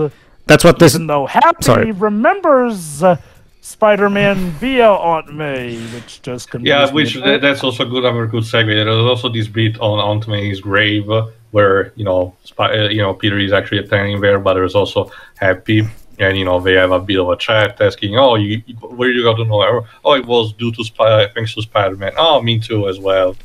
That's what this does make me wonder. So does he remember that Aunt May's nephew was Spider-Man, but doesn't remember who the nephew was, or does he think that Spider-Man is someone else now? Again, look, it's a tiny plot hole, and look. Again, that I point these out does not mean that I dislike the movie. You can also make an argument that he eventually met the aunt just for different circumstances. Well, okay. No, he met her through Spider-Man, so I'm going to assume it was due to that charity event. Yeah. That could actually work, fair enough. There are like a million different ways they could have met. Yeah. And remember, it's Magic Walter the Pig and not science, which means that it's not even a thing of, we don't have to explain it, but more of a thing that, due to its nature, it can, act conveniently rather than being just in a straight way, to actually iron out these kind of kinks. Unfortunately, that's the drawback when it comes to using magic as an excuse. You can't. That's basically your answer to everything, and sometimes you have to establish some rules and explain some stuff and stuff. Yeah, it was magic. To give this movie credit, it uses it way more better than One More Day. Achieved relatively a similar result. I'm sorry, but Joba has a point because I know. I was just like, oh man, like this really was an adaptation of One More Day. Yeah. And you know what? I'll give them credit. They showed how it can be done well. First off, Peter is actually aware of the consequences for it. Like that was probably he wasn't married and didn't retcon years and years. It was also a thing. It was also more of an accident rather than being something intentional out of a villain that just wanted to fuck with Peter's life. Can you even imagine if it was like that? It was the Green Goblin that had stolen Doctor Strange's tricks and then become, a wizard himself, and did that just to fuck over this Peter's life. Okay, I could actually see Norman doing that, and given what we've recently learned in the comics, apparently, yeah, Norman would totally do that, which would lead to this and that, because now it's been retconned that part of the whole Green Goblin mythos is Norman making a deal with Mephisto, which led to him becoming the Green Goblin. Every single time. They can't come up with something good. At this point, Joe Quesada is just loving to troll around. There's no way around it. Can't wait till he leaves Marvel. Yeah, I know. Just like how Dan DiDio finally got fired from DC. But, okay. Reason number 2 why this works better than One More Day. This actually moves Peter forward as a character rather than backwards. No, seriously. He is on his own. He's pretty much to an apartment, and by God, it nearly felt like they were referencing his landlord from Spider-Man 2 and 3, but they didn't show the actor. Regardless, though. He also has a new costume, which is much more similar to the original Steve Ditko, drawn by Steve Ditko. And to address complaints from some people that basically MCU Spider-Man just gets all his stuff from Stark and doesn't get to do much of anything on his own. He actually makes his own suits. Yeah. And given recent developments in the Hawkeye series, which show that Kingpin is very much a thing, yeah, maybe, I guess New York can just go back to being his playground here. And yet, what I like about this is like, well, Peter is not utterly devastated by all of this stuff, surprisingly. Oh, sure. He has a lot of turmoil to deal with. But I like that it's not like making him going all crawling in my skin, making him call himself the Spider or whatnot. Like, again, bittersweet. Yeah, he probably took that bit Andrew Garfield said to heart. Yes, the one constant thing that these 3 movies have done is always give Peter a character arc and do it properly and execute it really well. Specifically for the first movie, it was him learning to know his limits. For the second movie, it was him realizing that he needs to come into his own. And then in this third movie, of course, learning to properly commit to the sacrifices he needs to make if he wants to be the hero that he's destined to be. So, yeah, essentially, we are too your friendly neighborhood Spider-Man. He's a Peter Parker living out of a crappy apartment, but he still does have high hopes, and JJJ is still doing his job just by ranting about just Spider-Man, like the good old days, and there's that. And the movie literally ends with Peter going by the Rockefeller tree, which clearly happens before the ending of Hawkeye, given how the tree is still up. Mm-hmm. So, yeah. Which I guess it's a good time to mention, considering, time-wise we're caught up. As of now, the Hawkeye series is essentially established that Kingpin is a thing. And also, it retconned Agents of S.H.I.E.L.D. out of play, unfortunately, by making it that Laura Barton was actually Mockingbird instead of Bobby Morse in Agents of S.H.I.E.L.D. Yeah, it seems that the decision is to have canonized only the Netflix stuff, at least for the time being, while everything else might be alternate universe and stuff. Which is a shame. Like, come on, just... I think I mentioned this beforehand when we were recapping. It's a bit tricky when it comes to Agents of S.H.I.E.L.D. because it establishes a lot of things when it comes to the status quo.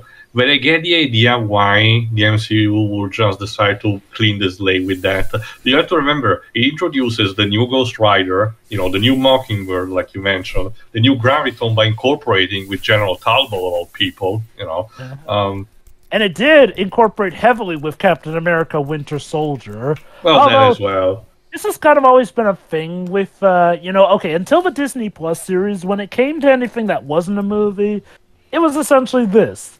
The MCU would affect those, but they would not necessarily affect the MCU. Mind you, that is different for the Netflix series. They have just the base idea of being set after the first Avengers movie, but that's it. Nothing else that happens in the movies after is referenced. I think they only got as far as Phase 3. The only thing that the Netflix series did was constantly talking about what happened in Avengers 2012 as the accident or something. And conveniently ignores the Incredible Hulk, despite the fact that the climax takes place in Harlem, which is where Luke Cage takes place in. So I'm just like, okay. Which does leave us to ask, okay, we have Charlie Cox and Vincent D'Onofrio here, but are they the exact same characters? Mr. D'Onofrio himself went out and record and said yes, and so far he hasn't been silenced. So again, we have to see what the future will hold. So basically, there was no point where Kevin Feige showed up and tried and playfully nudged D'Onofrio like, "Man, shut up, man." But no. It's all good and well, and I do see what the Hawkeye trailer for the finale meant when they said the MCU is about to get bigger. Now, assuming that they didn't kill out Kingpin, and by God, the series literally ends with it's kind of similar to a movie that I watched a long time ago in theaters, and I don't know if anyone, I don't think anyone else in this call actually watched it. This movie called Push, which talks about the people with superpowers, and it kind of ends the same way, just in a different way. The Hawkeye series ends with, I forgot which specific characters, holding a gun at Kingpin, specifically his heart, if I recall correctly, and then cut to black, shooting sound.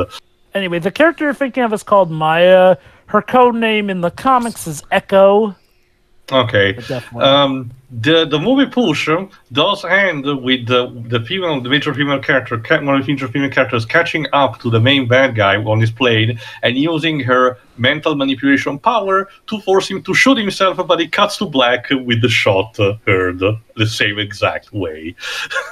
Okay, I get that the MCU does like to keep us guessing here and there, but okay, it's either A, he's dead, in which case, congrats, you finally brought back a character that people wanted, only to piss them off, or B, he's obviously alive, and I just ask, why leave his fates up in the air?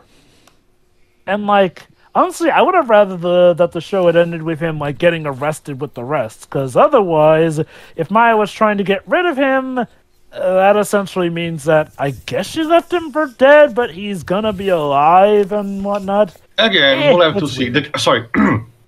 You also have to remember the main thing about Kingpin. Even if the power, most of his body is still just muscle. So, and I will give Hawkeye credit. I can literally believe the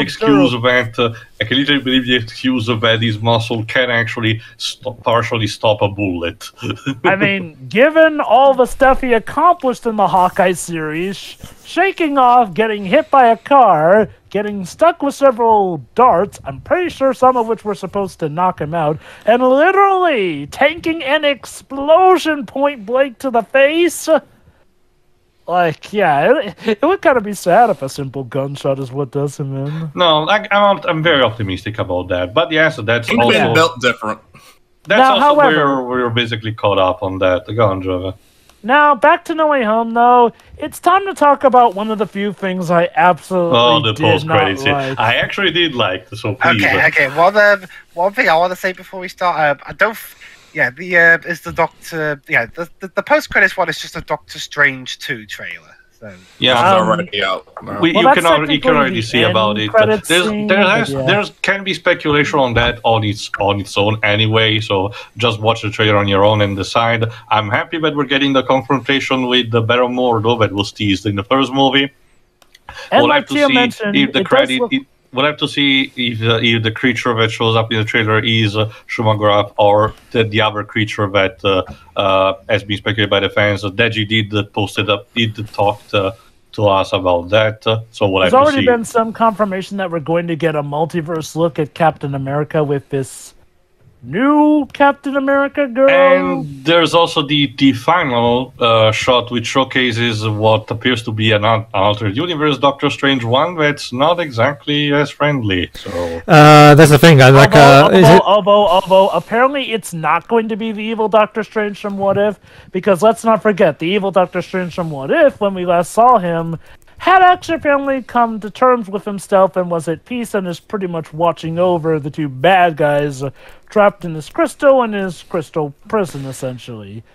The only other thing of note is that, yes, it looks like Wanda will not be the bad guy, as a lot of people yeah, I was actually thinking about that, but thank God. And they also do reference the events of WandaVision, and Wanda does express, at least in the trailer, actual regret for it. So I'm actually glad that they're taking into account the feed. I'm pretty sure that was just literally added because of the fan feedback, considering the movie was still in production by the time WandaVision was going on. Also, one interesting thing, because they had to shift Spider-Man No Way Home to because they had to shift release dates around. Mm-hmm. Originally, Spider-Man No Way Home was supposed to come out after Doctor Strange 2. And the events of No Way Home were supposed to be after Doctor Strange 2, but because of all the COVID-enforced rejigs, they had to rewrite both films, I think, to an extent, so that No Way Home takes place before Multiverse of Madness. Spider-Man affecting Sam Raimi once again. So I wonder if the original idea was going to be that because of the events of Multiverse of Madness, that, well, this stuff is just happening to Peter along with everything else, as opposed to this is another ripple consequence effect of the events of the Loki series. Now that the multiverse is unlocked, it's starting to affect everyone. And it's going to be important because the key villain from that series, as we noted, the one unleashed also along with the multiverse, is Kang the Conqueror. Someone who you don't want to fuck around with. I think he's going to be in the villain of Ant-Man and the Wasp Quantumania, at the very least. We'll have to see if it's just for that or more recurring. I'm pretending for the latter. My guess is that it's going to be a version of him, since they did tease that there were apparently multiple versions of Kang. But regardless, let's get before the mid-credit scene, to talk about it. But before the mid-credit scene, just to mention, as we briefly mentioned before, yes, the people that get credited among many others in the credit are also Javier Rudd. Particularly, Javier Rudd just gets his own particular section. Joe Quesada, J. Michael Straczynski, literally basically everyone who wrote major comic book storylines of Spider-Man in the last 20-25 years, including Dean Slott, if I recall correctly. So there is that. But yeah, mid-credit scene. If you've seen Venom 2, you will know that, like we mentioned, it did end with him getting teleported after the symbiote did mention something about feeling nostalgic about his origins. And he was teleported into the MCU. So we pick up from that, basically, with Eddie and Venom getting literally plastered into a bar, and having basically catching up on every single thing that happened in the MCU, complete with one of my favorite lines in the movie, where Eddie talks about the Hulk, and Venom literally chimes in and says, "And you thought the Little Protector was a shitty name." It still is, as Eddie says. Okay. Now let me make it clear. If it was just that, I would have liked this scene. But which also explains everything. Eddie technically was the sixth person, the one that Spidey and the others did not found, and the one who was supposed to go into that sixth cell instead of a tree. If you've seen Venom 2, you'll know the reason is that apparently the Venom symbiote apparently has a hive mind that traverses even the multiverse, which, you know what? I'll give them credit. They did think ahead to explain that reason, though it's kind of weird that they didn't recap it for the movie where it's actually important in. It will still also be a better explanation that whatever planet of the symbionts was supposed to be during the Clone Saga. But yes, unfortunately, if you were expecting for this to lead up to some cool Spidey Venom action, well, you're only half right. Just not the way you want. Because it's just, what was the point? Actually, there is one. Anyway, but before they actually can go any further, the spell at the end of the movie literally goes to effect, and Eddie and Venom literally get teleported again, with Venom literally lampshaded the situation and said, "We just got here." With the bartender complaining about that and not noticing that a literal small piece of the Venom symbiote has been left on the counter, and it starts moving. So we're gonna have to see a Venom in the MCU, just not the Tom Hardy one. Okay, look, as nice as that Bring back Topher Grace, Eddie Brock.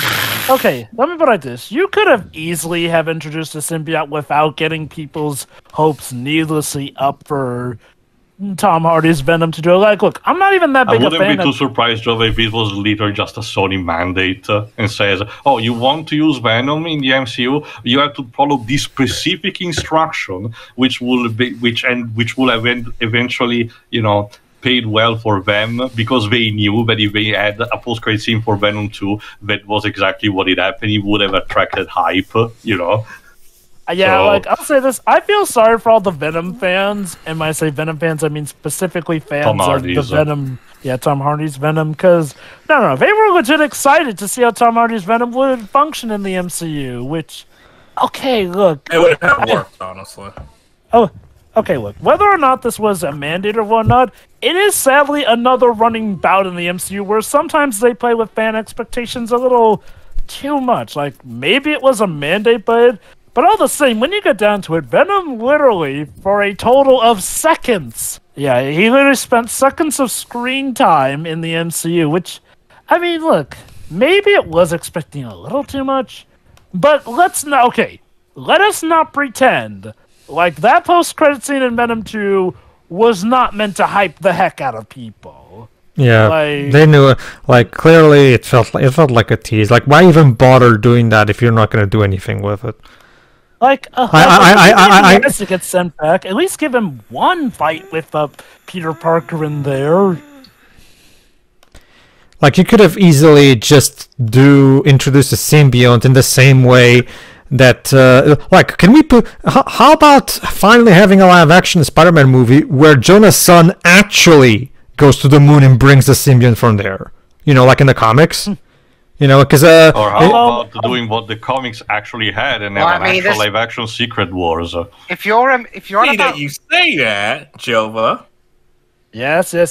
Marvel has... Apparently there's word that Marvel may want Andrew and Toby back for a Secret Wars film. Interestingly enough. Although, back to your earlier point, if you're on about this movie specifically, I mean, this film's already got enough stuff in it. Did you mean like a short film or something in between, or what? How about this? Okay. One of the speculations was that, obviously we want to go for a Sinister Six, and Venom, who's a very popular Spider-Man villain, would have been an obvious sixth member to include here. Hell, Venom 2 even seemed to set up a reason for why this Venom would want to go after Peter, because he had a hive man across the multiverse, which would mean that he connected with the symbiote that got blown up by Peter in Spider-Man 3. So if he sees a Spider-Man, he wants a Spider-Man dead, essentially. Boom, bang, and just say that he's controlling Eddie throughout the stuff. There's your easy explanation here and there. Otherwise, I don't know, maybe keep him around for another movie to fight Peter or whatnot. Again, it just feels like a waste of potential. Potential that they themselves were hinting at with the ending of Venom 2. But anyway, that's pretty much it. The movie's over. Once again, reminder of Sony with their giant logo in the credits. Remind you. Don't forget who owns you. We released this. Yeah, because that's an interesting thing. Because that's a thing. Technically, at least from what I can understand of how the deal works, it was Disney putting in a lot of the work, well, by extension of only Marvel Studios, and it's Sony that gets to reap most of the profits. Basically. Because Sony released it. Although, again, to be fair, two of the highest grossing MCU movies Disney released had Spider-Man in it, so I guess it's fair game for Sony. Okay, to give Sony credit, they were kind of right back when they bought the film rights to Spider-Man that Spider-Man is pretty much the top dog when it gets to getting people in the theaters. Yeah, like you said, he does sell just out of brand name alone. And just look at how much money No Way Home is making. Like, look, I knew I said that this movie could possibly rival even Endgame, but my God, even with the pandemic hurting theaters as they are, this movie still has the potential to surpass Endgame. Well, it's the highest grossing film of the year. Granted, part of that is due to how the earlier half of this year was with movie theaters and whatnot, but no. I mean, in this latter half, it has had some competition. All right. Let's. Movie's over. Final thoughts. So, yeah, let's get to our final thoughts on the movie here. Sure, go on. As someone who's my first Spider-Man film in the cinema was Spider-Man 3 of all films. Okay. Although I did watch the other two on DVD beforehand. Oh my God, that's literally how it went for me too. Funny. And as such, I mean, obviously I had no concept of a multiverse or whatever when I was 13. When I saw Spider-Man 3 anyway. But in the years since we got Garfield and now Tom Holland, my thought was, but it's probably not going to cross over, considering how each of the other film series has ended with a bit of bad blood. On the part of the makers of those previous series, whether it be Sam Raimi being constantly shoved around by being told what to do by Avi Arad and so the execs during Spider-Man 3, that doesn't absolve Raimi entirely, Uncle Ben. But yeah, and with Mark Webb being pretty much a hired hand, considering he wasn't that experienced a director yet. Although, to be fair, directing-wise, he did fine on ASM 1 and 2. He was really trying his best with 2, despite, everything. Yeah. But yeah, that ended. It didn't even get to a third movie because what about the Doc Ock arms and the vulture wings and the mysterious Shadow Man? We totally had. You mean the gentleman?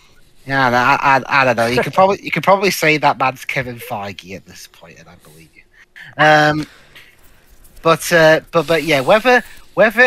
But yeah, regardless of whether you think Sony made the deal with Disney out of necessity and that this is going to be law of diminishing returns, we might as well make a deal with Disney, at least help get some fans on side, or some people that think Sony are cowards for not pushing through with it in spite of everything. Something that I don't quite understand myself, but whatever. And so they collaborated and did the MCU stuff.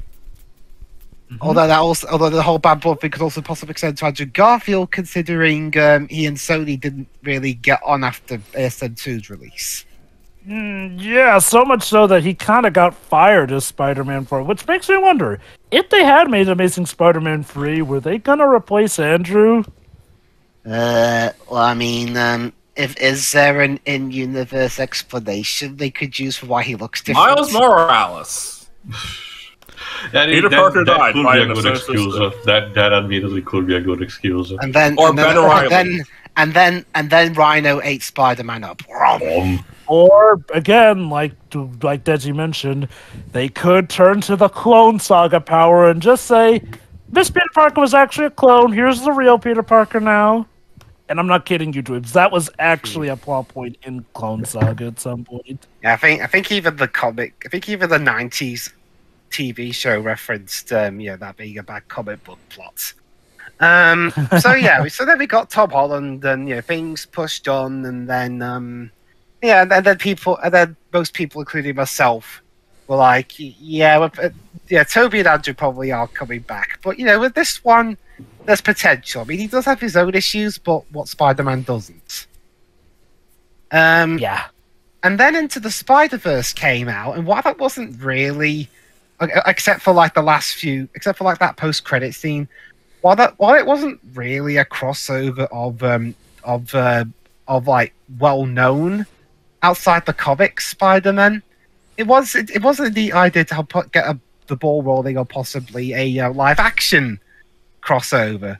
But there was a whole lot of other things that could possibly have hindered that plan, like would the other actors want to come back, or how would it work, and could Sony, considering they were a partner in all this, could Sony learn their lesson about overstuffing a movie? Little did I know that Marvel Studios themselves would make a movie that struggled with that. But that's neither here nor there. And yet, despite everything, including a pandemic, which did kind of hamper the film's production, and that they couldn't get everybody on set because of safety reasons. Lo and behold, here we are with a film that pretty much celebrates 19 years of Spider-Man on the big screen, and it did it really well. And my favorite part is okay. I'm not saying this in any way to downplay Tom Holland or anything, because he's been a great Spider-Man. In the relatively short time he's been Spidey. He's only been Spider-Man since like 2016. Mm-hmm. And his arc is ultimately the heart of the movie. But seeing Andrew Garfield and Tobey Maguire back on screen, and especially considering how their last movies weren't the greatest, it was nice to see them have technically their last involvement in the Spider-Man franchise, at least for now, be a good film. Especially is the case for Andrew Garfield, because like I said earlier, Tobey had at least two great Spider-Man movies, before 3 mucked everything up. Garfield had a pretty good start with the first one, and as much as I did enjoy watching Amazing Spider-Man 2 on a so bad it's good, it's insane level, which at the very least puts it above the Last of Us 4 stick. Having it end the way it did was kind of a bummer, especially with how Webverse Spider-Man does encounter a great loss in the death of Gwen Stacy, as heavy-handed as it was, but hand. So him getting to have some okay, it was nice when Tobey's Spider-Man got some closure, but Garfield's closure in making up for not saving Gwen by saving MJ was in my opinion one of the big highlights of the movie. So, Dwibs, especially Garfield's performance after he did the saving. I'm curious, Dwibs, as somebody who normally doesn't like to have to look up past material to get the true weight of a present thing, how did you feel about this one, where arguably it's a movie best received if you have seen all previous Spider-Man films?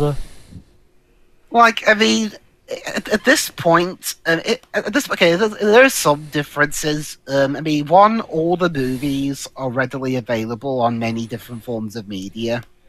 And two, unlike, say, comic books, or indeed a lot of other MCU films, you don't necessarily have to watch absolutely everything. Like, you could get away with at least this trilogy and the other films, which there's considerably less of in terms of having to watch to get the full story, compared to, like, say, comic books or the rest of the MCU.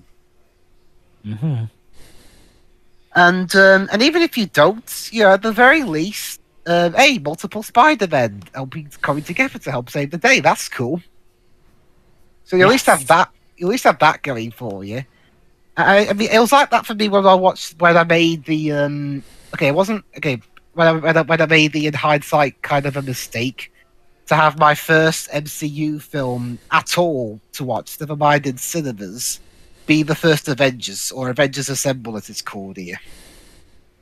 Yeah, it's a good movie on its own, but it's definitely one where you want to watch all previous movies to get the best experience out of. In which I enjoyed watching it for the most part. Again, you know, I mean, even before all the stuff came out about in my personal lack of, slight distaste of how Joss Whedon writes people aside, well, and humor specifically. Mm-hmm. So I felt with Avengers what I think some people are going to feel about this movie. It's fun it's fun even if you haven't watched the other films. It's just you'll get the most out of it having watched some of the others, of which, like I said, there's a lot less of in this case compared to other stuff.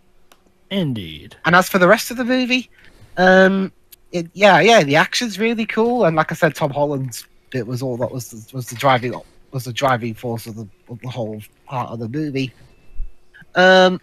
One thing I didn't really notice the score that much. To be honest, maybe it's because of the way I was sat in the cinema, or if of course was focused on what was happening on screen, I didn't really notice the music. But the only real callback that I remember music-wise was the bit where Peter just saves Sandman. Yes. And then the Elfman theme plays. That was a bit I caught, but the rest I didn't really quite catch. And the rest of the score by itself is fine. I mean, I won't call it Giacchino's best work or anything, but it gets the job done. It is a shame that they didn't bring the main riff back from Far From Home. Well, it's I can give or take that one. The one that goes. No, I mean that was in Homecoming. Also, wasn't he in the credits? It was in Far From Home as well. But yeah, in this one it wasn't weird. Odd. That was definitely one of the best laid motifs from the MCU, I'd argue. No, maybe they thought, okay, this film's so stuffed with fan service, but this one little bit extra might be a bit too much. Even though that one's actually from the MCU directly. Yeah, oh well. I don't know. I don't know if that was their thinking, but if it was, it would. It might have been a behind-the-scenes thing. Don't forget that what we mentioned before, that Amazing Spider-Man 2's Electro theme gets played for a couple of seconds just as a cheeky Easter egg. So I get the idea there was some kind of reunion where some people in suites decided which piece of music gets to be in the movie and for how long. Also, I do dig that the leitmotif they chose for Amazing Spider-Man was the one from Amazing Spider-Man 1. I actually prefer that over the theme from Amazing Spider-Man 2, so kudos. Same. Well, again, it's like I said before, I mean, I did like the Peter theme in Amazing Spider-Man 2. I mean, that was one of the few bits of music that I actually did legit like from that movie, because otherwise it was Hans Zimmer and his group going nuts on a synthesizer. He lied to me. He hates me. I wonder who sung that. Norman Osborn. Who sung that bit? Was it Pharrell Williams? I thought it was. May have been. I thought it was. God, ignore me. Go keep going. Yeah, because I mean, since what I can recognize, from what I remember, Pharrell Williams is the only one that's part of that group that sings. I thought it was Jamie Foxx himself. Nah, I don't. It was either Jamie Foxx it's not or even Pharrell singing. Williams, It's mostly just rambling. It's part of the song. All right, yeah. maybe. And as for what will come after this, again, it's going to depend. I mean, for one thing, will Disney have to negotiate with Sony again if they want to get Garfield and Maguire involved for that Secret Wars thing if it happens? Potentially. Probably, given how, again, Sony do technically own those films legally. Yeah, I mean, they made those films fair and square, so yeah. Until Disney does a corporate buyout. Oh, yeah. Well, when Disney does a corporate buyout, then you can expect all the Spider-Man films to come directly to Disney+. Like, yeah, that is one. Aside from that deal that's going to happen concurrently with Netflix. I will say this: if you want to watch all MCU films on Disney Plus, tough luck with the Spider-Man ones at the moment. You'll apparently have to wait at least. Incredible Hulk's not on Disney Plus. Remember Universal. God, I keep forgetting Universal. It's a movie thing. That is why the She-Hulk Disney Plus series is happening. Yeah, again, remember, the deal is that Hulk cannot have a solo movie. He has to share it with someone else, otherwise Universal get to whack down. And yet Universal themselves aren't doing anything in terms of Hulk solo movies. Brilliant. Because they can get money off of the MCU. Speaking of the Incredible Hulk, I found out that Peter's teacher was the college student that was in the Incredible Hulk. Was it? So, then again, I don't think. Again, I think with that, in that case, even the people in suits were not so anal as to say, "Oh, this character from that appeared for like 5 seconds in our movie was in it. We want to sue." Wow, like, that's something that even the major analysts may have trouble even recognizing too. Yeah, I don't think that's going to happen. So yeah, overall, I really enjoyed this film, and it was a bit. If it were released next year, we could have got a full 20-year cycle. But hey, whatever. And for what we did get, it was definitely worth the 19 years and counting, because because we've heard Sony and Disney are going to be working together more on these, so it'll be interesting to see what happens next. That's it. All right then, Pedro. Go ahead, Pedro. No, this was absolutely spectacular. Pretty much everything you could want. Like, it has a fantastic story at its core. It's full of fan service, and it's just a great way to address fan feedback without sacrificing the qualities of the trilogy. So yeah, it pretty much does everything I possibly personally could have wanted. Like I said, I could do less with the pointless Venom teasing, but I'm not gonna let that ruin the movie for me. So yeah, it's an absolutely fantastic movie. I don't really need to.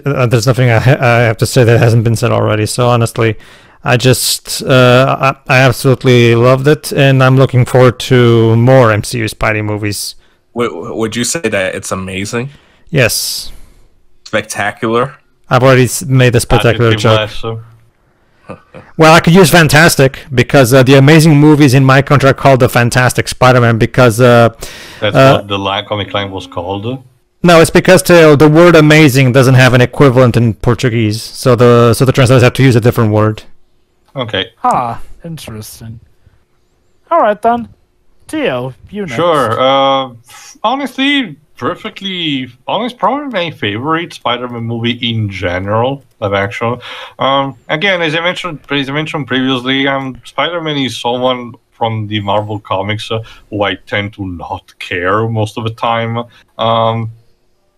But when it comes to the live action movies, this is definitely one of the best, mostly due to how the stakes are involved and because it's a celebration of the franchise until this point, at least for the past 20 years. Again, not going too off the rails on that. We'll have to see if Across the Spider-Verse will have some weird shit like Italian Spider-Man or Tokusatsu Spider-Man. We'll see. Hope that they bring back Nicolas Cage Spider-Man. Shut up, Osborne, and fammi un macchiato pronto. All right, Spider-Noir. But anyway, let me be quick about it, because I mentioned most of what I needed in the movie. The action is very nice. I like because I noticed the score a bit more on me. I would have to resee the previous 5 movies to notice what specific cues were. Some of them I did, like with Electro, obviously. But others, unfortunately, like the Sam Raimi scores, not really. I thought that the Spider-Man, Tom Holland set of themes were used for the credits. the end credits at least. But No, whatever. not even there. Still pretty good, honestly. Even how the Doctor Strange themes were incorporated during these scenes, particularly the fight one. Sorry. The story is you can definitely tell, but this is the first type kind of story put on screen, much like Avengers was when it comes to having a team up of heroes that have been built up with previous movies. You can tell that this is a first attempt at having this kind of celebration that normally would have seen in stuff like Into the Spider-Verse, just applied with live action actors, And as such, it's a first attempt, not necessarily in a negative way, but you can kind of tell that the movie has to take bold statements, because it doesn't have previous materials to work much with, in terms of what type of story it's telling. But I would have to say this. While the story is perfectly fine on its own, and again, very great as the celebration of 20 past years, I tend to prefer Homecoming as the best of the solo Tom Holland movies. Not necessarily because I think the story is weaker, but mostly because it has to rely on these past stuff. There's even a point in the movie where Peter tries to reject that and saying that it's literally not his problem, where Aunt May instead respond to him that, well, now it is. So it's more of a matter of it's, stuff, literally just the stuff from the other dimension that has to come here and now be the problem, which does unfortunately impact with the fact that Peter, until this point, this particular character of Peter did not had they had just like one good villain in the form of Vulture, and a decent enough villain that unfortunately will be attached to Stark Industry in the form of Mysterio. Again, not having anything else but just relying on these past villains is perfectly great for you having experience with these past 20 years of movies, but it might, just having just Peter relying on when it comes to representation from his own dimension. Sure, this gives a chance to MJ and then to do more stuff as well, and being just spectators most of the time. But again, I wish there was also stuff like maybe a returning Vulture included or Scorpion, since they tease that. Granted, now that we know that the franchise is continuing, we'll get maybe to see this new incarnation of the Sinister Six happening. That was teased in the end of Homecoming. Who knows? We'll have to see. But there is that. So I kind of put the, Homecoming and this one around the same place just for very different reasons for that. But I will have to tell what I think of the previous 5 movies when we eventually comment on those. The acting is something that I cannot actually speak of because unfortunately it's the Italian dub. But again, based on what the others have said, I'm pretty sure that it's just as fine as in the previous movies, including the returning actors. The special effects are pretty cool. Again, as someone who tends to not be bothered by CGI, the rejuvenation of Alfred Molina and William Dafoe is also on point. Same goes for the practical effects, like the glider and the costumes.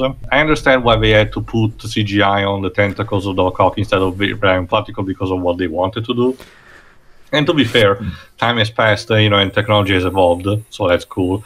The thing that I forgot to mention is that there's also a bit of a bonus here for my country because every single returning actor has their corresponding voice actor also reprising the role. I know that it doesn't sound too big of a deal because it's 20 years, and everything, just 20 years, so it's very understandable because none of these characters were old to begin with, but their corresponding voice actors were not old anyway. The only major change was a slight alteration for the Lizard because it was by the same person who also voiced Sandman in Spider-Man 3. So they had to apport minor changes. They did something similar to Rocket Raccoon and Hawkeye because that happened as well when it came to Infinity War and Endgame. But yeah, what else is there? Really, I'm not really even that bothered much with the plot holes that we mentioned, including Venom's appearance in the post-credit scene. Honestly, considering how not much of a high opinion I had of the first Venom movie, I'm actually at least glad that it was just a bit, where it didn't make me want to quit the room. Would I have potentially wanted to see this Venom stick around in the MCU and see what would happen there? Maybe. Who knows? I've still been told that Let There Be Carnage as a whole movie is fine on its own. So, well, considering how it's important for the sake of this movie, I guess we'll have to give it a look at some point anyway. But yeah, that's pretty much it. I'm surprised about the ending actually happened in a way of continuing, this Tom Holland, Peter Parker's presence in MCU. We'll have to see how long this train will go, considering not just Sony, but also what Tom Holland himself said about not wanting to be typecast for the role forever. Again, we'll have to see. We'll have to see if, the other two Spider-Men will have, more future roles as the characters in the future. We'll have to see if their movie franchise will stay dead, or maybe they will continue in the future. Who knows? What I will say that is pretty interesting that with just this one move, in less than 2 years, mind you, I really wonder what kind of black magic Disney and Sony did to pass from we're not doing anything anymore, we're cutting things out completely, to this partnership is super tight now, and we're intertwining like it's a pair of, like it's the climax of Venom 1, and it's a pair of symbiotes almost making sex by intertwining together. Basically, I get the feeling that it may have been somewhat both of them seeing the benefits that all the dollars that I was about to mention, Joba, really probably just money. I get that it's a simple answer, but I kind of want to know what was the catalyst factor. If it was like Kevin Feige telling Michael Rowland to give a bigger check to Sony or something. I don't know. It's one of those things that I'm kind of interested to have a behind the scenes revelation that will probably never get, because of how probably tight it is to disclose this kind of corporate stuff, unfortunately. But it's nice to speculate at the very least. So yeah, had a good time. Glad they spent money for the ticket at the very least. And we'll see how things go. Pretty much. Oh, I forgot to mention one thing where I guess I better put it. My enjoyment of Phase 4 is being pretty much on a constant, rising when it came to watching the movies. Because unlike most of the others and a couple of people on the internet, so far I did not really have many problems with the movies, even if warts and all that they might have, so at the very least. So while technically Eternals is a more important movie for a bigger scope, this one definitely has the fun factor keeping it going. So I'm pretty putting them so far when it comes to Phase 4 on the same level, but for very different reasons. We'll have to see if Multiverse of Madness can actually dethrone Eternals for me. I'm confident that it might. We'll have to see when it comes out. But I'm actually glad that I'm keeping enjoying back again these MCU movies, to the point of not having much of a problem going to see them in theaters. Next. Edge. I really enjoyed this movie. Marathoning all the Spider-Man films with Pedro, and realizing how much of a mistake and how much fun I had with it. It really helped to gravitate this movie a lot. It does fan service correctly, but it does focus on making a good story first, instead of, hey, look, remember that scene.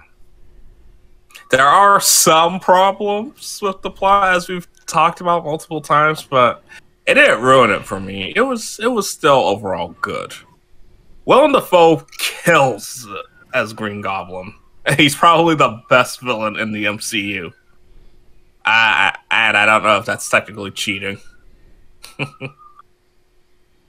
The interactions between all three Spider-Man was good. It was something that a lot of people wanted to see for years, and finally seeing it pretty much lived up to expectations. This is just a love letter to Spider-Man as a whole. But overall, he did good, and I'm excited to see what happens in the future. Are you looking forward to this director, now that he's done with his trilogy, make the proper MCU Fantastic Four movie? Yeah, would finally love to see a good Fantastic Four movie. And any of you guys say The Incredibles, you're all getting slapped. I think either that you or Luis mentioned it. I know that there's not much room to panic here because the previous movies have all been disasters, but at the very least, I can believe this director can turn up a good Fantastic Four movies as being one of the things that I actually grew up reading in the comics, and it's one of the movies that I'm definitely looking forward the most to. One thing we should remember, though, is the director is good. We do also have to hope that the suits don't mess with stuff here and there. Mm-hmm. And that's a thing. Even the MCU has not been immune to, some rather dumb decisions being made here and there. That said, I like to imagine that they've learned their lesson enough to not repeat the god-awful Galactus as a cloud bit.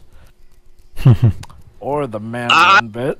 Somebody on Twitter saying, we all want this back. And it was a picture of Fan Forstick. I'm like, no, we don't.